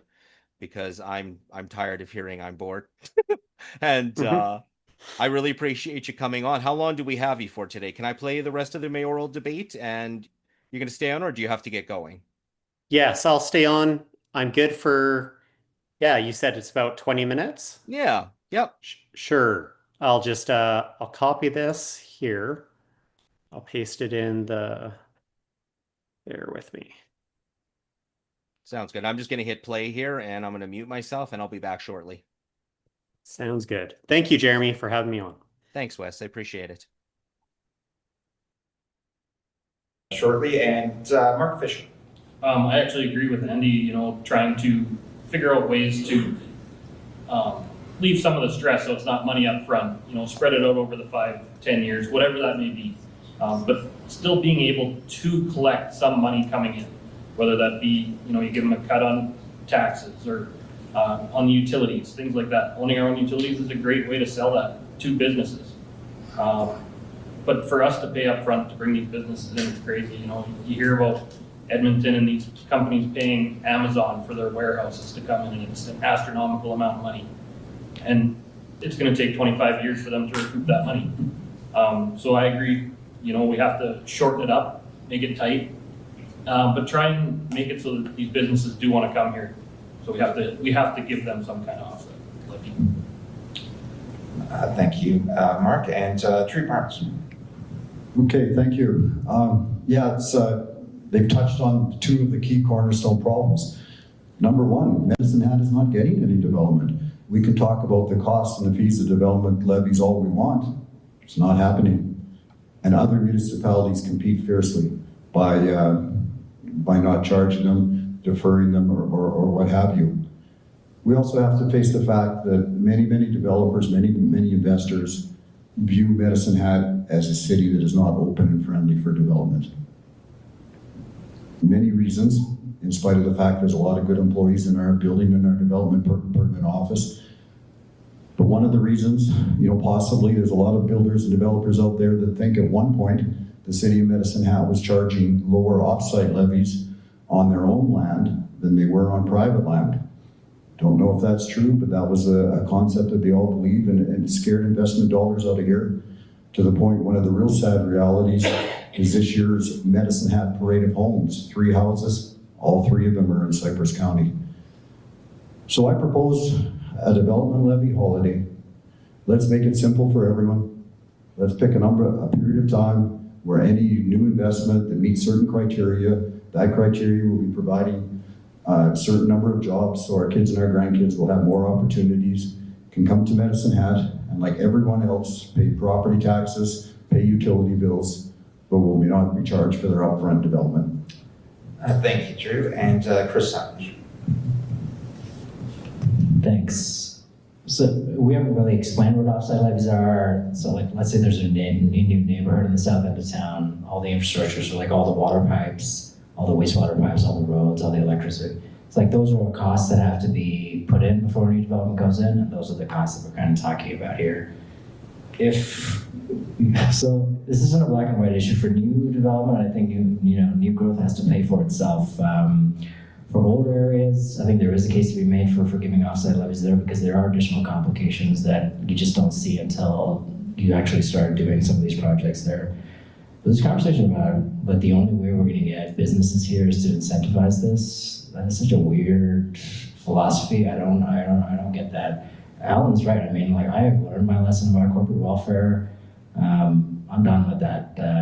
I think there's a better way to do it. You just cut business taxes. At least, you know, why do you reward the new company that's coming in when all the companies that have been here for so long, they don't get anything, and they have to pay for that subsidy for new businesses to come in?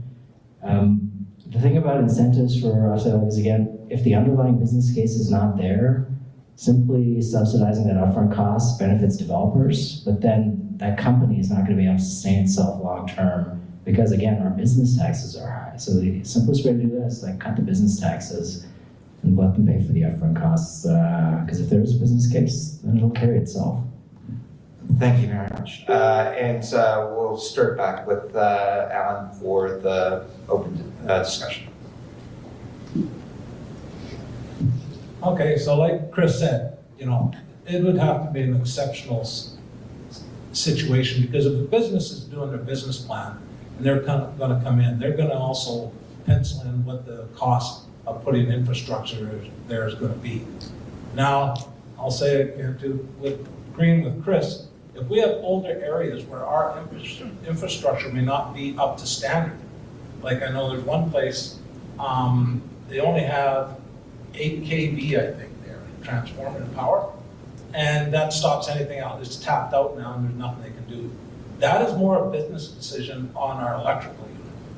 So if we've got situations like that, for us to develop these and redevelop these areas, we may have to improve it. But for new areas and new places, I would say if the business, again, agreeing with Chris, I would say the businesses, if they can't absorb that cost, they may not be that stable of a business. Anyone else would like to? Okay, Chris and Lindsay. We shouldn't be so hard on ourselves. I know, like, there's a lot of people are like, well, you know, like, look at Airdrie, look at how fast they're growing, look at Lethbridge, look at Red Deer. We are in a very different geographic area here. So, like, everybody in that Edmonton, Calgary corridor, that's where Alberta's booming, because, like, so much of economic growth is tied to population growth. We are, you know, like, very far removed from that. So I think our goals for economic development, for population growth, need to be more modest, because that's just the reality of where we are. That's not to say that we can't improve on where we're at, but again, we shouldn't expect to see the same kinds of population growth and economic growth that we see in that Edmonton-Calgary corridor. Lindsay. With respect to the whole purpose of off-site levies, I think it is important to note that it initiated to help development. So instead of someone who wants to develop a greenfield, just maybe as a small portion of that greenfield, originally they would need water, they would need sewer, they would need all the off-site infrastructure, and they would be required to pay for all the off-site infrastructure as an individual developer, rather than spreading it over the cost of the usage of those off-site pieces of infrastructure. So the idea that we would not collect any off-site levies, my question would be, how are we funding that? Because the city still has to build that off-site infrastructure if we want to have any development. Instead of, you know, spreading it out across the development, we are now covering that entire cost. So I think, you know, it's nice to say that we won't have taxes and we won't have off-site infrastructure, but then the question to me is, what are you going to cut? Anyone else? Chris? I think Alan made a really good point there about, so like we're talking about, you know, who should pay for these things, but I mean, he brought up another point about which ones are you going to do first? So like, are you going to create industrial land first that's serviced and ready to go, ready for whichever business wants to come in because they want to move fast?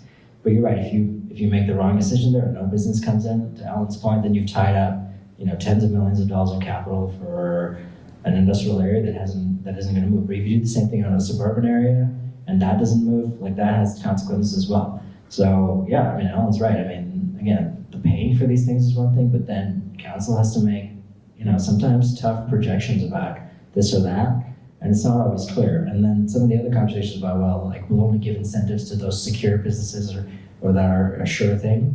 I mean, no one can see the future here. So like when Aurora came in, they were like, yeah, 600 jobs. Yeah, that sounded amazing at the time. That didn't work out. So again, like you have to learn the lessons of the past and be really careful when you swing big. We've got a few seconds left if anyone wants the last comment. Going, gone. Those are our first 6 questions. And so one more question for all candidates. We'll just give each of you a straight 90 seconds, followed by an opportunity for your closing remarks. And for this question, again, random, we've got Drew, Lindsay, Chris, Andy, Mark, and Alan. And again, it'll just be a straight 90 seconds to respond. And feel free to give your best pitch here. I mean, what will Medicine Hat look like after 4 years with you being mayor? And we'll start with Drew. Okay, thanks, Alex. Well, first of all, a strategic vision that ensures we are the best place to live, the safest place, the best place to raise a family, enjoy all that we have to offer. My wife Frances and I chose Medicine Hat 40 years ago because of our neighbors, because of all the community has to offer. So let's work and protect that. And that means manageable, reasonable growth. Wouldn't it be nice to have manageable, reasonable growth of 2,000 or 3,000 people a year, so there'd be more opportunities for our kids and our grandkids? It breaks my heart when about a third of the people I've talked to at the doors in the last 6 weeks have expressed some kind of affordability crisis. Most of it at the grocery store, but a lot of it with how high their property taxes are. Some even say they might have to sell their homes because of that. It is time to make sure that they receive more value for what they pay. And the homeless and the crime situation. I stated earlier about how important it is to help those that truly need our help and are willing to accept it. But many Medicine Hatters have told me they're not feeling safe.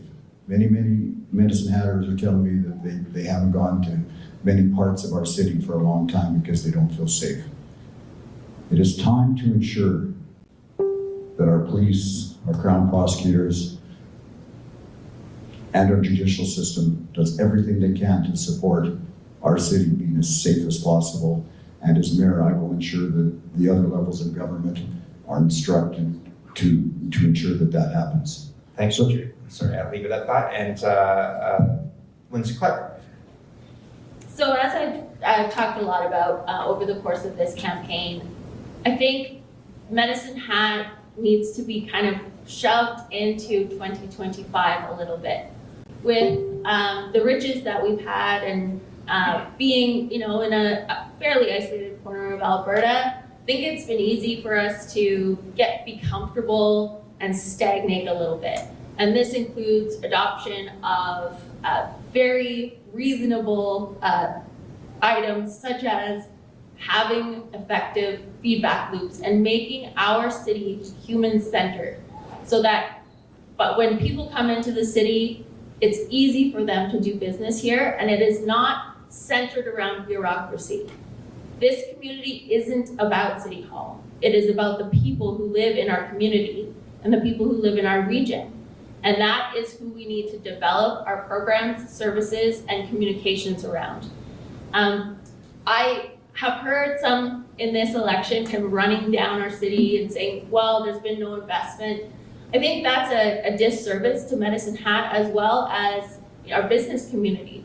For example, S3, which is a global leader in agriculture manufacturing, invested $7 million into a new facility in our community in 2023 that promises 100 new jobs.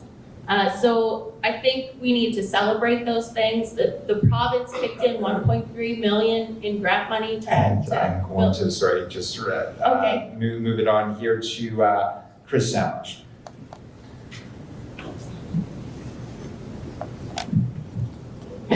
Elections it's really interesting because you hear so many different things from so many different people, and you have to kind of make sense of all these complicated things and to try to look at it in a coherent way. It's hard because you're right. A lot of people are struggling with affordability, and yet our single-family property taxes, are really low compared to the rest of the province. Our rental rates are really low. So, obviously, if that's not enough, then there's other things going on. Then, maybe jobs is a problem there. If we talk about, maybe city services are too costly. The city did a benchmarking study with 10 other municipalities. We're like, this isn't a government report. This is other municipalities working together and comparing notes against each other. Medicine Hat performed great as far as cost effectiveness there. So it's not like it's not like City Hall is bloated. Elections tend to be negative, but again, the core city services here are in good shape. Fire, police, infrastructure are good. So, we have challenges. You don't want to kind of overreact to some of the things that we're dealing with here. And some of the things just like Drew's promise, flat tax cut or freeze for 3 years. That makes sense on some levels. I always think about what's next after that? So like we did that during COVID, and then this council had 4 years to deal with the fallout of those tax freezes. So like, I'm trying to think of like what a sustainable way to provide some of these services are in a way that does recognize that, you know, a lot of people are struggling right now. And thanks, Chris. Andy McGregor. Thank you.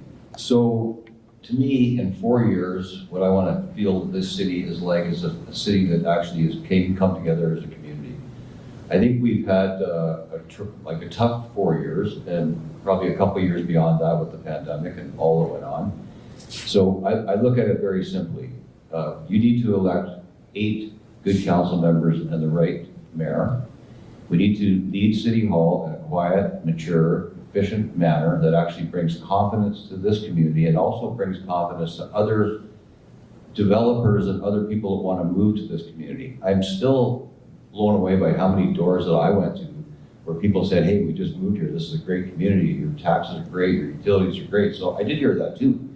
And it's like I said in my message, the sky isn't falling. It's still blue, a little bit of gray out there, but I think we're heading in the right direction. So we do that. We put our people first instead of putting the messiness of council first. Every 2 weeks it'd be nice to, what's the news? Well, it's not exciting and it's not dramatic at City Hall, but we got some stuff done. That's done through quiet, strategic leadership. So we hire the right people. The council gets together, puts a great plan together with the mayor.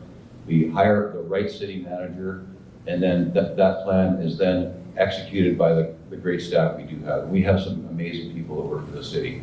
So it's really that simple, and it's keeping it that way and keeping the feedback loop going. So there's been things in the last 4 years that have been directed of our staff to do that haven't been done. I will, sorry, I'm gonna have to stop you there. And we're at, Mark Fisher. Yeah, I agree. First step is hiring a city manager. That would be step one. That has to be done right away. It has to be the right person, it has to be the right fit. In 4 years, it's not that much time when you're talking infrastructure and changing all these problems that have clearly been brought up. It's been a slow decline. I'm not saying in the last 4 years that all shit's hit the fan, but it's been a slow decline over the last 10 years, 12 years. And we have to get a plan together to right the ship. And it's gonna take time. And I know people want change now, but it won't happen now. You can't just cut taxes. You cannot freeze the taxes because you have to have the money coming in. There's still infrastructure that needs to be built, maintained, and you have to have that money coming in. And unfortunately, it's tax dollars right now that is paying for all that stuff. Alan Rose.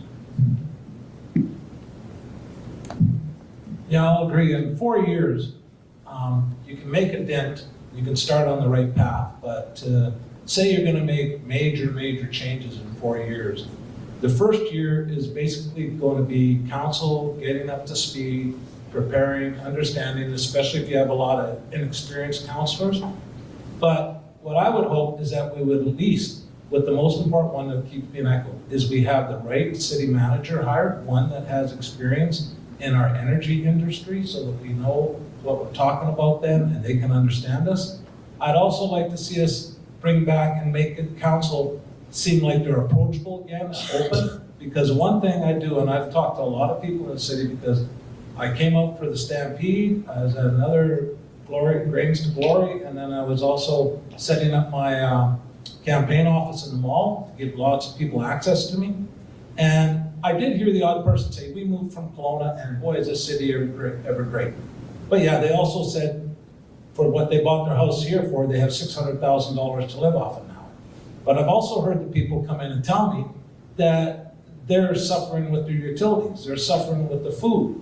And you see this facts from the root cellar, their usage has jumped. So there is a concern there. And that's why I want to try to help bring in some jobs and go to local industry we have here now and ask them, is there anything we can do to help you expand? Do anything to increase your market? Is there somebody else you want to come in? So I'd like to see us have the procedures in place that helps instill the confidence of everyone in the city, that they're working with the council. I'm gonna have to stop you there, sorry, Ellen. And that's it. And so, one last go round for any final remarks that you'd like to make. We'll be doing, again, this is randomized. We'll be going Chris, Sam Raj, Mark Fisher, Alan Rose, Andy McRogan, Lindsay Clark, and Drew Barnes.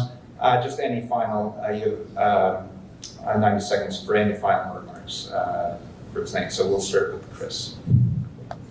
Yeah, I will say, don't think about this in terms of right or wrong. I mean, there's 6 people here. You've got plenty of choices here. We're all trying to analyze a pretty complicated situation here. And I will say, the city is bigger than any one of us here. No matter who ends up winning, the city is going to be fine. All of us here, it's clear that everybody here loves Medicine Hat. This is our home, so we're still going to be here. We're still going to be working on this, no matter who gets in there. Yeah, I mean, again, the city is in a good spot. There's things we need to do, but whoever wins, we're all going to be fine. Thank you, Chris. Mark Fisher. Yeah, first of all, it is honestly, it's been an honor doing all this stuff and sitting next to these other 5 people. I got to know a lot of them. I got to know a lot of the people running for council. Of the 39 people, I think I've met 32 of them. And it takes a lot of guts to run. So obviously people want change and people are going for change. I'm not a politician. I feel I'm just a strong leader. And that's honestly why I put my name in the hat here. I'm not going to be everybody's cup of tea, but if you take the time to get to know me, I'm pretty sure you'll like what I have to say. So I appreciate everybody coming out. Appreciate Owl TV throwing us on, and best of luck to everybody here and all the council. Thank you, and Alan Rose. Okay, well, the reason I ran for mayor is because my wife and I made the decision after 36 years that we're going to stay here. We aren't going to leave. So I want to start seeing Medicine Hat help the citizens of the city. And I want to lend the skills, like they said, team managing and team participation skills are not given to you at birth. And I worked for a great company, which was called Conoco. I've said that many times before. And they spent a lot of effort, a lot of time to help me learn these team skills and how to understand that I don't need to be successful in the team. I make the other people successful, and if we all have that approach, the whole team becomes successful, and then the city becomes successful. And that's a part I want in. And if you've noticed my campaign, I've stayed away about talking about any other councillors, any other candidates, and anything deliberately, because I want to go into the mayor's office with everyone coming in that gets elected at a high level. I'm going to give them the best image they can have. They aren't going to have to build it. We shouldn't have had a conflict before. And then we can cooperate, start from scratch, and hopefully get along. Because it's easier to keep a reputation than try to build one. So that's the approach that I'm taking. Like I say, if you check out my history, I've got experience on some teams that I've led and some teams that I participated on, and I've had some really good success on it. So that's the main thing that I want to bring, so we can get a coherent approach in the city. Thank you, Alan Rose. And Andy McRogan. Yeah, thank you. First, thanks to Owl for putting this on. It was very well moderated. Alex never thought I'd talk nicely like you about this, but you did a great job. Thank you. Anyway, I'm running for mayor because I think we've said it, I feel like I've said it 1,000 times. It's leadership that we need at City Hall. It's leadership and collaborative skills that we need to bring this council together, to bring our community together to serve the community. So it's always our people first, and thinking about what our community needs and looking always at our future. And they sound like jingly words, but I can tell you right now, I've lived the experience of not putting people first in my other life until I realized how important it was that if you focus on the customers that you're serving, which is the citizens of Medicine Hat, every decision that we make as a council through a strong strategic plan is always coming back to what the people say. What do they want us to do right now? And if we did that with every decision we made consciously, and that permeated through the city manager to the staff, we're going to have a great City Hall, and we're going to do a really bang-up job, and I'm looking forward to it. Thank you. Thank you. Lindsay Clark. So there's ego-based leadership and there's principle-based leadership. And I would encourage everyone to look for principle-based leadership when they're selecting the candidates they're voting for on Monday. I deeply believe, and I think I have shown that I live the value of doing the right thing even when it's hard, even when there's personal sacrifice. And that is because this job is not about me, it is about our community. And I think if we can get a team together that agrees that our community, the people that we serve, are number one, and that we are just there to serve. We are servants, not people who are out there for their own ego, their own glory, or their own personal success. And I am committed to doing that for another 4 years. Thank you. Thank you, Lindsay Clark. And Drew Barnes to wrap us up tonight. Yeah, thanks again, Alex. Thanks to the OWL and Community TV, and special thanks to the Medicine Hat Community College for hosting us tonight. I too want to join Councillor McGrogan in putting these last 4 years of messiness behind us. Let's not even look in the rearview mirror. Instead, I'm going to ask all of you here to help set the strategic vision. We'll ensure that Medicine Hat becomes the best, most affordable, safest place to live. And that starts Monday with who you vote for mayor and who you vote for council.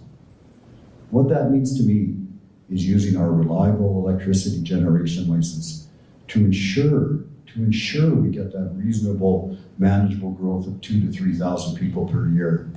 So fortunate that our parents and grandparents hung on to that. We're where Highway 3 and Highway 1 meet. We've got electricity. We've got all kinds of opportunity that's been untapped and left us living beneath our potential. And an area where we also need to focus on, and I've heard from many Medicine Hatters, is we need to focus on the best recreation plan for a city this size in Alberta. That will also be one of my focuses. So Medicine Hatters, let's work together to develop that strategic plan, to ensure you're listened to, and to ensure that plan is executed. Thank you very much. Can we have a big hand for our candidates?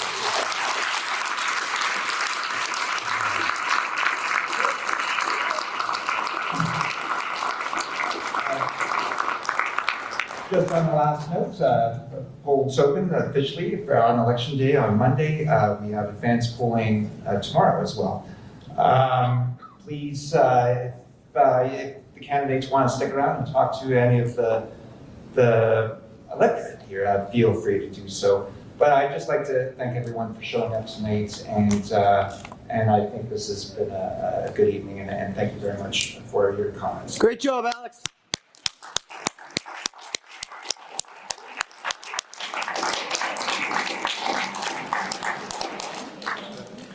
Alex and I got some cleaning up to do, and then we're going over to Guac. If you guys want to meet us there, get some tacos on the.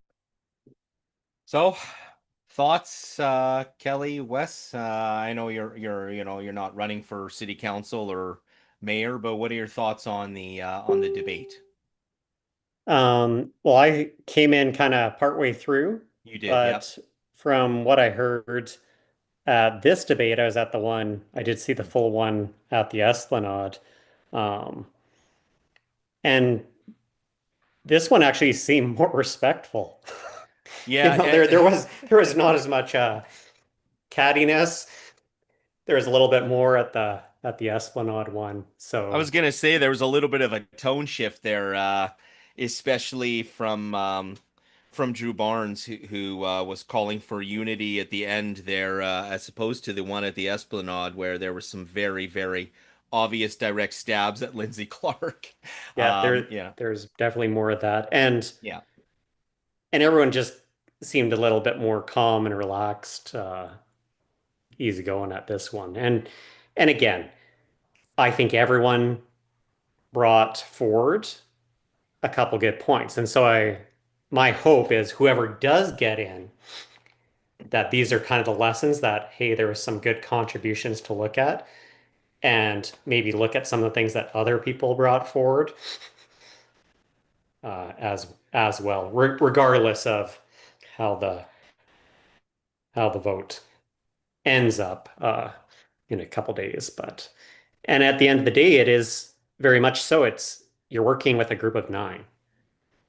So at the end of the day, it's not just one person making those decisions. And so there has to be that, uh, view. And at the end of the day, like the mayor is just when they can't make a decision, he's kind of that he or her, whoever, not to say whoever is in that role, they make that deciding vote when it is a stalemate. So, but for the most part, one of the things that I really appreciated is leading up to the election. I know Chris put out some articles, and I thought they were very well written on this is the role of council, this is the role of mayor, where he kind of dove into like these are actually things. And he even talked about one of the articles I read, he talked about Ted. He's like, we didn't always get along, but one of the things Ted did was he,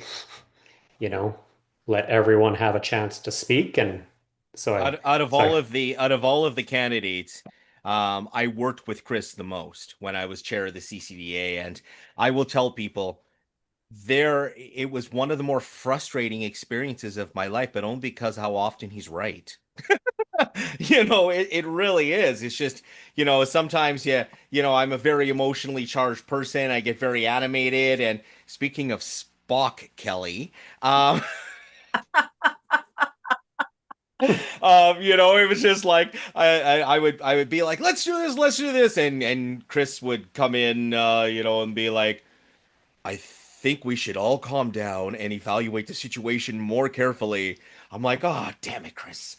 But he's very good at that, right? He's very good with that measured approach, keeping a level head. I don't think I've ever seen the guy lose his cool ever. Well, and he's got very, very good wit.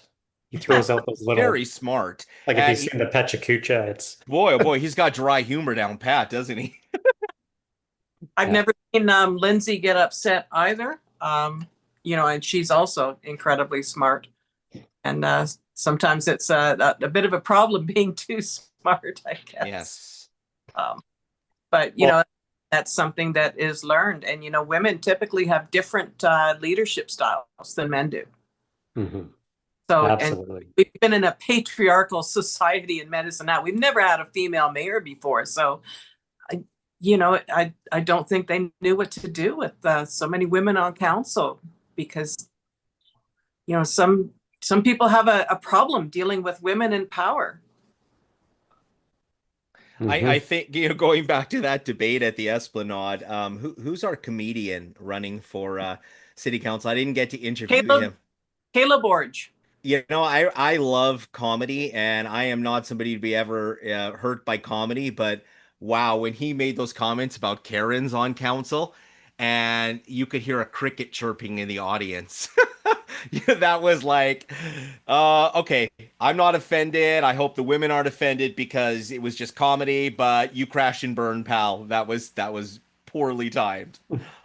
Yeah. the one thing I thought he did well was just let me be number 8. Yeah. Number 8. Yeah, that joke definitely, you could hear crickets chirping, but no, I appreciate him for what he is. He's funny, he makes me laugh, but that joke was just like, also incredibly smart, and he's been paying attention. You probably seen him speak at almost every public hearing that the city has had. He gets up there and he speaks, which is a lot more than a lot of the candidates have done over the last years. So, he's definitely engaged, very smart. I've known him for a few years, and he always brings something really great to the table. I think, we need to laugh at politics a little bit more these days. Oh, absolutely. Well, we got in a little trouble at the Owl because we were mocking what was going on at City Hall. Well, sometimes when shit's so crazy, you have to laugh or you're going to scream or you're going to cry. So, yes. Wes, Yes. I have a quick question for you. Uh,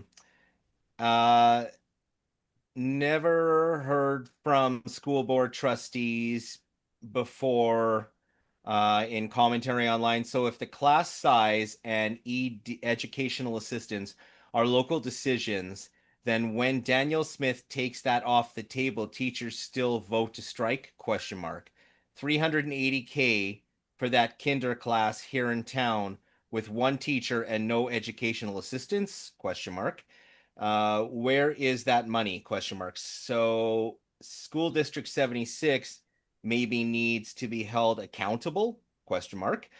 And the other school boards, this is what Daniel Smith is talking about! Exclamation mark. So I mean, I probably just read it poorly, but I'm a little bit confused by what I'm reading. So maybe it makes more sense to you. So I'll try to decipher as best I can. That is the question.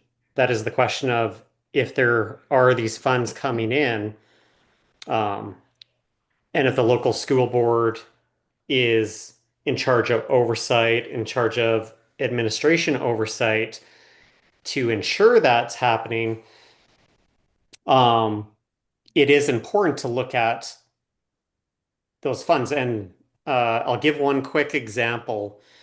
So I had coffee with a retired teacher, and he's been bringing up a certain concern about certain teachers at the very end. There's an option where they can essentially do a bit of a double dip in the pension and stay on for longer. And so I've heard two sides of this. One is sometimes if you need that specific skill set. So one example was they brought in a welding teacher, but he didn't have any of the administrative skills to do the administrative end. So they kept him on for half a year and then went to the pension. But then that removed the opportunity from having another teacher come in for that full year. And when I kind of looked at, he brought me copies of the policy, and I was looking at that and the issue. Potentially that could be on average, and based on the numbers he was expressing to me, and he was quite concerned about this, and he got offered this at the end of his career, and he didn't take it because he felt for all these years, I'm fighting to get resources for my classroom and not having that, to see, 3 to 400K on average, which would probably be this amount going of waste when that could have gone into school resources or EAs or whatever. And that was just one example. And when I looked at the policy, I said, well, that could literally just be a line item where you could adjust the line item and have the school be responsible for that. So, okay, so now we're doing this because we're lacking the welding. And so then that's the time when you have to look at, okay, so we're lacking this welding instructor. So I think that ball has to be passed back to school administration. What is your plan over the next 12 months? So we're, authorizing this to happen. But I think that's something where those should be looked at individually by the board. The board should be taking a look at each of those cases. And I think the school should have to bring that forward of, we're going to bring this teacher on back for another 6 months and do this rather than bringing in a new teacher because of X, because of Y, because this teacher has this skill and we have this gap here. But then during the 12 months, the school administration should be addressing how they're going to deal with the gap.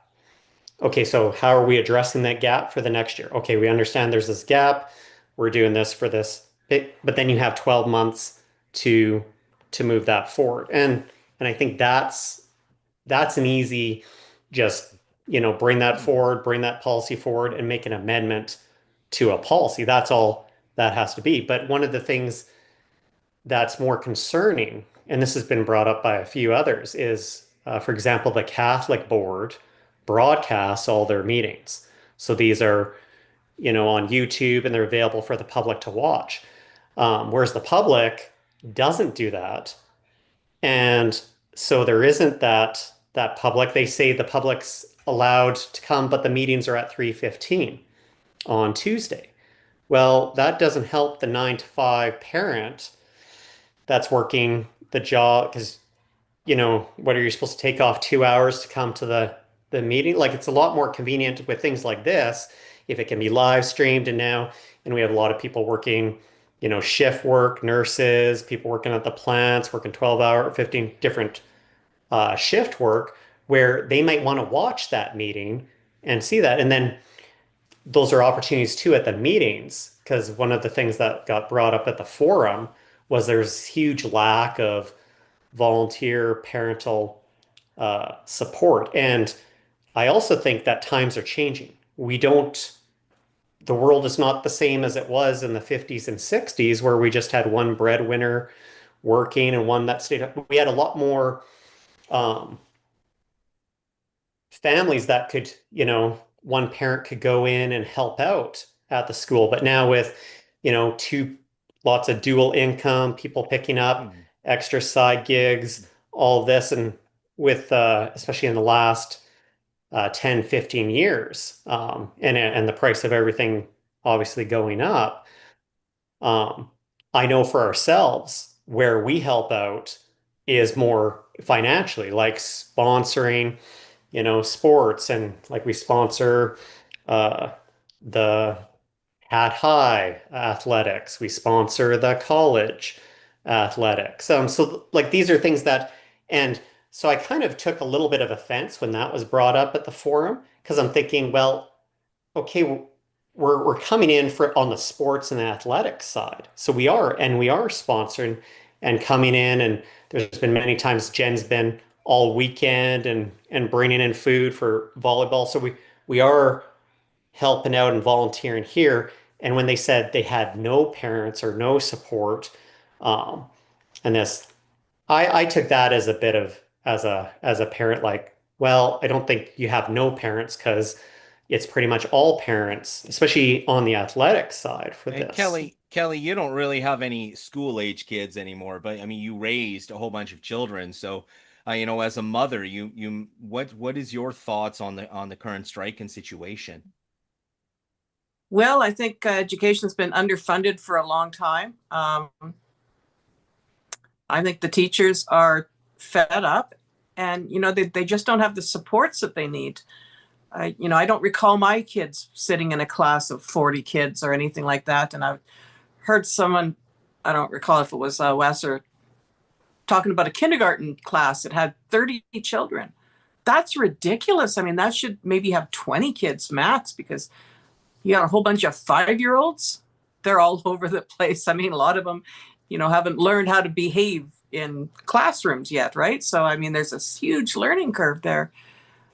And I think teachers are doing what they need to do for sure. It's, I've got grandkids in school here, so not cool for my daughter who's got to put up with the kids at home. But what do you do? Yeah, it's a complicated situation. I mean, it doesn't look like the teachers union is going to budge on this. So I guess it just comes down to public pressure and which way the public sways and what side the public puts more pressure on, right? Is that what it's going to come down to? Which side buckles first? I think it could come down to that. I don't know what all the recourse, if there's the similar level recourse that the province can mandate a back to work. But if you're mandated back to work, you're going to kind of feel like, I don't think the heart's going to be in there. I think we're going to do work to rule. So there'll be no extracurricular activities or anything like that. Probably no clubs, no sports, just your academic programming, and that'll be it. Oh boy. Yeah, that's well,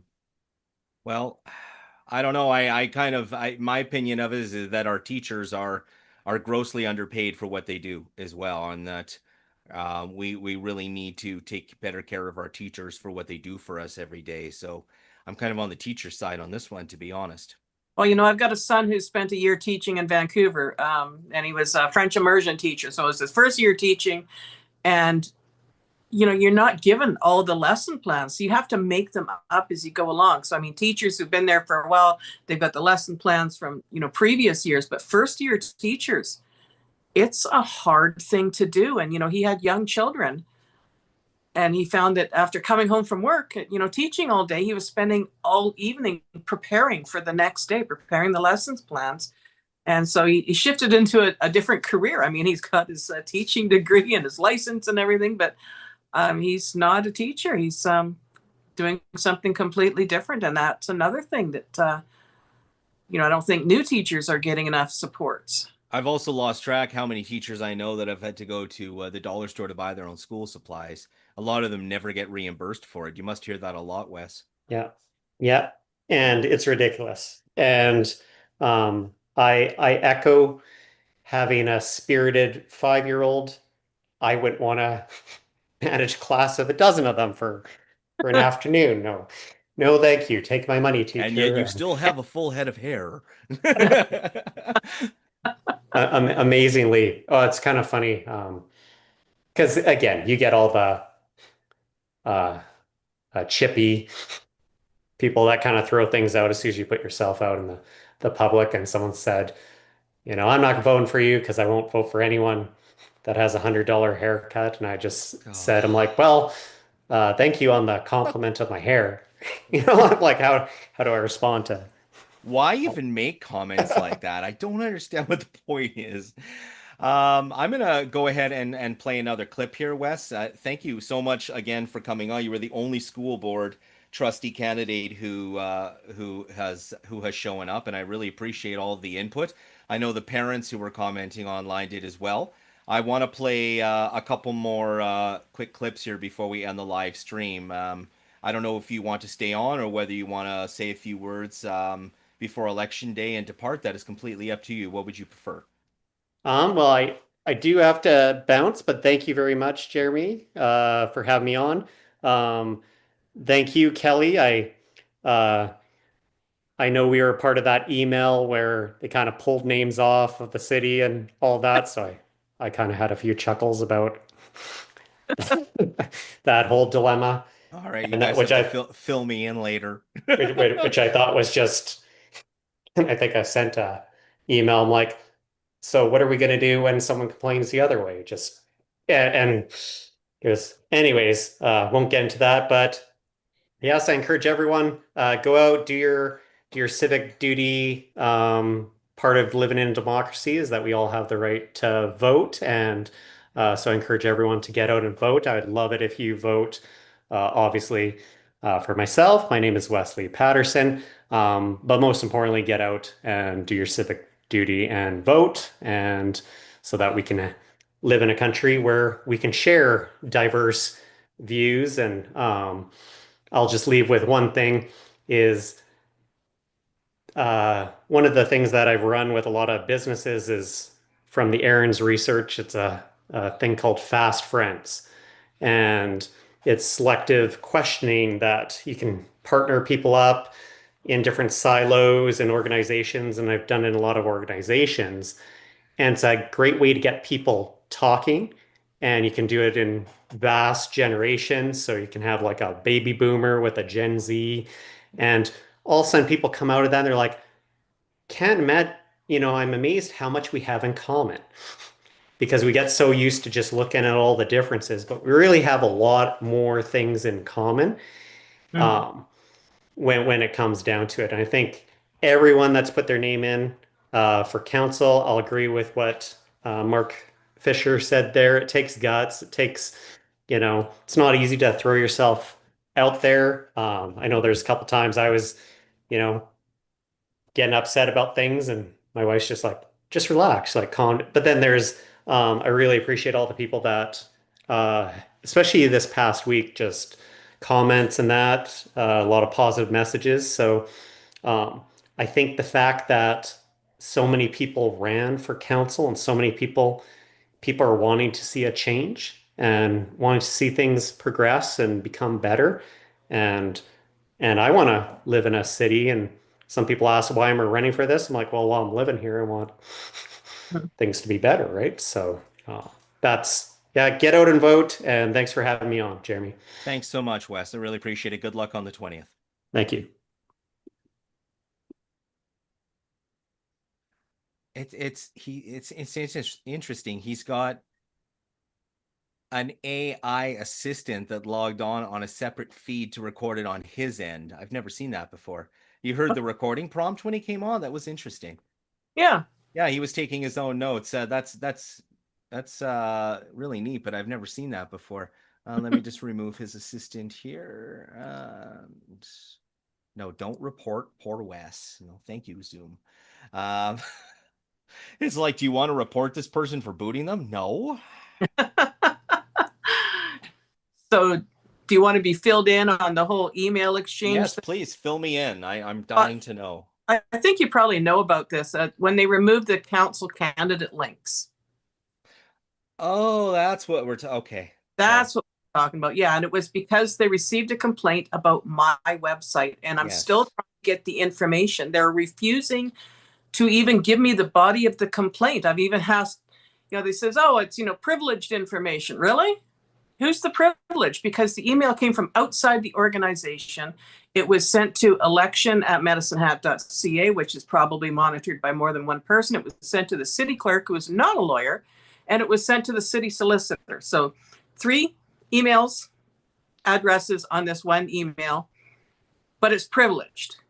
And the city solicitor's office isn't even talking to me because I sent an email to them, and I got an email from the Access and Privacy Department at the City of Medicine Hat. Well, the legal department said that you contacted them and want to assure you that we followed all the rules. And so you can't even tell me what the complaint was about me. I'm not even asking for the name of the complainant. And it's just, so I'm probably going to have to file another complaint with the Office of Information and Privacy Commissioner. Well, you made a post at some point saying that you were going to disclose the information of who filed the complaint, didn't you? Or did I misread that?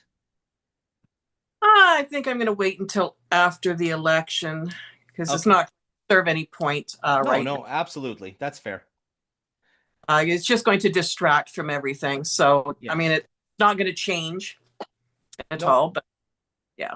That's very fair. I respect that completely. I am going to play the shit show showdown that you keep talking about here for our viewers, because a lot of people have actually never seen it.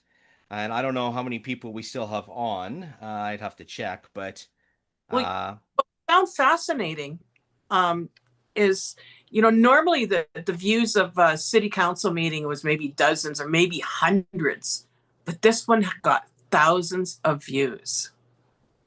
There's no such thing as bad publicity, I think is the phrase. Yeah, I checked the views lately. I'll have to see what it is, but yeah, go ahead and play it. All right. So I'm watching a maple bug crawl across my screen at the moment. All right.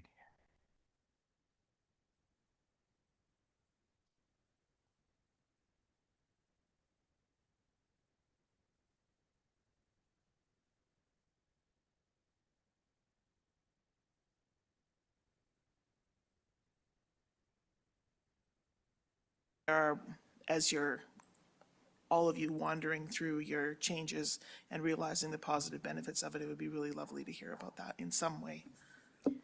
One of the things too we were extremely conscious about change fatigue, and we were very thoughtful about that with the employees when we went through this iteration.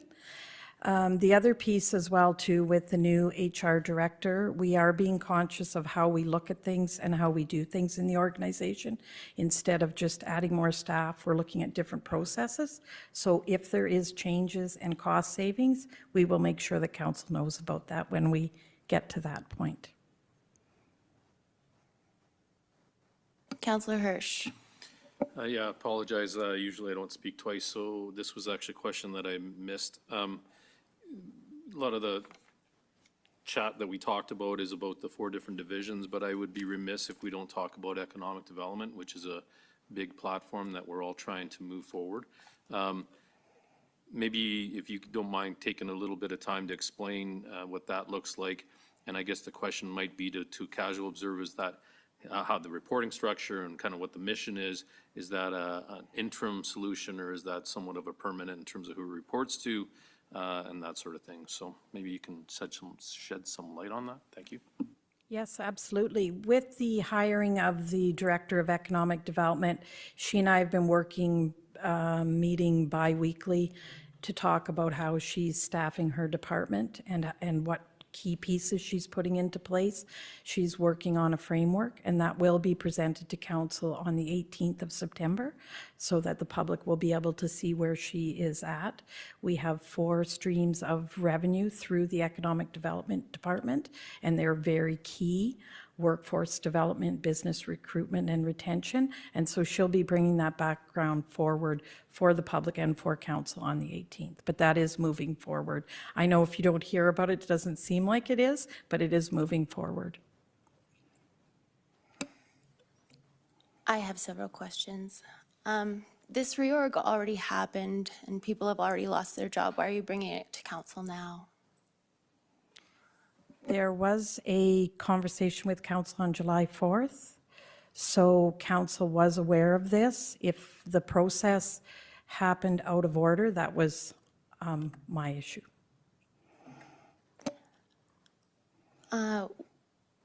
When did the reorg start? So the city clerk moved to report directly to you. When did that happen?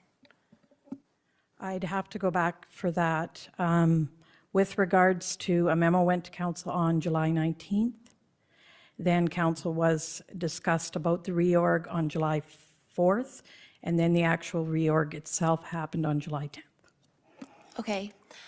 So the financial report that came through Audit Committee on April 4th, 2023, does say there that the city clerk was reporting to you at that time. It actually says as of December 31st, 2022, which of course was not the case. So approximately 5 months ago. Does that sound about right? I'd have to check that. Okay.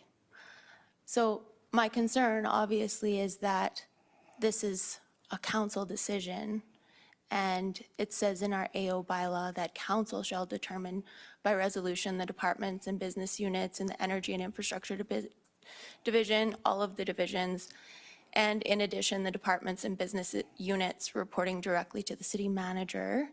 And our procedure bylaw outlines that the city clerk is appointed by the city solicitor and the appointment is revoked by the city solicitor.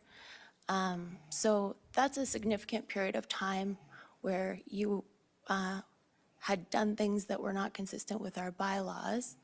So I'm just wondering how that happened.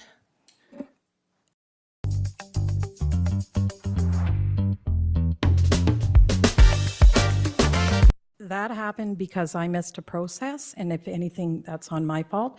I did advise Council, and Council was aware of what was happening.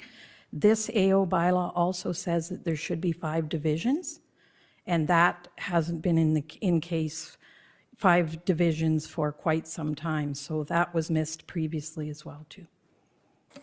Not excusing me, just saying it got missed before. Yeah, I mean, presumably you consulted the AO bylaw before you did a reorganization. I'm just wondering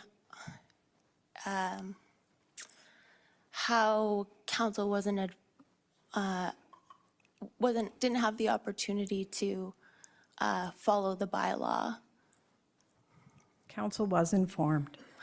It has to be a resolution, is what that section 6 says. Council shall by resolution. And I understand that we've discussed this, and I think your position was that section 6 shouldn't be in our bylaw. But I'm wondering if you considered the consequences of making these changes without having proper authority. I have, and we have discussed it, yes. And what are those consequences? The consequences are that Council was advised, and that this is how it happened previously under other city managers as well. I'm not saying It it's right, isn't. but it did. It didn't. So, when the city solicitor was moved under the city manager at that time, council made that decision on December 19th. Actually, they made that decision on August 19th, 2019, and then an AO bylaw was brought forward. And then the next reorg, same thing. A briefing note came forward to get authority to do the reorg, and then the AO bylaw was amended. So regardless of even how it happened before, I'm just wondering how it is, like what structurally, you said you consulted ELT and all of that. I know Managing Director Egert was here during that period, Managing Director Panko, City Solicitor Bullock. What got missed? Like, how did that get missed? The process got missed from me. And it wasn't until after we made the discussion about it that I was advised that I had to go through and change this AO bylaw, which I wasn't aware of. No excuses on anybody but me, though. I mean, I did bring it up with you several times, but I believe that was after the fact. Excuse me, point of order. I think that this is starting to be an inquisition versus council asking administration of questions. So, I don't exactly know all of the Robert's Rules of Orders, but with all due respect, we've already talked about this. We talked about it at our strategic meeting on Monday. I believe Councillors Hirsch and Councillors Dumanowski both corrected us and let us know that this was exactly the process that was taken in the past. So we all moved forward. I am not happy that this is happening the way it is, and I will ask for a recess if this continues. Okay, well, I do honestly find it quite disappointing that no one else really cares about the exercise of a council power. I did, because what I was being told didn't seem consistent with the MGA or the bylaw. I did personally get a legal opinion from Guy Giorno, and he is with Faskin, and he's the head of their government ethics department. And there are consequences. I'll just read the conclusion. A decision made without authority is a nullity. So too is a decision made contrary to the provisions of the governing bylaw. In our opinion, the following aspects of the reorganization are null, or in other words, void, and have no effect. Changes to the names, number, and structure of the divisions that have been fixed by the bylaw. Changing the reporting relationship of the city clerk, which has been set by bylaw. Reassignment of departments and business units to the divisions without the approval of council. Reassignment of departments and business units reporting directly to the city manager without council approval. The changes described in the first and second bylaw, as you're doing now, if council so desires, can be implemented by enacting a bylaw that amends bylaw number 4662. The reassignment described in the third and fourth bullets may, if council so desires, be implemented by council resolution. We note that those aspects of the reorganization that did not usurp council's authority or contravene the bylaw were valid and continued to have effect. So one of the concerns is, of course, that I feel, my role wasn't respected as an elected official. But the other problem is that all of the decisions that were made were null and void, so they have no effect, which those are the consequences I'm wondering if you thought you had discussed with ELT. I think this is highly inappropriate, and I'd like to stop this discussion right now. Mayor Clark, there was a point of order from Councillor Sharps that was never ruled upon. We should have a ruling on that. I didn't ask any more questions. No, you're right. You're going on a diatribe. So I have a point of order in, and if you choose not to respond to it, I will just ask for a recess and ask for a seconder. I'll second that, Shyla. So what is the? City clerk? So can you just so is the point of order that I just stop talking about this? With all due respect, with all due respect, no, this has already been talked about, and I don't believe anybody around the table is actually in agreement with you. So we had a strategic meeting, and you did bring this up, and I'll be honest, I was under the impression when the city manager came to us weeks ago, that was giving us the thumbs up. I have no intention of getting into her weeds. I got my own business to run. We're not administration. I can apply for a job if that's what I want to do. Not applying, not getting involved. She did come to us, she gave us the, hey, this is what I'm doing, what do you guys think? We're like, yeah, go for it. So you know what? To me, that was done. We just shouldn't have to discount each other's credibility when we're around this table and a question was asked. We answered it. You might not have agreed, it does not change the answer. But now it is before council, and we're being asked to approve something. I don't feel like you are. Okay, so I would, I'm not sure, city clerk, if you could advise me here. I would like to go straight to vote because this isn't a question period. This is a diatribe, and I'm actually probably more offended than you are, so don't worry. Should we put the motion on the floor? That would be really nice. Would it, if the motion is that I just stop talking about No, this? the motion is that I move that council approves the Okay. divisional realignment as presented. Let's Second. vote.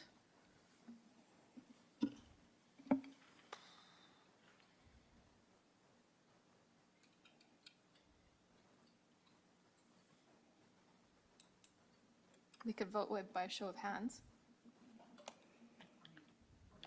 Yeah, we need to go to vote.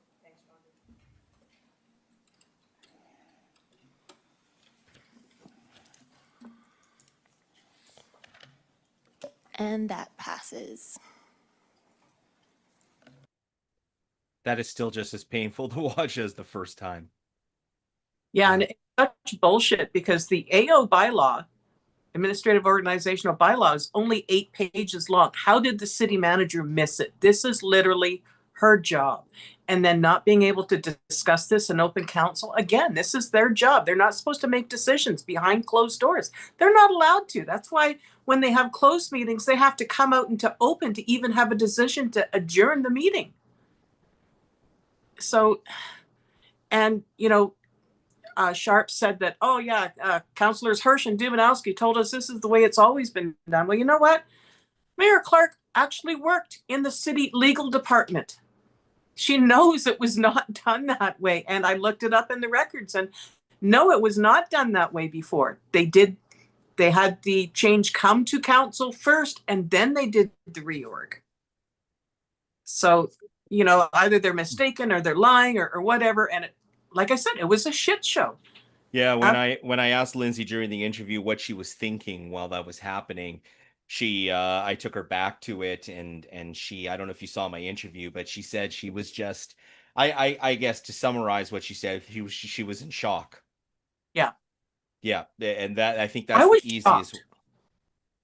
I was shocked that that happened. Like, you guys are okay with this happening behind closed doors? Like, this is bullshit. And, you know, I might have posed my questions a little bit different. I might have said, you know, I already know the answer to this, but for everyone watching, can you tell me the reason for this? You know, why was this missed? How did it get missed? And that way it comes across as, you know, you're not questioning the person because you already know the answer. You're, you know, making it known for the public to know because they're supposed to know what's happening at council.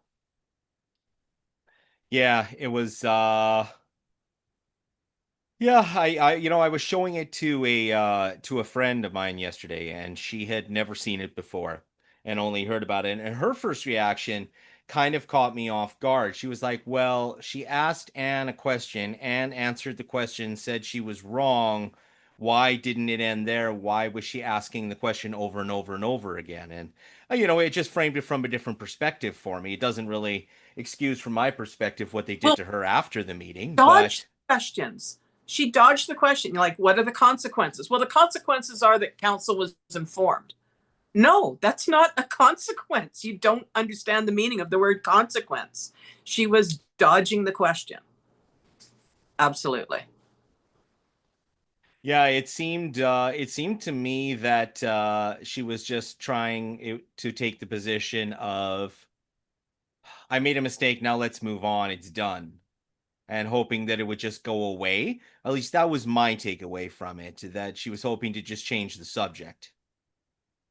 Yeah, and I'm wondering, like, I think it was just a couple days before that Lindsay had sent that confidential email to her council members about the performance review of their city manager, and that email got leaked. So I don't know if that leak happened before this meeting or after that meeting.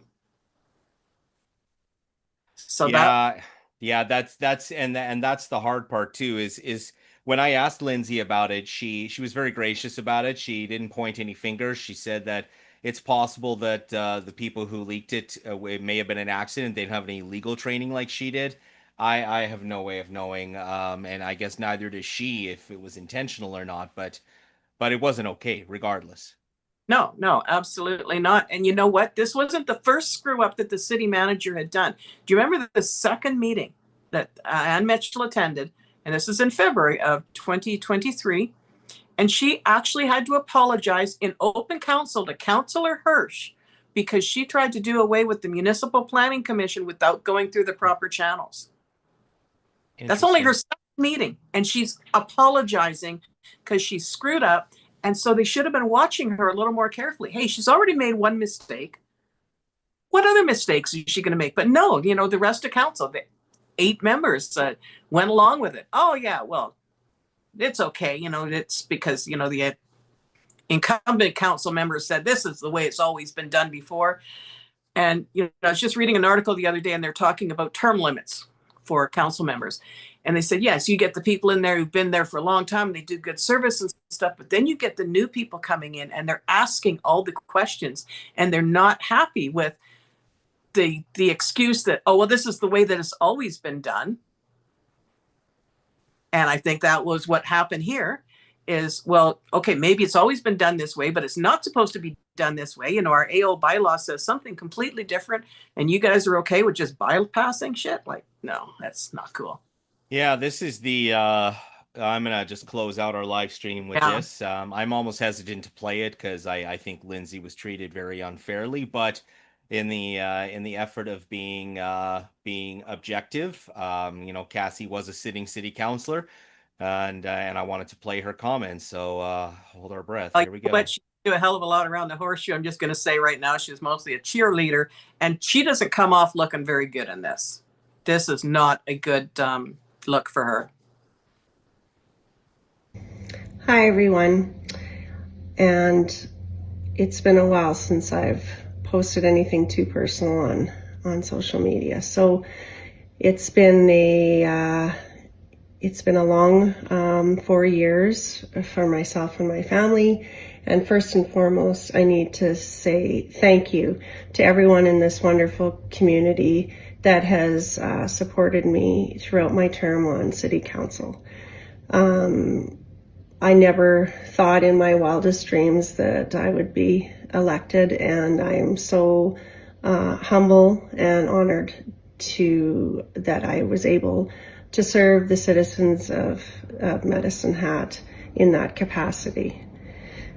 I remember turning 50, or my 50th was coming up, and thinking, I wanna put my name forward to run for City Council, and in 2021, and never in my wildest dreams would I thought it would happen. So I was really, really grateful. Back when I reflect on the things 4 years ago that I really had hoped to bring forward to the community, were things like, how about a couple sheets of ice with the potential to expand, and a new curling rink, up in the Box Springs area? How about a nice water rec center for the community in the south part of town? Things like that really that the municipality should provide for the community, and that will attract and keep young families here and for the whole town to enjoy. I think back to wanting to bring businesses here with being able to provide meaningful work for citizens and for people from Medicine Hat or hopefully to come from other communities. Meaningful work so that they could provide a good life for their spouses, their partners, and their children, so that Medicine Hat could be a thriving and growing community. Increase the tax base so that we could provide wonderful things for the city. Upgrade the roads, everything that the community and the city should do to make Medicine Hat an awesome place to be. But through the journey, as you live and you learn, and you realize government moves pretty slowly, and which is okay, but as long as it's moving. At the very beginning of our term, I'm only speaking for myself, I was getting the understanding that we lacked in leadership, and we lacked in a mayor that could take us across the finish line to different things. Being in that role, being in all of our roles, you're required to do things, and you should be proud to do them. But when you miss quite a few council meetings, when you are late to attend meetings or events, and when you cannot collaborate with your team, it causes issues. It causes issues with your members, and it causes issues with the organization. You think back, and we were 7 new faces and very excited people to be elected and proud and to keep this city moving forward. And we were just stuck right out of the gate. We didn't have anyone to champion for us with different levels of government, and we didn't have a leader that could work with all of us and collaborate with all of us. It's a challenging position to be, and you need to be open and willing to work with different personalities and things like that. But as a professional, there are requirements: being on time, being in attendance, and not just attendance remotely, attendance in person. You have to be willing to share with all council different things you might receive for information. There's just a level of decorum and professionalism as a mayor of a community. You have to be very well-rounded. We had lots of turnover, and we had lots of confusion and craziness through the organization throughout the 4 years. And we didn't have that person at the helm that could calm the waters and get us through some hard challenges, which saddens me. It's very sad to me, and what has happened in the 4 years. Because the city I knew in 2021, it's not the same city in 2025.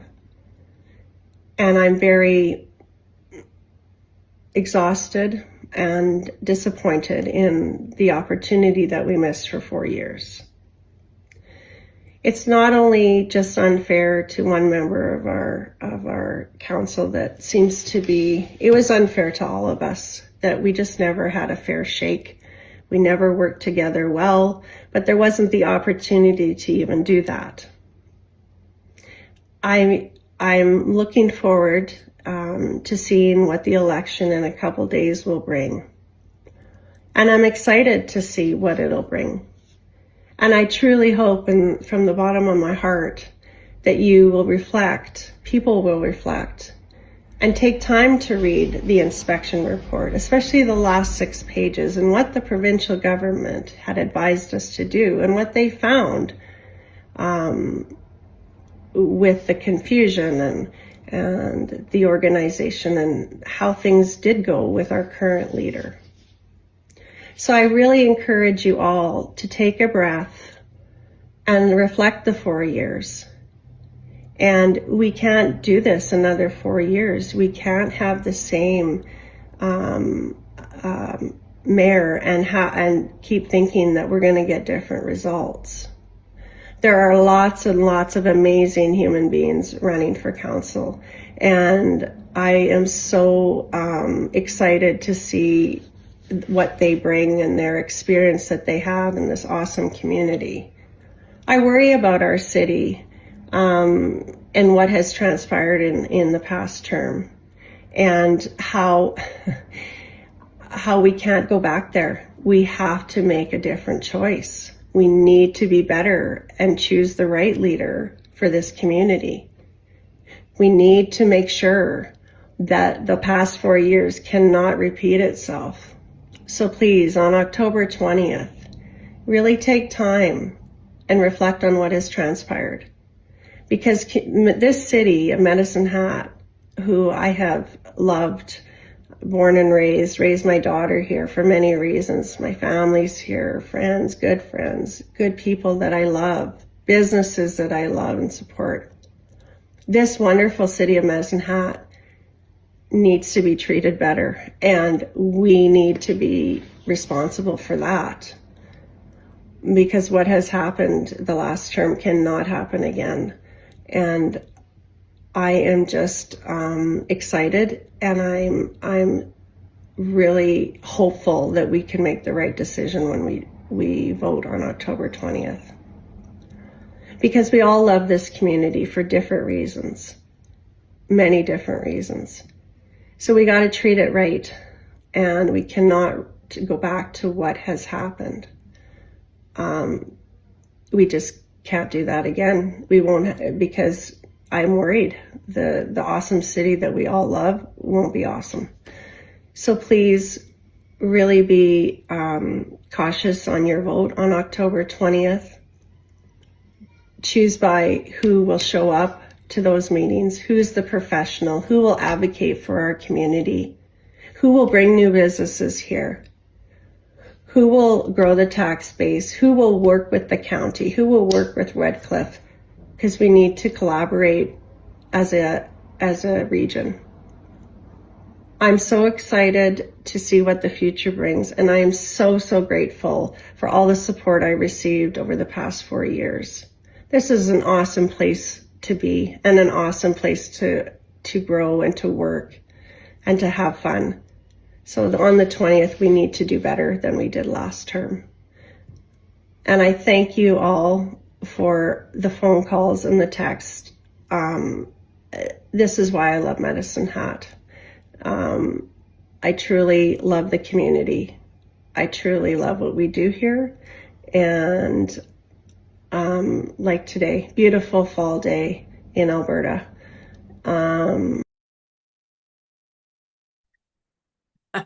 Well, she's a fine one to talk about showing up to meetings, because, she's on the Corporate Services Committee meeting, or Corporate Service Committee, and they haven't met since June.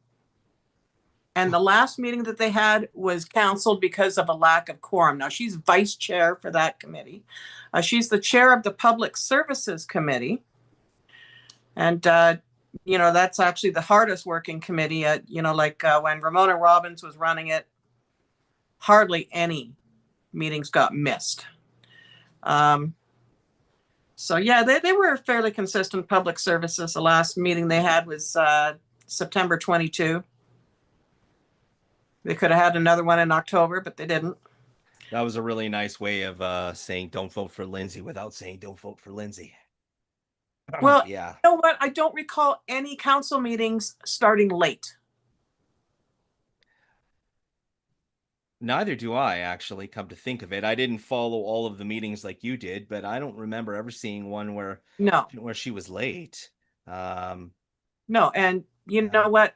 When she had a chief of staff and they had the PR advisor, like I've always said, you need a bad guy. You need someone to say, hey, got to go to your next meeting. Like, we got to go right now because mayors, they get people that want to talk to them. So, of course, they want to talk. And if you just got someone that says, got to go, and then they can, depart gracefully, right? Yeah. So, like, I remember going to college. And there was this one guy, he was always late for every class. Like, we shared a lot of the same classes. We would go out at the break and we'd all be standing together. And for some reason, this guy could never get to class on time. And there were instructors who would lock the door, when class started. But for some reason, this guy was always allowed in because the teachers recognized he's a good student. He just has trouble. He'd maybe be 5 minutes late to class or whatever. So, I mean, these things, you can have processes in place for them. You can, have a manager, have a bad guy to make sure they get there on time. And it just seems to be so petty, that the little stuff that they get mad about because, she's not doing anything wrong legally, around the horseshoe, she's making good points and saying, well, this is the way it's supposed to be done. And you guys are all wrong, which she was absolutely right. They were wrong.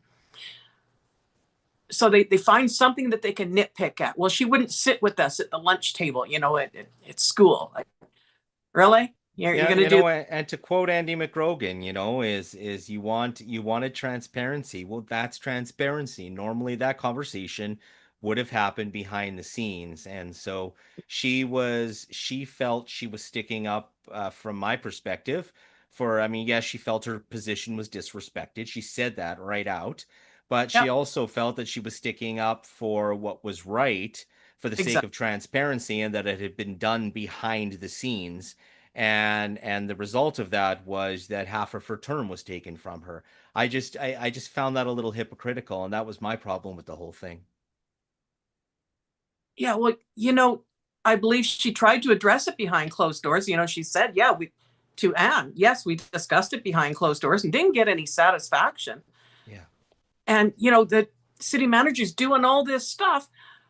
Like, she moved the city solicitor under her because the city solicitor used to report to council. The city clerk used to report to council, and then she's moved them all under her. And then the head of human resources, now called people services, that position used to report to corporate services, but then she had them report directly to the city manager.